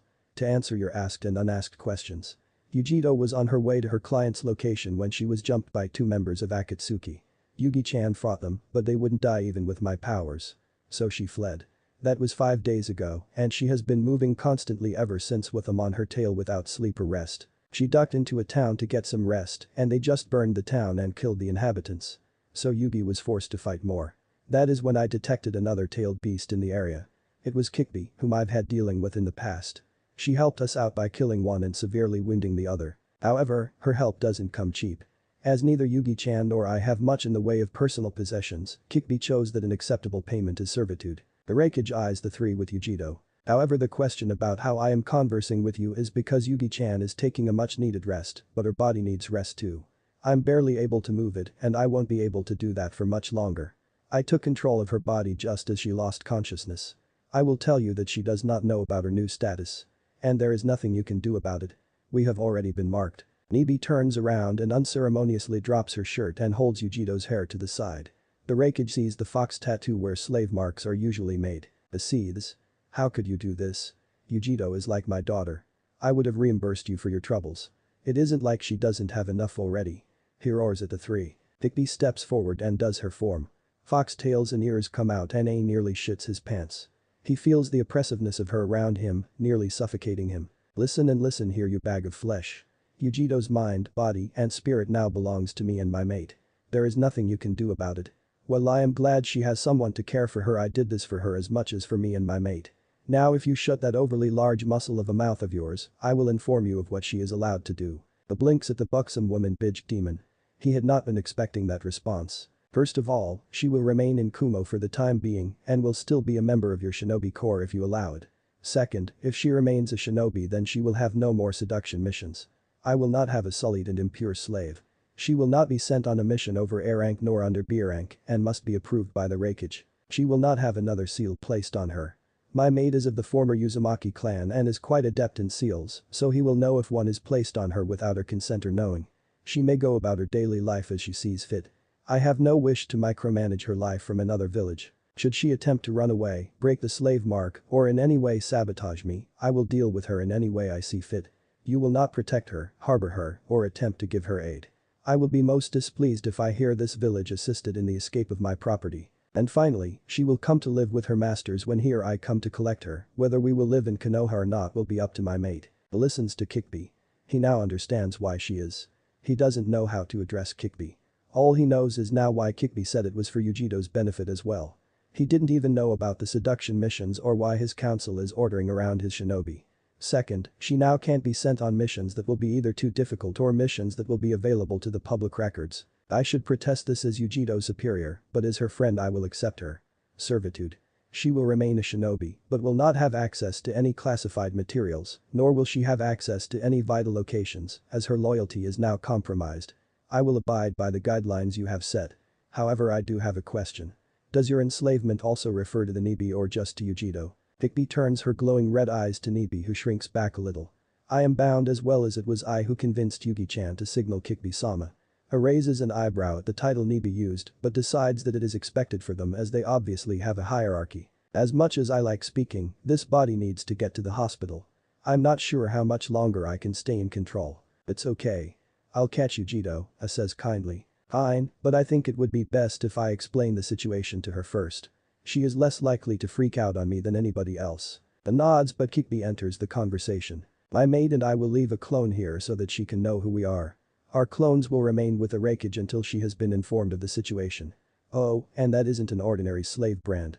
It is linked with me and I will always know where she is and will be able to administer punishment. Kikbi takes the lead to the window but stops suddenly. Oh, and if I find out that any of my conditions have been broken. Let's just say the Konoha wasn't my first attempt at leveling a village. But that the three of them float in the air before shooting off into the distance. It turns to Nibi with a serious expression. Before you say anything. I had no choice. Yujito was about to be captured and Kikbi isn't interested in monetary rewards. But first, we need Yujito to be at the hospital while you investigate just why Akatsuki knew where we would be on an A-rank mission. Time skipped 2 days. Naruto and his future wives land a few hundred feet from Konoha's north gate. He had taken his time in getting to Konoha. At freefall with a terminal velocity that was far greater than it normally would be, they would have reached Konoha within 2 hours. During that time, Naruto and Kikbi felt their clones dispel, informing them that Yujito has been informed and while not happy about being a slave, accepts it. As soon as they touch the ground, Hiromi wraps Naruto in a hug and tenderly kisses him. I need to return to my village. I've been gone too long as it is. Her heart nearly breaks at Naruto's expression. But I will see you again in the near future. Now that I will be here most of the time, I will have someone else in charge of the main functions of the village. Summon me again in a week, okay? Naruto nods sadly. That is when Kikbi pounces on his back. Don't worry Naru-kun. That just means more time for us. Hiromi chuckles. She caresses Naruto's face and looks into his eyes. I'll miss you. With a puff of smoke, Hiromi disappears back to the summoning realm and Kikbi kisses his cheek from behind. Don't be sad. Once she gets back, that grandma of yours can do the wedding ceremony for us. Of course, we don't have to wait, but I think Hiromi would appreciate it if we did. Naruto nods behind his half-face mask and sunglasses. I know, and as much as I want to walk with you down the street like this, that would only cause problems. So come out again when we get to the Hokage office, okay? Kikbi gives him another kiss on her cheek and ruffles his hair affectionately before disappearing back into the now highly glorified storage seal. Naruto gets through the gate guards after they hassle him. Only after a subtle threat that the Hokage is expecting him do they let him through. He uses the rooftops to make it to the tower, noticing that he drew some attention from the Anbu, but they know who he is and let him go after identifying him. He jumps and uses subtle gravity manipulation and dives through the open window. Tsunade, who had been napping on her papers, jumps up, ready to defend herself. Naruto chuckles at her sleep-laden eyes and the glassy expression on her face. Quick as a flash, he moves forward and lightly slaps her face a few times and gets out of range of her devastating punch before she can retaliate. She blinks, those slaps doing their jobs, and wakes her up. She drops her guard when she sees her adopted grandson. She swears she can see him grinning at her from behind that mask of his. She turns around and grumbles about disrespecting blondes when she stops mid-stride. Wait. Smiling. She whirls around and pulls that mask down. True to her instincts, there is a small smile on his face. Naruto? She asks. Hi. Ba-chan. Her heart skips a beat and warmth spreads around her chest. He hasn't called her that in years. Not since before that event. She wraps him in motherly, albeit a crushing, hug much faster than he has ever seen her move. Could you let go please? I need to breathe. Naruto gasps. But she doesn't listen. He almost rolls his eyes and is about to do something when Tsunade is pried off of him. Tsunade looks shocked that someone overcame her immense strength for a second, but sees her would-be assaulter as Kikbi. It is no surprise that Kikbi would be physically stronger than her. I would like it if you don't kill him. Tsunade nods and dismisses the Anbu posted in her office. She shuts the window and locks the door. Sorry about that Naruto. I'm just happy that you're getting back to your old self again. She looks at the papers on her desk and is shocked to see Kikbi sitting on Naruto's lap with his arms around her waist. So? When did this happen? Naruto shrugs. Hiromi-chan and I finally got him to open up in a village outside of Kiri a few days before we left there, Kikbi informs her, all the while enjoying finally being accepted by her chosen mate. Wait. This Hiromi. Who is she? I know you asked for a new letter that are included, but I don't know who she is. Naruto thinks for a second. He has Kikbi get off his lap and back into the seal, while Naruto goes and puts a hand on Tsunade's shoulder. He shunshions both of them to the furthest training ground, number 45, right next to the Forest of Death. Tsunade falls on her ass, being seated when the shunshin occurs, and grumbles to herself as she gets off the ground.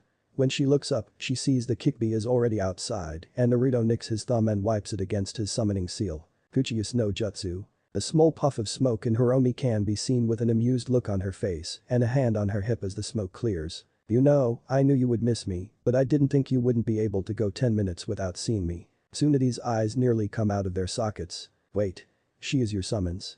She asks dumbly. Hiromi, not noticing the older woman earlier, whips around to face her. Oh. Well, I guess that explains why I'm here. Tsunade looks from Naruto to the blonde that has a larger bust than her own, her jaw agape. You didn't tell me she was your summons. What would the boss summons have to say with her staying so long in our world? I'm assuming you didn't send her home every night as that would make things suspicious. As a summoner herself, she knows the intricacies of summoning. While she and her sensei both have the boss summons as their personal summons, not every clan is like that, and some are extremely touchy about how long their clan members stay in the human world. Her theory however is popped when an amused Hiromi laughs at the younger than her but still older than everyone else woman. Tsunade sees amusement in her eyes. You have no idea who I am, do you? When Tsunade shakes her head, Hiromi looks at Naruto. She silently is asking permission for something, and Naruto is deep in thought. With a sigh he nods to her and Hiromi puffs out and goes back to her village. Confused about what is going on, Tsunade opens her mouth to voice her confusion when Naruto wipes more blood on the seal. Uchiha no jutsu. This time an enormous amount of smoke comes out of nowhere and when it clears, Tsunade is breathless. This dragon is the largest summon she has ever seen. Despite herself, she feels a chill of fear run down her spine as the dragon lowers its massive head to the ground. And you were worried about the boss's summons. Kikbi interjects. Both Naruto and Tsunade had forgotten that she was here as well. Tsunade gulps and just for kicks, Hiromi raises her head and lets out an ear-slitting roar. It is so loud that one of the Anbu that is hiding in the trees gets shaken out. He hits the ground, looks to his Hokage and back into the trees to his direct superior, and jumps back into the trees like nothing happened and he hadn't just blown their cover. Tsunade quickly sends them away, admonishing them for tailing her. After uncovering his ears, Naruto manipulates gravity to float up to Hiromi and sits on her snout, ignoring a gobsmacked Tsunade while she looks to Kikbi for an explanation. You know. I knew summoning you in your dragon form was going to attract attention, but I didn't count on that. Oh well, it was bound for people to know I'm back sooner or later. Sorry Naruto-kun, but being that tiny body for such a long time makes me cramp, she says softly, but sheepishly. Naruto scratches the skin in between her scales. It's alright. I understand. Listen. You said you need a week, right? Well, Kikbi was thinking that when you get back, we would get married. I was wondering what you think. That's fine. They are interrupted by Kikbi. Hey, you two, don't forget about me down here.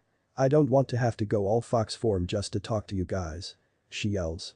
Naruto pales at the threat and knows that she would. Hiromi quickly puts her head down to the ground, leaving Naruto to hang on for his life. Well, maybe not his life but one hell of a ride. Naruto lets himself drop to the ground once it is a safe distance to do so and slaps his head. Stupid. So Hiromi, this is Tsunade Senju, Godame Hokage of Konohagakure no Sado. Bachan, this is Hiromi, boss of the Dragon Clan, and my personal summons as well. Tsunade is stunned stupid. Her mind is trying to work out just how much mass gets into that small body. She is sure that if the dragon were to land in the middle of Konoha, the wings would go from one end of the village to the other. She stands there for a good 30 seconds before she smacks her own face to get herself back to reality. Must hide it in those breasts of hers, she thinks dryly. It's a pleasure to meet you. I'm curious as to how. Just then 24 shinobi drop onto the ground. Included are Naruto's old teammates, Team 10, Team 8, several Jnin and Shknin. Tsunade-sama. We saw them on. Is that Naruto? Sakura stops when she sees a tall blonde boy. There is only one of those in the village. She rushes forward, but Hiromi puts her head right near Naruto, growls viciously at her, making her back off. That banshee hurt him once, and there is no way in the 9 circles of hell is she going to allow her to even get close to him. Naruto turns around and looks at her, while scratching her. Kikbi would have been there, but she had disappeared into the sea right before the group landed to avoid awkward questions. It's alright. They haven't seen me in a while, so it's only natural. Hiromi sees the appreciative look in his eyes and calms, but keeps her head near him and eyes the crowd. Every once in a while, she growls, making the shinobi around the training ground shift nervously. When Naruto turns, he eyes Sakura coldly. Now what were you going to call my summons, Haruno? Wait. That mission. That was you. Yuro. Haruno, you know it is against the law to reveal what you are about to say, so don't. Tsunade roars at her. But the damage was done. Now they all know Naruto is a part of Anbu as that is the only law like that. An awkward silence falls on the group. Hosh. It appears that Naruto-san's youthfulness is at an all-time high. I wish to challenge you, Naruto-san, to a spar. Naruto gives a non-committal nod in his general direction, but turns back to Tsunade. Tsunade-sama, if you don't mind, we have things we need to discuss. Do you need a ride back to the tower? Tsunade takes one look at Hiromi, then shakes her head. Thanks, but I prefer to keep my feet on the ground. With that she shunshins back to the tower. Naruto jumps onto Hiromi's snout and with a quick warning to Naruto, she lets loose another mighty roar before making them channel chakra into their feet to keep from getting blown away as she goes airborne. She zooms off into the air, away from the baffled looks. Once in the air, Naruto rubs her snout. I don't mean to push you to leave, but you were probably busy when I summoned you. I'll try not to bug you so much over the next week. Naruto feels a little buck from Hiromi, making him look back at her. You're never a bother and you never bug me. Don't hesitate next time to call me. I always enjoy spending time with you. Besides, I didn't have time to start anything so you didn't catch me while I was busy. Naruto fights back at Tear and feels a pair of arms wrap around him. Don't ever be shy about calling us. We will always be there to help you, Naruto-kun, Kikbi says from behind him. And don't worry about that Banshee team. Hiromi-chan and I won't let her even get close to your person. Naruto relaxes as much as he can while in the air into Kikbi's grip. Hiromi looks on, a little jealous that she isn't the one to comfort him. She flies circles around Konoha for now, allowing them more time to converse. Thanks. I don't think that I'm ready for that yet. And don't worry about wondering when I was going to leave. I was about to take a mud bath and one sounds good right about now. So I'll drop you off at the tower and I'll see you when you summon me next, she says cheerfully. A little too cheerful. Next thing Kikbi and Naruto know, they are in a free-fall as Hiromi takes herself home. The thing was that she was a good few thousand feet in the air when she did so. Kikbi latches onto Naruto as he begins to slow their descent to a tolerable level. He finds a speed that is quick enough to get them down in a timely manner and make them just a blur to the surrounding shinobi, but slow enough that they aren't going to die. Within 5 minutes, they are in Tsunade's office once again, Kikbi on Naruto who is sitting on a couch across from Tsunade. So Kikbi tells me that you have control of gravity, which is how you floated up to a 12-story dragon, I'm assuming. Naruto nods and takes off his glasses for once. This and his apartment are now the only places where he can take them off without worry. He relays the mission, the demon in the tomb and all. He tells her of Mei and how they sent her off with their analysis of Kiri and its defenses and fighting ability. Then Naruto hands Tsunade a copy of Hiromi's actual assessment of Kiri overall position as one of the great ninja villages. When he gets to the part about Yujito and how he and Kikbi now own a slave, she was a little upset until Kikbi explained why she did that. After that, Kikbi explained the conditions for Yujito to stay in Kumo. So what you're saying is that Konoha now has another Jinchuriki? She asks. No, Kikbi snaps. Konoha doesn't have a second Jinchuriki. It doesn't even have one. If Naruto wanted to, he could kill everyone in this village and not even get blood on him, and I would help him along with Hiromi. Nibi and her vessel belong to me and Naruto. Not Konoha, not you. Just us until such times as I see fit to release her from our services. Tsunade is a little ticked at that, but decides that getting in a fight with the queen of the demons isn't a smart thing. Regarding Hiromi and Kikbi going to be married to me, I would like to activate the Kra. Tsunade had been expecting that. The board will agree to that easily, but they will probably try to set you up with one of each of their own clan members, she warns. They have no say in what I do. The Kra is clan business, and the board has no right in saying what I do with my clan. They can suggest a number of wives for me or even suggest that I activate it. But they cannot force me on it. The only thing they have a say in is whether or not to activate the Kra the clan's asking and when to deactivate it. Other than that it is clan business and has no say in it. Slightly taken aback by the outburst, Tsunade can only nod. I will only marry those who I chose and who my current wives or fiancés agree to. So, seeing as how the board will not be a problem for you, when are you thinking about having the wedding and do you want to do it separately or in one big ceremony? Kikbi says next week and Hiromi agrees. Also I was thinking of one ceremony. We're going to be a family so why make it private? That will only lead to them competing against each other and leading to jealousy. Oh, does Naruto-kun not want us to fight? Kikbi says in a tone like people talk to toddlers. Instead of answering, he covers her mouth. Sorry about that. She can be. Ow. Naruto takes his hand away to see a grinning Kikbi and Naruto's hand slightly covered in saliva. You bit me. Oh you just wait. I'm sure I'll be biting you more. Tsunade throatily interrupts them. As glad as I am to see someone to love you, Naruto, please leave that kind of talk and action outside my office. Now what are you going to do about the Rookie 11 and Kakashi? Naruto shrugs. If they want to talk to me minus her, then that is fine. I'll be honest with them and they can either deal with the new me and my soon-to-be wives or they can leave me the hell alone. I don't need them and they certainly don't need me. You should talk to them.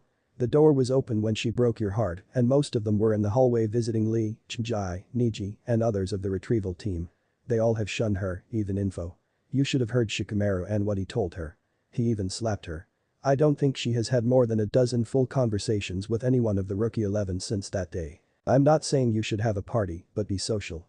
Maybe go out of your way to say hello to some of them every once in a while. They support you and are even willing to stop being friends for you. If that isn't loyalty, then I don't know what is. Naruto is a little shocked. He didn't think that they felt that strongly for him. Ino was the one that shocks him the most. He was sure that she would side with Sak. Her. I'll try. Tsunade smiles, a rare genuine one. That's all I ask. I'll set the appointment with the board in 2 days. You will need to be present to make an official request. Oh, and you can probably come out with your real name now that you are able to defend yourself. With your permission, I'll announce it tomorrow. Naruto nods in understanding. If that is all, I think I will walk around the street some. Tsunade waves her hand in a dismissal. See you Bachan. And then Naruto is gone. Tsunade allows a tear to fall on the paper that she is about to sign. She calls Shizune to message Jiraiya. Time skip 2 days. Naruto and Kikbi walk into the board chambers, ready for their meeting. They walk hand in hand, much to Kikbi's joy. The board goes silent with their entry. Naruto is wearing the half mask with sunglasses. Tsunade stands and addresses him. Namikaze Naruto, you have requested as head of the Namikaze clan to activate the Clan Restoration Act set forth by the Nidaime Hokage. This act allows you to legally marry more than one woman to produce heirs and save your clan from extinction. The rules of the CRA are simple. You must take a minimum of 3 wives and no more than the current ratio of female to male population of the village multiplied by 2 if it is greater than 3. As set by this act, the ratio of the population is taken every 4 months. As of 2 months ago by the most current survey, the ratio is 2 to 1, which means that you may not take more than 4 wives. Namikaze Naruto, do you accept these terms? I do. Then we shall take a vote. All those in favor of activating the CRA for the Namikaze clan, raise your hands. There is an overwhelming number of yes votes, making the no votes completely irrelevant.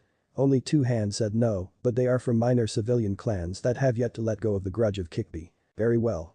By order of the Hokage and backed by the board, the Namikaze clan has now been placed under the CRA until such times as their numbers become great enough to remove it. Congratulations Naruto. If there is nothing else, you are dismissed. Naruto nods and leaves with Kikbi, who is very exuberant.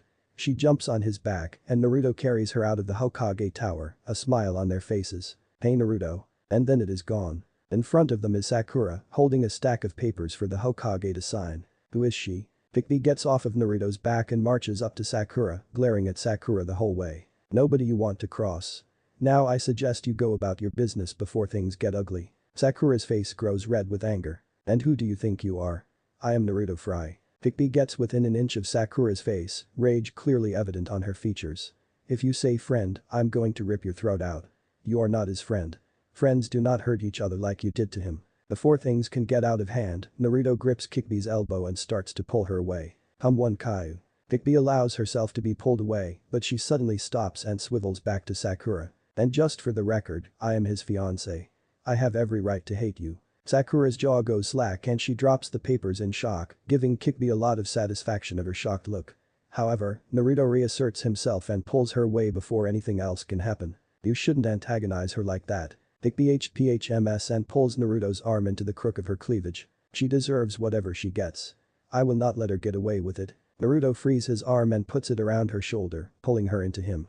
He kisses her forehead, making her smile as they walk. Thanks for protecting me, but you don't have to be so pushy about it. Before the two of them walk any further, his Anbu captain lands in front of them. You are to report to the Hokage's office at once. Naruto sighs and nods to him.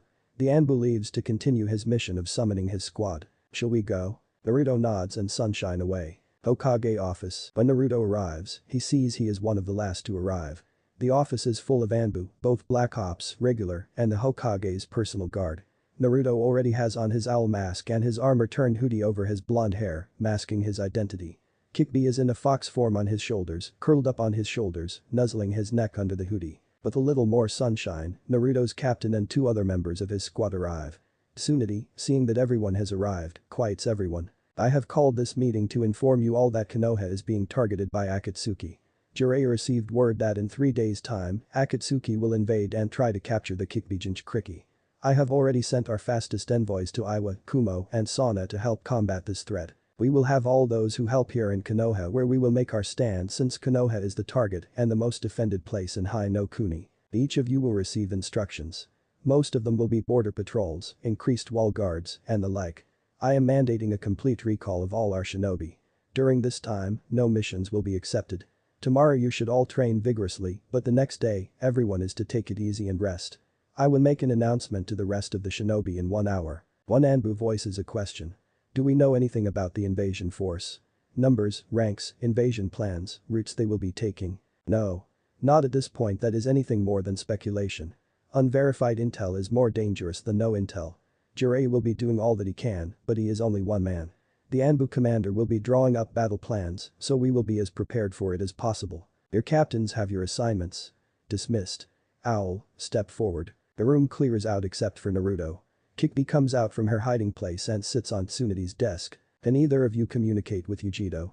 Tsunade asks. Kikbi shifts into her human form and nods. Through the slave mark I made on her, I am aware of her location, her current condition, and I can give her commands through the link. Tsunade nods. Good. I was counting on that. Send Uchiha a message and have her ask for Kumo's help. I'm pretty sure that they will accept since they have 2-inch Kriki that would vastly help our defenses. Kikbi touches the back of her neck, opening the communications between them. Kumo Uchiha's apartment. Things in her life have been on a dramatic improvement. First the council gets a beatdown from the Raikage for ordering around his shinobi, and then she gets forbidden from seduction missions and missions that are a waste of her time. One bad thing is that she is no longer privy to classified information anymore, but that doesn't bother her much. The worst thing though. She can't date, can't have sex, can't have an active relationship. Despite her hating the fact that she was forced on those seduction missions, she is practically addicted to sex now. From her tenant, who is the horniest of the bitch can enters heat every few weeks, to the sheer frequency of those missions, she can't stand not having her body pleasured like that. Right now she is relieving her stress the only way she knows how. By masturbating. 3 fingers deep, booking her hips, groping a breast, moaning loudly. The whole 9 yards. Imagine her surprise when she hears an unfamiliar voice. Uchiha. She stops instantly and bolts straight up, looking around for whoever interrupted her alone time. Whoever interrupts her is going to die. Uchiha. The voice calls again. It is full of authority and power, cowing her slightly but only just. She whirls around, ready to defend herself and tear the person calling her apart. Try in your mind. Nibi, what the hell is going on? She asks. Nibi stirs. She yawns and looks around in the mindscape. Kitten, come in here. Someone wishes to see you. Uchiha is confused. There isn't anyone besides Nibi in her mind. But with nothing better to do and looking for answers, she relents. She appears in the mindscape completely naked, just like in the real world. There is no reason to hide herself as only Nibi is there and she knows what she looks like anyways. She approaches Bibi's cafe and sees her red-haired master. Her mouth hangs open, completely stunned. Kikbi turns and smirks at the gobsmacked Uchiha. Well hello my servant. I see you have been enjoying yourself. Uchiha blushes in embarrassment and covers herself with her arms. Are you embarrassed? You shouldn't be in front of your master. Uchiha's ire rises. What the hell do you want? She spits. Suddenly her slave mark becomes scorching hot, her flesh glowing red hot from the seal. She grasps her neck, but her fingers get burned and she pulls them off.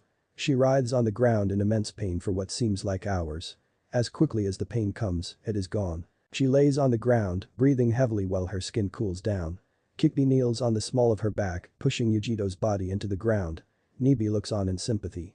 She doesn't like to see her host in pain, but she needs to learn this lesson, or it will be much worse later on. You had best learn to respect your masters, otherwise the consequences will be much more severe. Now I have a task for you. Kikbi allows Uchiha to at least get on her knees. Fuck you. She yells out. Before Kikbi can activate the slave seal again, Nibi calls out. Kikbi-sama, please forgive her. She is in withdrawal from not having sex. Those bastards made her addicted to pleasure from having her so many times in quick succession. Also, I'm in heat again which is only aggravating her condition. Kikbi looks from Nibi and back to Uchiha's defiant glare. Quick as a flash, Kikbi has Uchiha pinned up against a wall by her neck. She presses 2 fingers to the top of Uchiha's already soaked folds from her earlier attempts and a light red chakra surrounds her fingers. Uchiha instantly lets out a loud howl of pleasure, stimulating her nerves like nothing has before. She squirms violently, but Kikbi's grip is iron. In mere seconds, Uchiha has fluid spilling out from an earth-shattering orgasm. It is so strong that Uchiha nearly passes out, her world spinning around her like a top. Her breath is once again very shallow as she tries to breathe, but her body doesn't seem to be cooperating. If not for Kikbi's grip on her, she would have fallen over. Kikbi allows Uchiha to come down from her high and looks into Uchiha's eyes dead on. From now on, you will not be disobedient. You will not talk back, you will not fight, and you will definitely not beg for release. Do I make myself clear? Uchiha instantly bows her head in submission, clear as day who her master is. I understand. Kikbi-sama. Kikbi lets her go, but Uchiha does not get up, showing that she isn't going to fight Kikbi's dominance. You are to go to the Raikage and inform him that Akatsuki is on the move and will invade Konoha in 3 days' time. We wish for an alliance to deal with this threat as it will set Akatsuki back in their plans for a long time or eliminate them completely. We have already sent word to Iwa and Suna. You will open the slave mark once you have the answer. Yujito nods her understanding. Kikbi bends down to look her in the eyes. I know that you don't approve of the situation, but it is for your own good. Even your Raikage thinks so.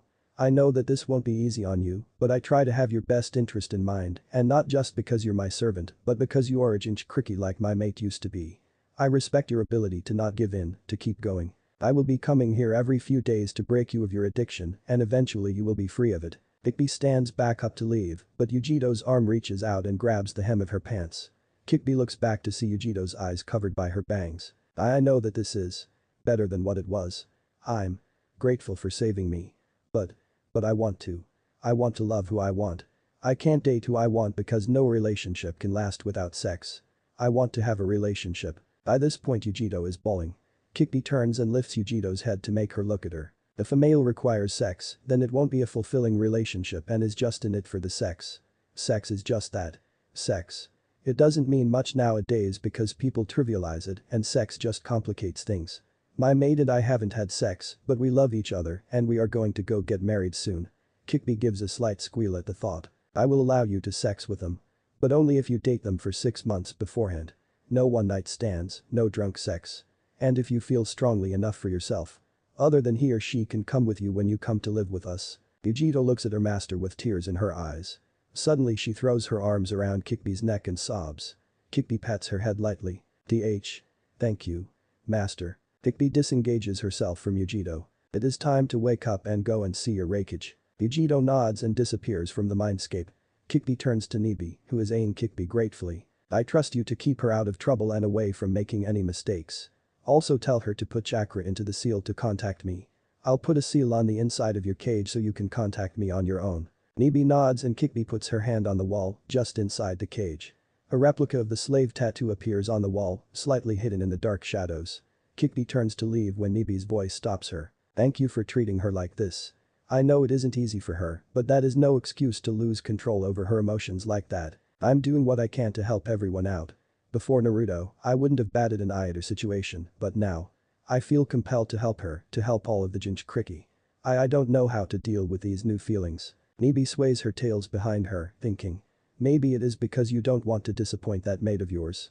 Other than that, I can only think that your nature is changing, but I've never heard of anything like that happening. Didn't it happen to Gobi? He changed from a creature that doesn't exist to a weasel. Oh well. I'll think about it later. I've got to go and get back as I have been gone much longer than I anticipated. With that, Kikbi disappears from Yujito's mindscape, leaving Yujito to wonder just what that conversation she overheard was as she dresses. Hokage office. Naruto slightly panicked when Kikbi slumped over, but after checks by Tsunade that were completely useless because she doesn't have an actual body, they sit her on the couch, her head in Naruto's lap. He gently strokes her long, soft hair, looking down at his angel with a soft expression. Tsunade looks on at the scene with a large smile of her own. This is what Naruto deserves, this is how it should have been all along. Two lovers. Both are quite glad when Kikbi stirs. Hawks-kun, that feels good. Naruto continues his ministrations and Kikbi melts into his touch, his caress. She purrs slightly at his gentle touch. As much as Tsunade hates to break up this tender moment, there was a reason for them being here. She gets their attention, well Naruto's, but Kikbi doesn't open her eyes. Don't stop, she mumbles and Naruto resumes his petting. So? How did it go? I had a little trouble with her, but I made sure she knew who her masters were. She is delivering a message to the Raikage as we speak. I told her to contact me as soon as she has an answer. Tsunade opens her mouth to dismiss them when her door opens and a very tired Shiknin enters the office. Report. The shinobi tries to stand straight up but he can't, his muscles are too fatigued. Iwa has agreed to help us. They wish for revenge against Akatsuki for taking their Jinchuriki. A force of 1,000 shinobi consisting of Jinin and Shiknin level ninjas will be here tomorrow. And with that the messenger shinobi passes out. Anbu, take this man to the hospital and then round up civilians and have them help set up tents on the training fields. The hotels in the village will not be enough. The Anbu salutes before he shies Sunshine away. Tsunade turns her head to Naruto. I have an assignment for you. Thanks for listening. I do hope you enjoy it. If you want the next part of this video, turn on that bell notification. Like, subscribe and comment down below. And also check out the others videos I have created and enjoyed it. See you guys next video.